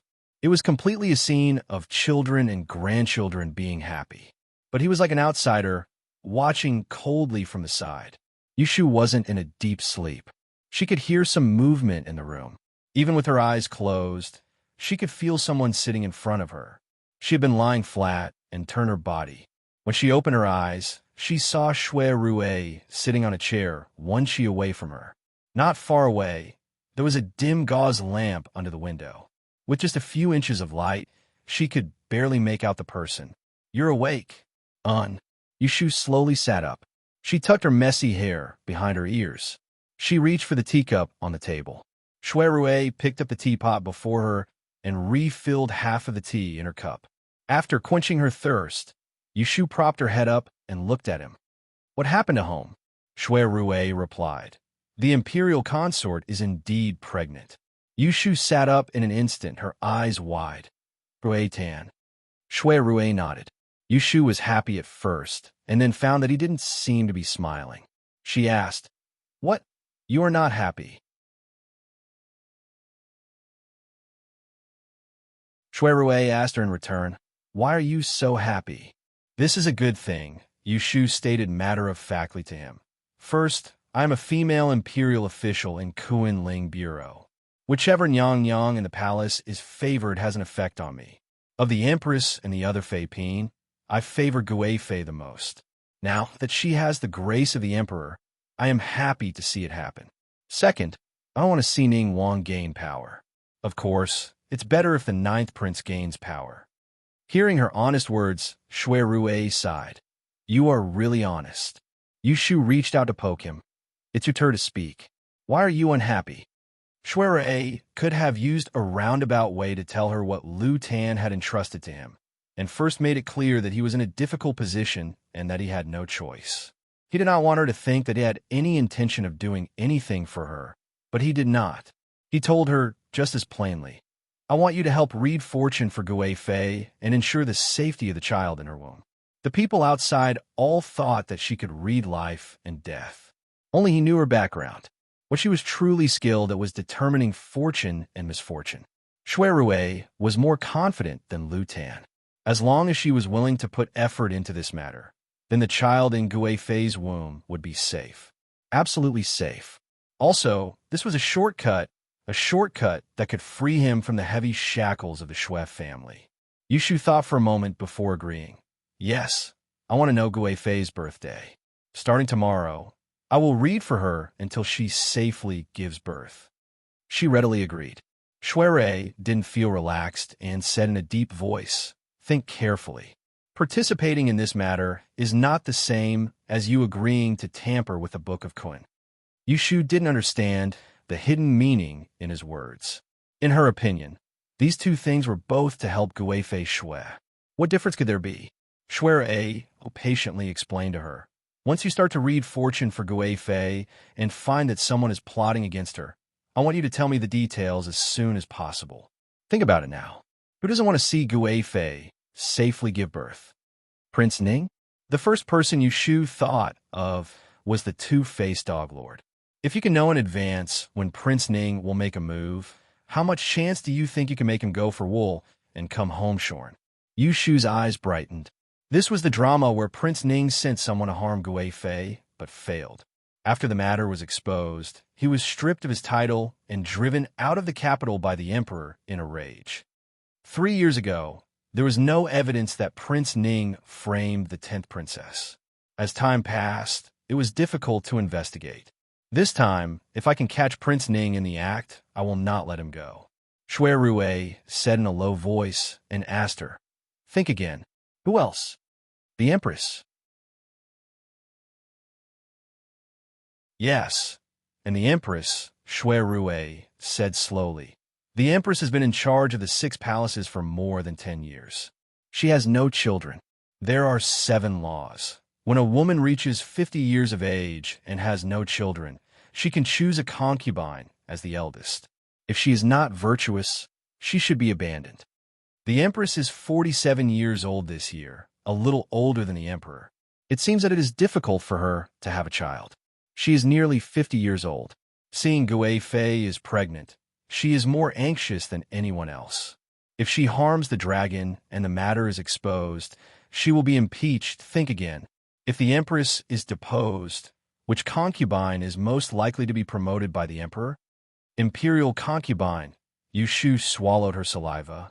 In this way, Lu Tan would directly become a prince of the first wife. Then what else is there to fight for? What is there to fight for? So, no matter who will harm Gui Fei, it can shake the whole court. Now do you know whether you are involved in this matter or not? Do you know what it means? It's fine if it succeeds, but if it fails, can you bear the consequences? Listening to Shui explanation, Yushu found that she had thought too simply. If she agreed to help him calculate fortune and misfortune for Gui Fei, then she would be completely on the pirate ship, and it would be difficult to get off. Historically, there were only 2 outcomes for those who failed in the fight for the throne: death and a life worse than death. This made her hesitate again. Compared to Ning Wang becoming the crown prince, she was more willing to see Lu Tan become the crown prince. Otherwise, she would not have been willing to help Gui Fei change the Book of Great Earth and ignore the Empress and Shu Fei. However, she did not forget that the starting point of everything she did was to escape the death trap of the person who broke the fate to save her life. But who knew how long it would take for Lu Tan to sit on the throne after he became a crown prince? It was hard to say if the emperor would deal with her during this time. Then whether Lu Tan would become the crown prince, whether he would be able to become the emperor in the future. In the end, it could not decide if she could keep her little life. Was there a need for her to take such a risk for an unnecessary matter? If it was someone else, they would definitely think for a few days, but for Yushu, who often toyed with probability, it was just the time it took to drink a sip of tea. Gee, you don't have to scare me. I will do this. Come, let's clap hands and agree. Whoever regrets is a bastard. One of her principles was, rather than waiting for death, it was better to take the initiative and attack. Furthermore, she had confidence in Shui. She could divine the mastermind who wanted to harm Gui Fei, so Shui would definitely be able to make them reveal their true colors. Yushu was still sitting on the soft couch at this time. Her hair, which had just woken up, was loose and disheveled. A tuft of it stuck up on the top of her head. Her serious appearance of raising her hand and swearing was very silly, but in Shuerue's eyes, it was extremely cute. Pa! Shuerue raised his hand and lightly patted her palm, making a crisp sound. However, he did not move away. Instead, he took the opportunity to hold her entire hand. He moved in front of her and pecked the back of her warm hand.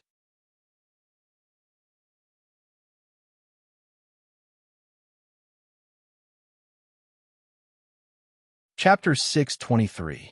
Yushu mentioned the Tihu incense to Xian Lishan on a whim. She didn't have much hope, but Xian Lishan gave her a surprise. You mean the Tihu incense? Xian Lishan looked at her suspiciously. Have you seen the Tai Ching tripod of the Xian family? Yushu raised her eyebrows and said, I've seen it more than that. The left judge gave me a fake Tai Ching tripod. Oh, Xian Lishan drawled and said with a look of understanding, he gave you the tripod, but he didn't give you the Tihu incense, right? He did, but it's not enough. That's why I asked you if you know how to make it. If you can, then we'll make a deal. I'll let you study my Feng Shui pool, and you have to provide me with the Tihu incense. What if I don't know how to make it? You don't know how to make it? Yushu stood up and was about to go out. Then forget it. Forget it. Hey, Xian Lishan hurriedly stopped her. Don't leave in a hurry. I didn't say I don't know how to make it. Yushu turned her head and looked doubtful. Do you know how to make it? Are you kidding? Lord Xian gave you the Tihu incense, but didn't he tell you who made it? Xian Lishan mentioned his father and called him Lord Xian as if he was not his father. What's with your eyes? Don't you believe that I made the Tihu incense? Yushu slowly turned back and sat down. She put her hands on her knees and looked at him. I believe you. Let's talk.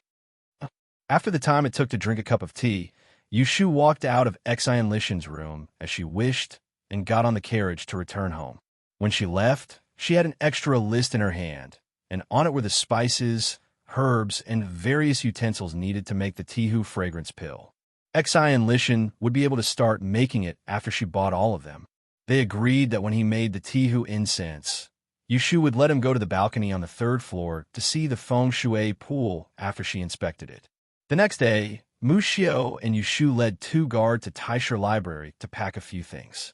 Ever since the death of Zhang Xuan during the Hungry Ghost Festival, she had never been to the Taisha Library again. Even Ren Qiming had specifically reminded her not to do so, so she had openly skipped school.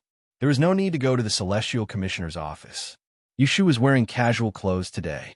Although she had tens of thousands of taels of silver, she didn't need to spend much effort on her clothes.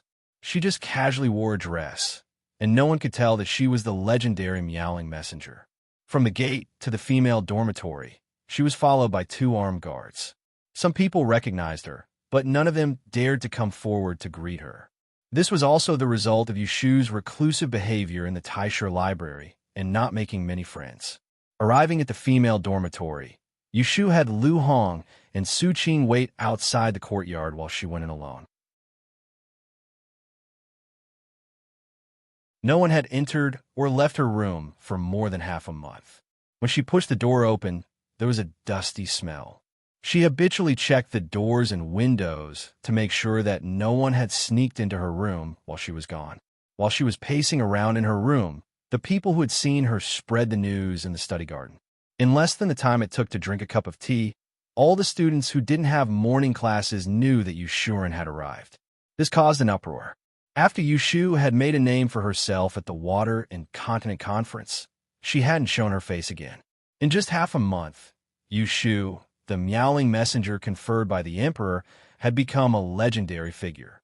Now that they heard that she was in the Taisha Library, how could they not be excited? So, when Yushu finished tidying up in her room and came out with her things, she was unprepared to be surrounded in front of the door of the female dormitory. Lu Hong and Su Qing tried their best to maintain a serious expression on their faces as they looked at the crowd of students peeking their heads out of the walls and whispering to each other. They gripped the hilt of their sabers tightly with one hand and stretched out the other to create a path for Yushu to pass through. Lord Messenger, are you leaving the school and not going to stay in the Taisha Library in the future? Originally, the crowd was just watching, but an unfamiliar person asked in a loud voice. Once it started, there was a series of questions. Everyone was talking at once, mostly concerned about whether Yushu would continue to stay in the Taisher library to study. Yushu didn't expect this scene, and she didn't know that the restaurants and tea houses outside were talking about her amazing abilities. So, faced with such a group of enthusiastic young people, she was very confused. She could only smile and say perfunctorily, "Although I hope to learn more from the academicians, I can't be at two places at once. I have official business to attend to, so I won't be coming to the library in the near future." Some people looked disappointed, thinking that if Yushu could stay, they could always find a chance to get close to her and ask for advice. As the saying goes, the pavilion closest to the water is the pavilion closest to the water.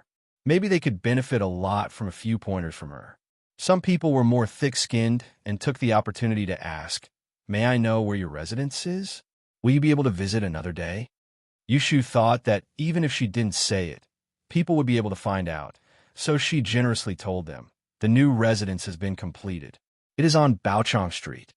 The crowd saw that she was not as arrogant as they had her behind her back when she asked and answered.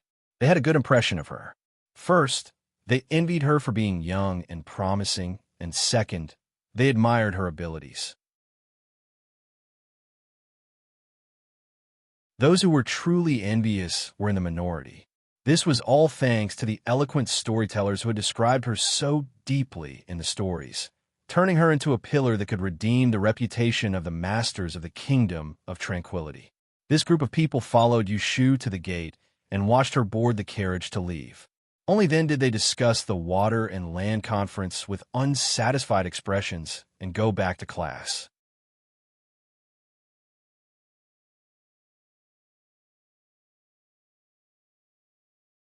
Chapter 6:24. Shuirue went to the Supreme Court prison early in the morning and interrogated a few prisoners there before returning to the administration office. Not long after he sat down to read the statement, a bailiff came over to report that someone had come to the yamen in front to look for him. The bailiff didn't say who it was and just waited outside the main entrance. Shuirue asked about the bailiff's appearance and had a rough idea of who it was, so he asked the bailiff to lead the bailiff to the second yamen to watch tea. He arrived soon after and was not surprised to see Jiang Mia standing in the back hall in dark green riding attire. "Why are you looking for me?" Jiang Mia held the handle of the shiny whip at her waist and raised her thick eyebrows. She sized up his dignified appearance with his official robes and black veil. She said in a bad mood, "Do I have to look for you only if I have something to say? My mother has been in the capital for a few days, and she has not waited for you to greet her. She thinks that you do not want others to know about your relationship with Imperial Brother, so I came to ask if that is the case. If that is really what you think, I will pretend that I do not know you in the future." Shuirue seemed as if he didn't hear her ridicule, and he walked over to sit on a chair before he said to her, "I took over a murder case not too long ago, and I'm currently investigating it, so I couldn't get away for some time. That's why I wasn't able to personally welcome the old madam. It's my fault, and I'll surely pay a visit to apologize another day." Actually, a few days after Madame Wei arrived in Anling, Shuirue had sent someone to send a letter to explain the situation. He also sent a pair of eloquent parrots to make the old madam happy. Therefore, Jiang Mia's visit today was really looking for trouble. It was because Jiang Mia was used to making trouble without reason that Shuirue did not expose her so that she would not pursue the matter endlessly.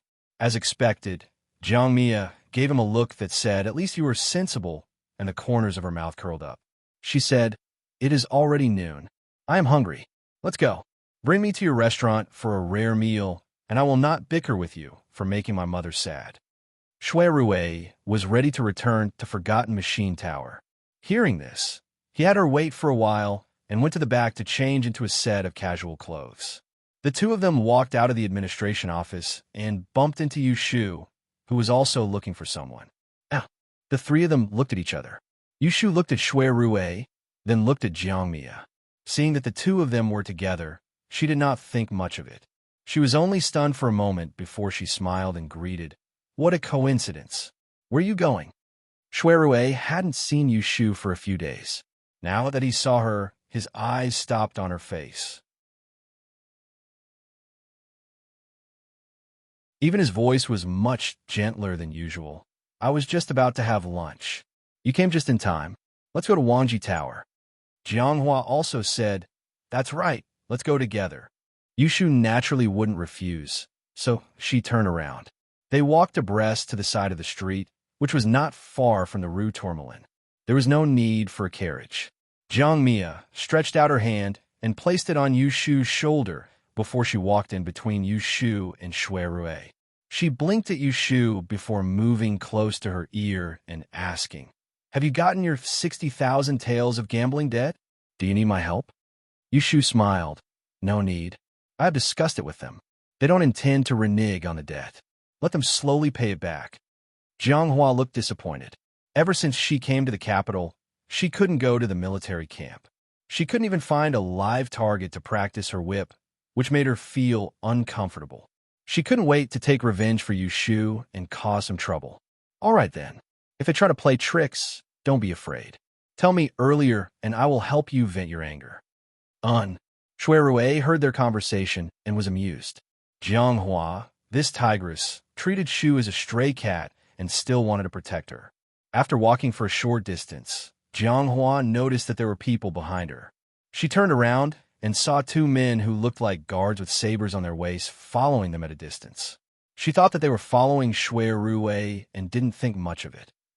The three of them wandered all the way to the Rue Tourmalin, but halfway there, they followed Jianghua into a noisy tavern.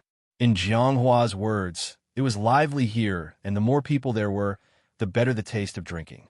It wasn't that Wangji Tower wasn't lively, but that the food was more expensive than gold. The people who came here were rich and well-educated.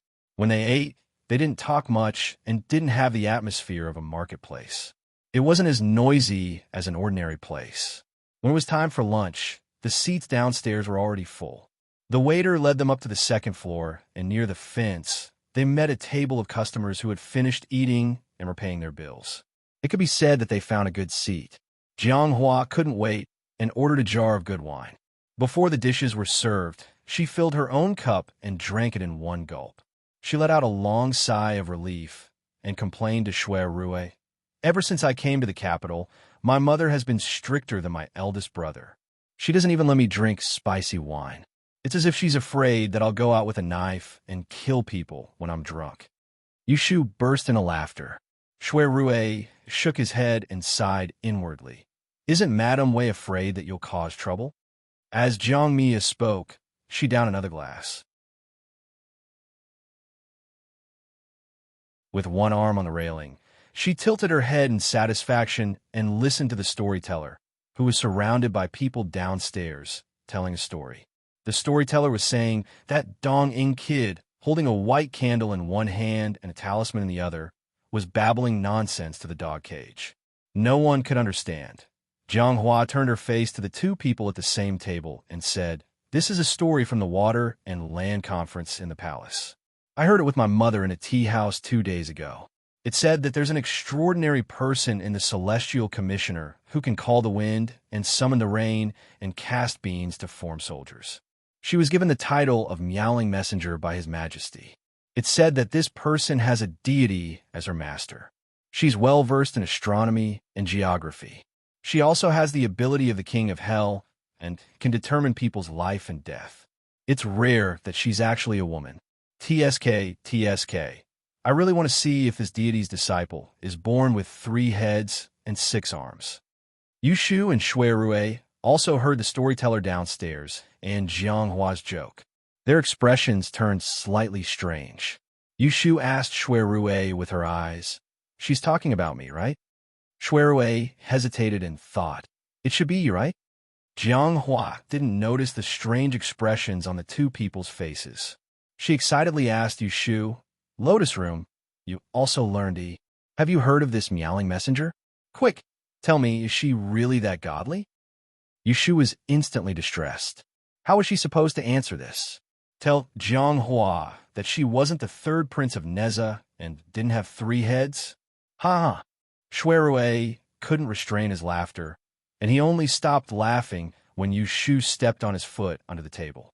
He said to the baffled Jiang Ye, "Since you've heard of this joke, then haven't you heard of the name of this meowing emissary?" Jiang Hua rubbed her wine cup and recalled, "Oh, I remember they said that this person is the female fortune teller in this year's Dine examination. What's her surname again? Don't panic. Let me think, I know. Her surname is Yu." Shui Rui kindly reminded her. Jiang Hua slammed the table hard and said, "That's right. Her surname is Yu. It's Yu Swansea." The people at the next table glanced at them.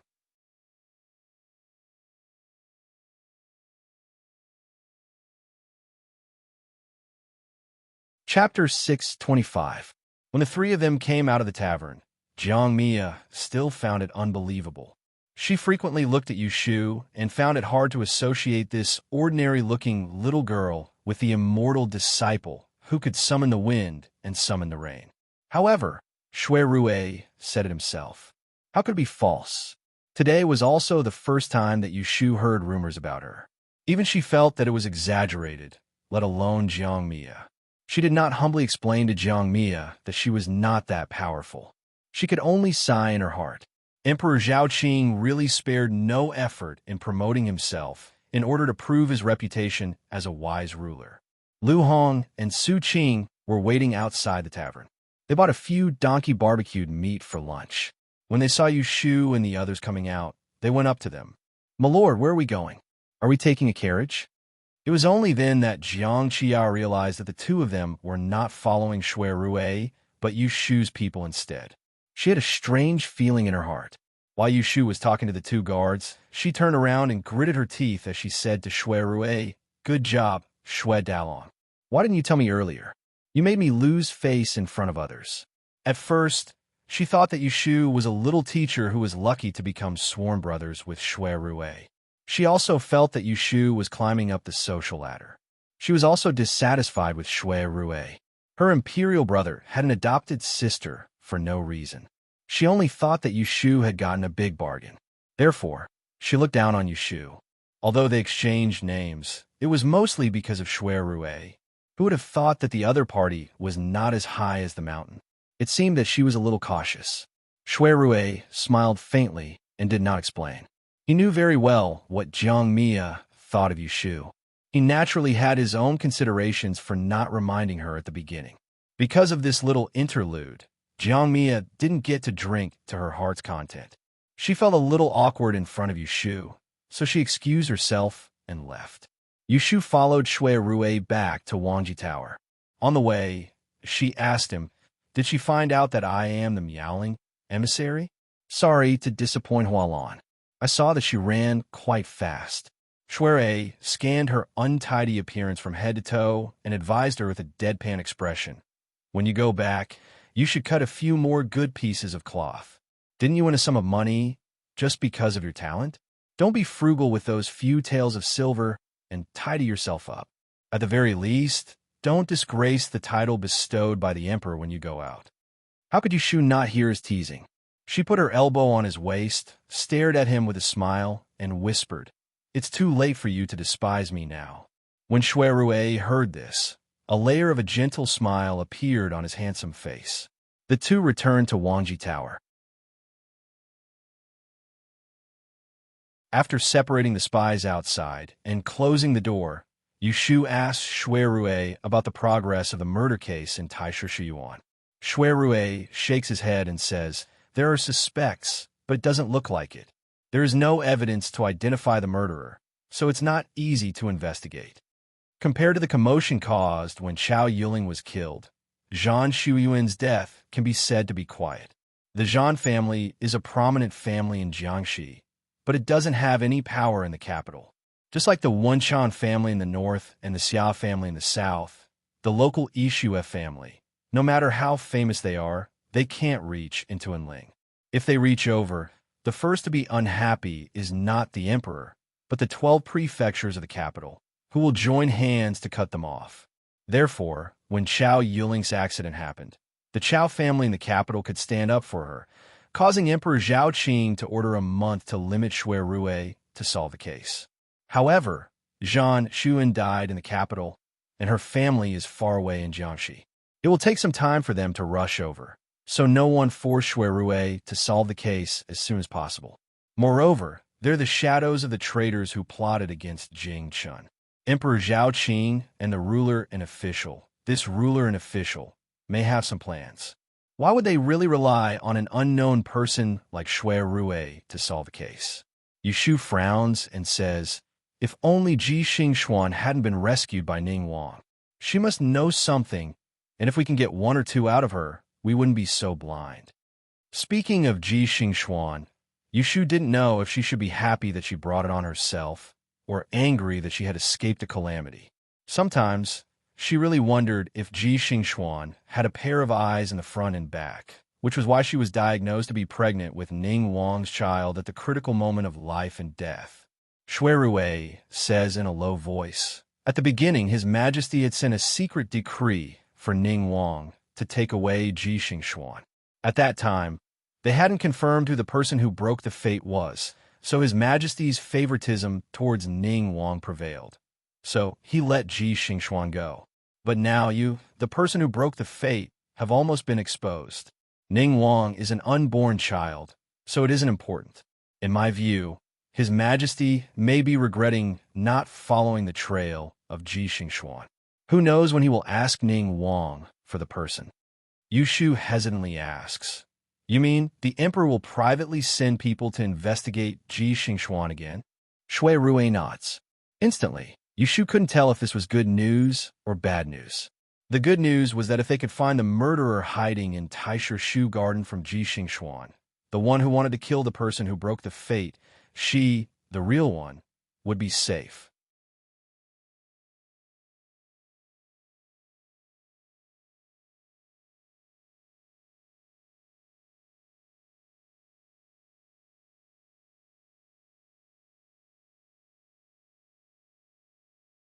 Chapter 626.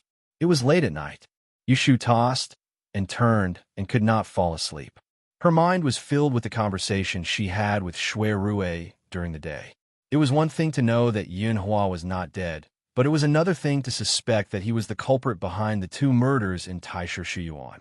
In Yushu's understanding, Yunhua, the eldest senior brother whom she had never met, was a person with a good reputation when he was alive. When he was dead, he was also a legend. He was definitely not related to the murderer at all. If it was really Yunhua, then Yushu could only praise him for being ruthless. In order to stop the Don Calamity from losing his life, he could even lay his hands on his own son, Jing Chun. He beat him half to death and threw him into the river. It was fortunate that she picked him up and brought him back. Otherwise, she would have fed him to the fish. If it was not Yunhua, then if he did not die 20 years ago, where was he hiding for the past 20 years? Yushu thought for a night. The next day, she had a pair of black eyes. When Shui Rui saw this, he was quite regretful. He thought that he should not have told her before he found out the truth. He comforted her and said, it's just a speculation. Don't take it to heart. Yushu shook her head. The more she thought about it, the more she felt that Jing Qin's murder and the murders in Taisha Shuyuan had something to do with Yunhua. The biggest possibility was that Yunhua exposed his purpose of destroying the book of Mystery Woman's 6 Rens and was killed by the royal family of Dawn. After he escaped, he concealed his identity and secretly made arrangements. He waited until Jing Chun, the Calamity of Dawn, came down from Mount Longhu before he took action. Jing Chun told her that the Tidian once said that the Da and Calamity only appeared once in 100 years. It was fate, but it was also a predestined fate. According to the time, Jing Chun should be the third calamity that appeared since the founding of the Dan Kingdom. However, the fate breaker did not seem to appear together with the calamity. Only the calamity could see the fate breaker from the imperial tombs. Therefore, Yunhua must have known that Jing Chen's son was a troublemaker when he was born. He could not destroy the book of Mystic Maiden's 6 Rens, but he knew the secret of this book, so he changed his goal to stop the troublemaker from destroying his life. He could not bear to kill his own son, so he could only wait for the day Jing Chun found the person who would destroy his life, and then he would make a move against the person who would destroy his life. Thinking about it this way, The most crucial part of the book of the mysterious Maiden Lu run should be the great calamity of a dynasty. It was related to the fate of a dynasty. It was related to the peace of the world. Qin Zheng's obsession with destroying the book of the mysterious Maiden Lu run was very deep. Otherwise, he would not have sent his eldest disciple to take the risk to go to the capital. After 20 years, he accepted her as his disciple and sent her to the capital again. My master, Taoist Qin Zheng, knows fortune and misfortune and can judge life and death. Then, he must be able to predict that Yunhua is not dead. However, from his tone at that time, he and Yunhua have been separated for many years and have not been able to meet again. That is to say, after Yunhua was in danger that year, his whereabouts were unknown, and he did not go back to find Master. Yushu talked to herself. She always felt that Yunhua's obsession was somewhat inexplicable. He was ordered by his master to go to the capital to destroy the book, but he did not destroy the book. Instead, he lost his own son. Under the situation where he was surrounded by enemies on all sides, shouldn't he try to find a way to reunite with Taoist Qin Zheng? Yunhua was different from her.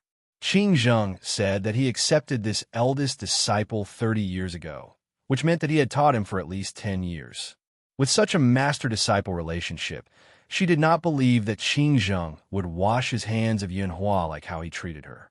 He would definitely leave him a way out and would not let him not be able to find her. However, after Yunhua died 20 years ago, he did not return to Qin Zheng's side. Instead, he chose to live in seclusion alone. The feeling he gave her was that he was deliberately avoiding Qin Zheng and did not want Qin Zheng to interfere with him.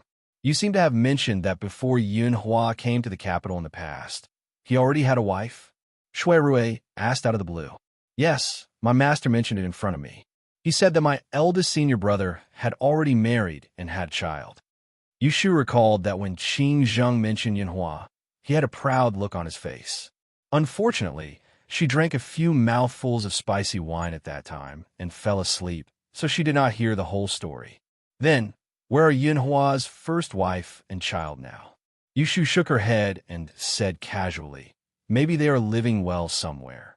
Otherwise, they are dead. Her words were stuck in her throat, and she bit her tongue. Suddenly, a vague idea came to her mind, and her eyes drifted around. She did not notice that Shui Rui, who was sitting opposite her, had a stern look on his face, and his eyes were slightly closed. There was a short silence between the two of them. Shui Rui said, "You have seen Yunhua's exam paper when he participated in the Grandian examination. Do you still remember where he came from?" This happened more than half a year ago. Yushu used one of Yunhua's astrology exam papers to trick the Ji family. Now, that exam paper had been destroyed. Fortunately, she had a good memory, so she did not forget it. I remember that it was written on that exam paper that he was from Changzhou. All the examinees of the Grandian examination were given an exam notice. There was no student number. All the exam papers were distinguished by their birthplace, name, and handwriting. Changzhou, Shui Rui muttered to himself. His heart was moved. He thought, Changzhou and Yang are adjacent to each other, less than 100 miles apart. Yunhua came to the capital with an ulterior motive, so his name and birthplace can be fake, but his accent and customs can't be too far from the truth. Could it be that he is actually from Yang? Didn't Shu also become his disciple in Yang City? Although that is what he wrote, who knows whether it is fake or not. Even the name Yin Mufeng might not be real. Yushu slightly twitched her mouth. She judged Yunhua from a woman's point of view. She felt that he was really a scumbag. He left his wife and child to go to the capital and became famous overnight. He became the son-in-law of the emperor, and he was in love with Princess Liue and had a child. He had let down 2 women. Of his 2 sons, one was unknown whether he was alive or dead, and the other was cheated here and there. He was a terrible father. In comparison, Yunhua and Jingchun were really a pair of father and son. They both abandoned their own good lives for the sake of those incorporeal morality. I will send someone to Changzhou to investigate as soon as possible. I will let you know when there is news. Shui Rui came back to his senses and said to her, after breakfast, I will send you to the Celestial Commissioner's office. Yushu stayed at Wang Ji Tower yesterday and did not leave. Lu Hong and Su Qing were sent away by her. When she went out, Shui Rui had to personally send her off before she could rest assured. Because the speculation that Yun Hua was the culprit was too scary, Yushu forgot to tell Shui Rui that she went to the palace and met Imperial Consort Shui. Shui Rui sent Yushu to the main entrance of the Celestial Commissioner's office. Before they parted, he reminded her, "You are in charge of the official marriage approval. If you see Jin Sun's 8 words calligraphy, temporarily suppress it. Remember to inform me." Yushu naturally agreed. She wanted to ask more, but Shui Rui had already closed the car door, turned around, and left. Lu Hong and Su Qing were waiting at the entrance of the official office. They followed her inside. The 3 of them split up in the courtyard of the Kunling Bureau. Yushu went to work, and the 2 guards were ordered to stroll elsewhere and listen to the news. After entering the courtyard, Yushu raised her head and glanced at the window of the east building. Seeing that it was open, she knew that Jing Chun had arrived first. So, she went upstairs first. In the same department, the lower officials had to report to their superiors in the morning and evening. This was the rule of the officialdom. "Good morning, Right Commander. Do you have any instructions today?" "If there is nothing else, I will go." Jing Chen sat by the window and flipped through a book. A corner of his silver gauze robe hung to the ground. The embroidery of the Big Dipper Palace on his shoulder was illuminated by the morning light. His long hair was tied up, and he wore no black gauze. His brows were like distant mountains, and there was a small shadow in his eyes. When he looked back, it was like autumn water. Such a pleasing man could only be watched from afar. Yushu sighed in her heart. Jing Chen looked at her, put down the scroll, and said, "When I entered the palace yesterday, His Majesty was drafting an edict. The golden book and seal of your title have already been made by the Ministry of Rights. In the morning, someone from the palace will come to announce the edict. You should prepare." On the day of the Water and Land Conference, although Emperor Zhaoqing had personally conferred the title of Miaoling Messenger to Yushu, the imperial edict had not been written. It would take some time for the book and seal to be made. This was considered fast. "Thank you for telling me." Yushu smiled and turned to go downstairs. Jing Chun waited until she had disappeared before looking away. He looked at the book in his hand again, but he could not concentrate on reading it. These days, the only things that he looked forward to every day were the mornings and evenings. Even if he did not have anything to say, it was better than her ignoring him. Yushu went downstairs and found Xiaolon. She had him inform all the officials of the Kunling Bureau so that they would not be flustered when the imperial edict arrived. When it was almost noon, someone from the palace came to announce the imperial edict. The people of the Kunling Bureau all came out to receive the imperial edict at the door. The head eunuch holding the imperial edict read something in a genteel manner. Yushu did not understand, but she heard 2 key points. First, the title that Emperor Zhaoqing had given her was equivalent to a 3rd-rank vassal. In other words, she had an additional allowance. In the future, when she saw officials below 3rd rank, she could stand with her head held high. Second, other than this title, Emperor Zhaoqing also rewarded her with 100 taels of gold, a number of fine silk cloths, and the flag that she had used to summon the rain that day, with the true dragon's command personally written on it. Yushu was extremely happy. Seeing the real benefits, she felt that the title was well-deserved. It was no longer a title that could not be used for eating and drinking. This subject thanks the emperor for his great kindness. Long live the emperor. Yushu knelt down to receive the imperial edict. She raised the silk cloths above her head. When in Rome, do as the Romans do. After 2 guards brought the gold and silver into the building, Yushu approached the head eunuch who was announcing the imperial edict. She stuffed the silver notes that she had prepared into the other sleeves. With a smile, she made friends with this chief eunuch of the Bureau of Rights, Wang Fengtai, Eunuch Wang. After the eunuch left, the people from the Kunling Bureau came forward to congratulate Yushu. Someone asked when Yushu was going to hold the banquet, so that they could prepare a congratulatory gift and come to visit. Yushu thought about how the layout of the residence on Baochang Street was almost the same. She calculated the time of relocation and said to the crowd, "Find a good day in the middle of next month. Wait for me to send out an invitation." The circle of people dispersed in satisfaction. After a while, only Yushu and Jingchun were left in the courtyard. "If you're going to hold a banquet, will you invite me?" Jingchun asked. Yushu was in a good mood. When she heard this, she said, "Of course, I will invite you up the mountain to do me the honor." Jingchun smiled and nodded, gesturing for her to enter. "Go in." Yushu walked behind him. She could not help but think, if Yanhua is really the mastermind behind the scenes, how will Jingchun face him in the future? That you're tuning into the Romance Rendezvous YouTube channel. We're so grateful for your support, and don't forget to subscribe to join us on this incredible journey through captivating stories. Your generosity through donations truly makes a world of difference, as it's the primary source of revenue that allows me to expand and enhance this channel for you. Thank you from the bottom of my heart for being a part of this adventure.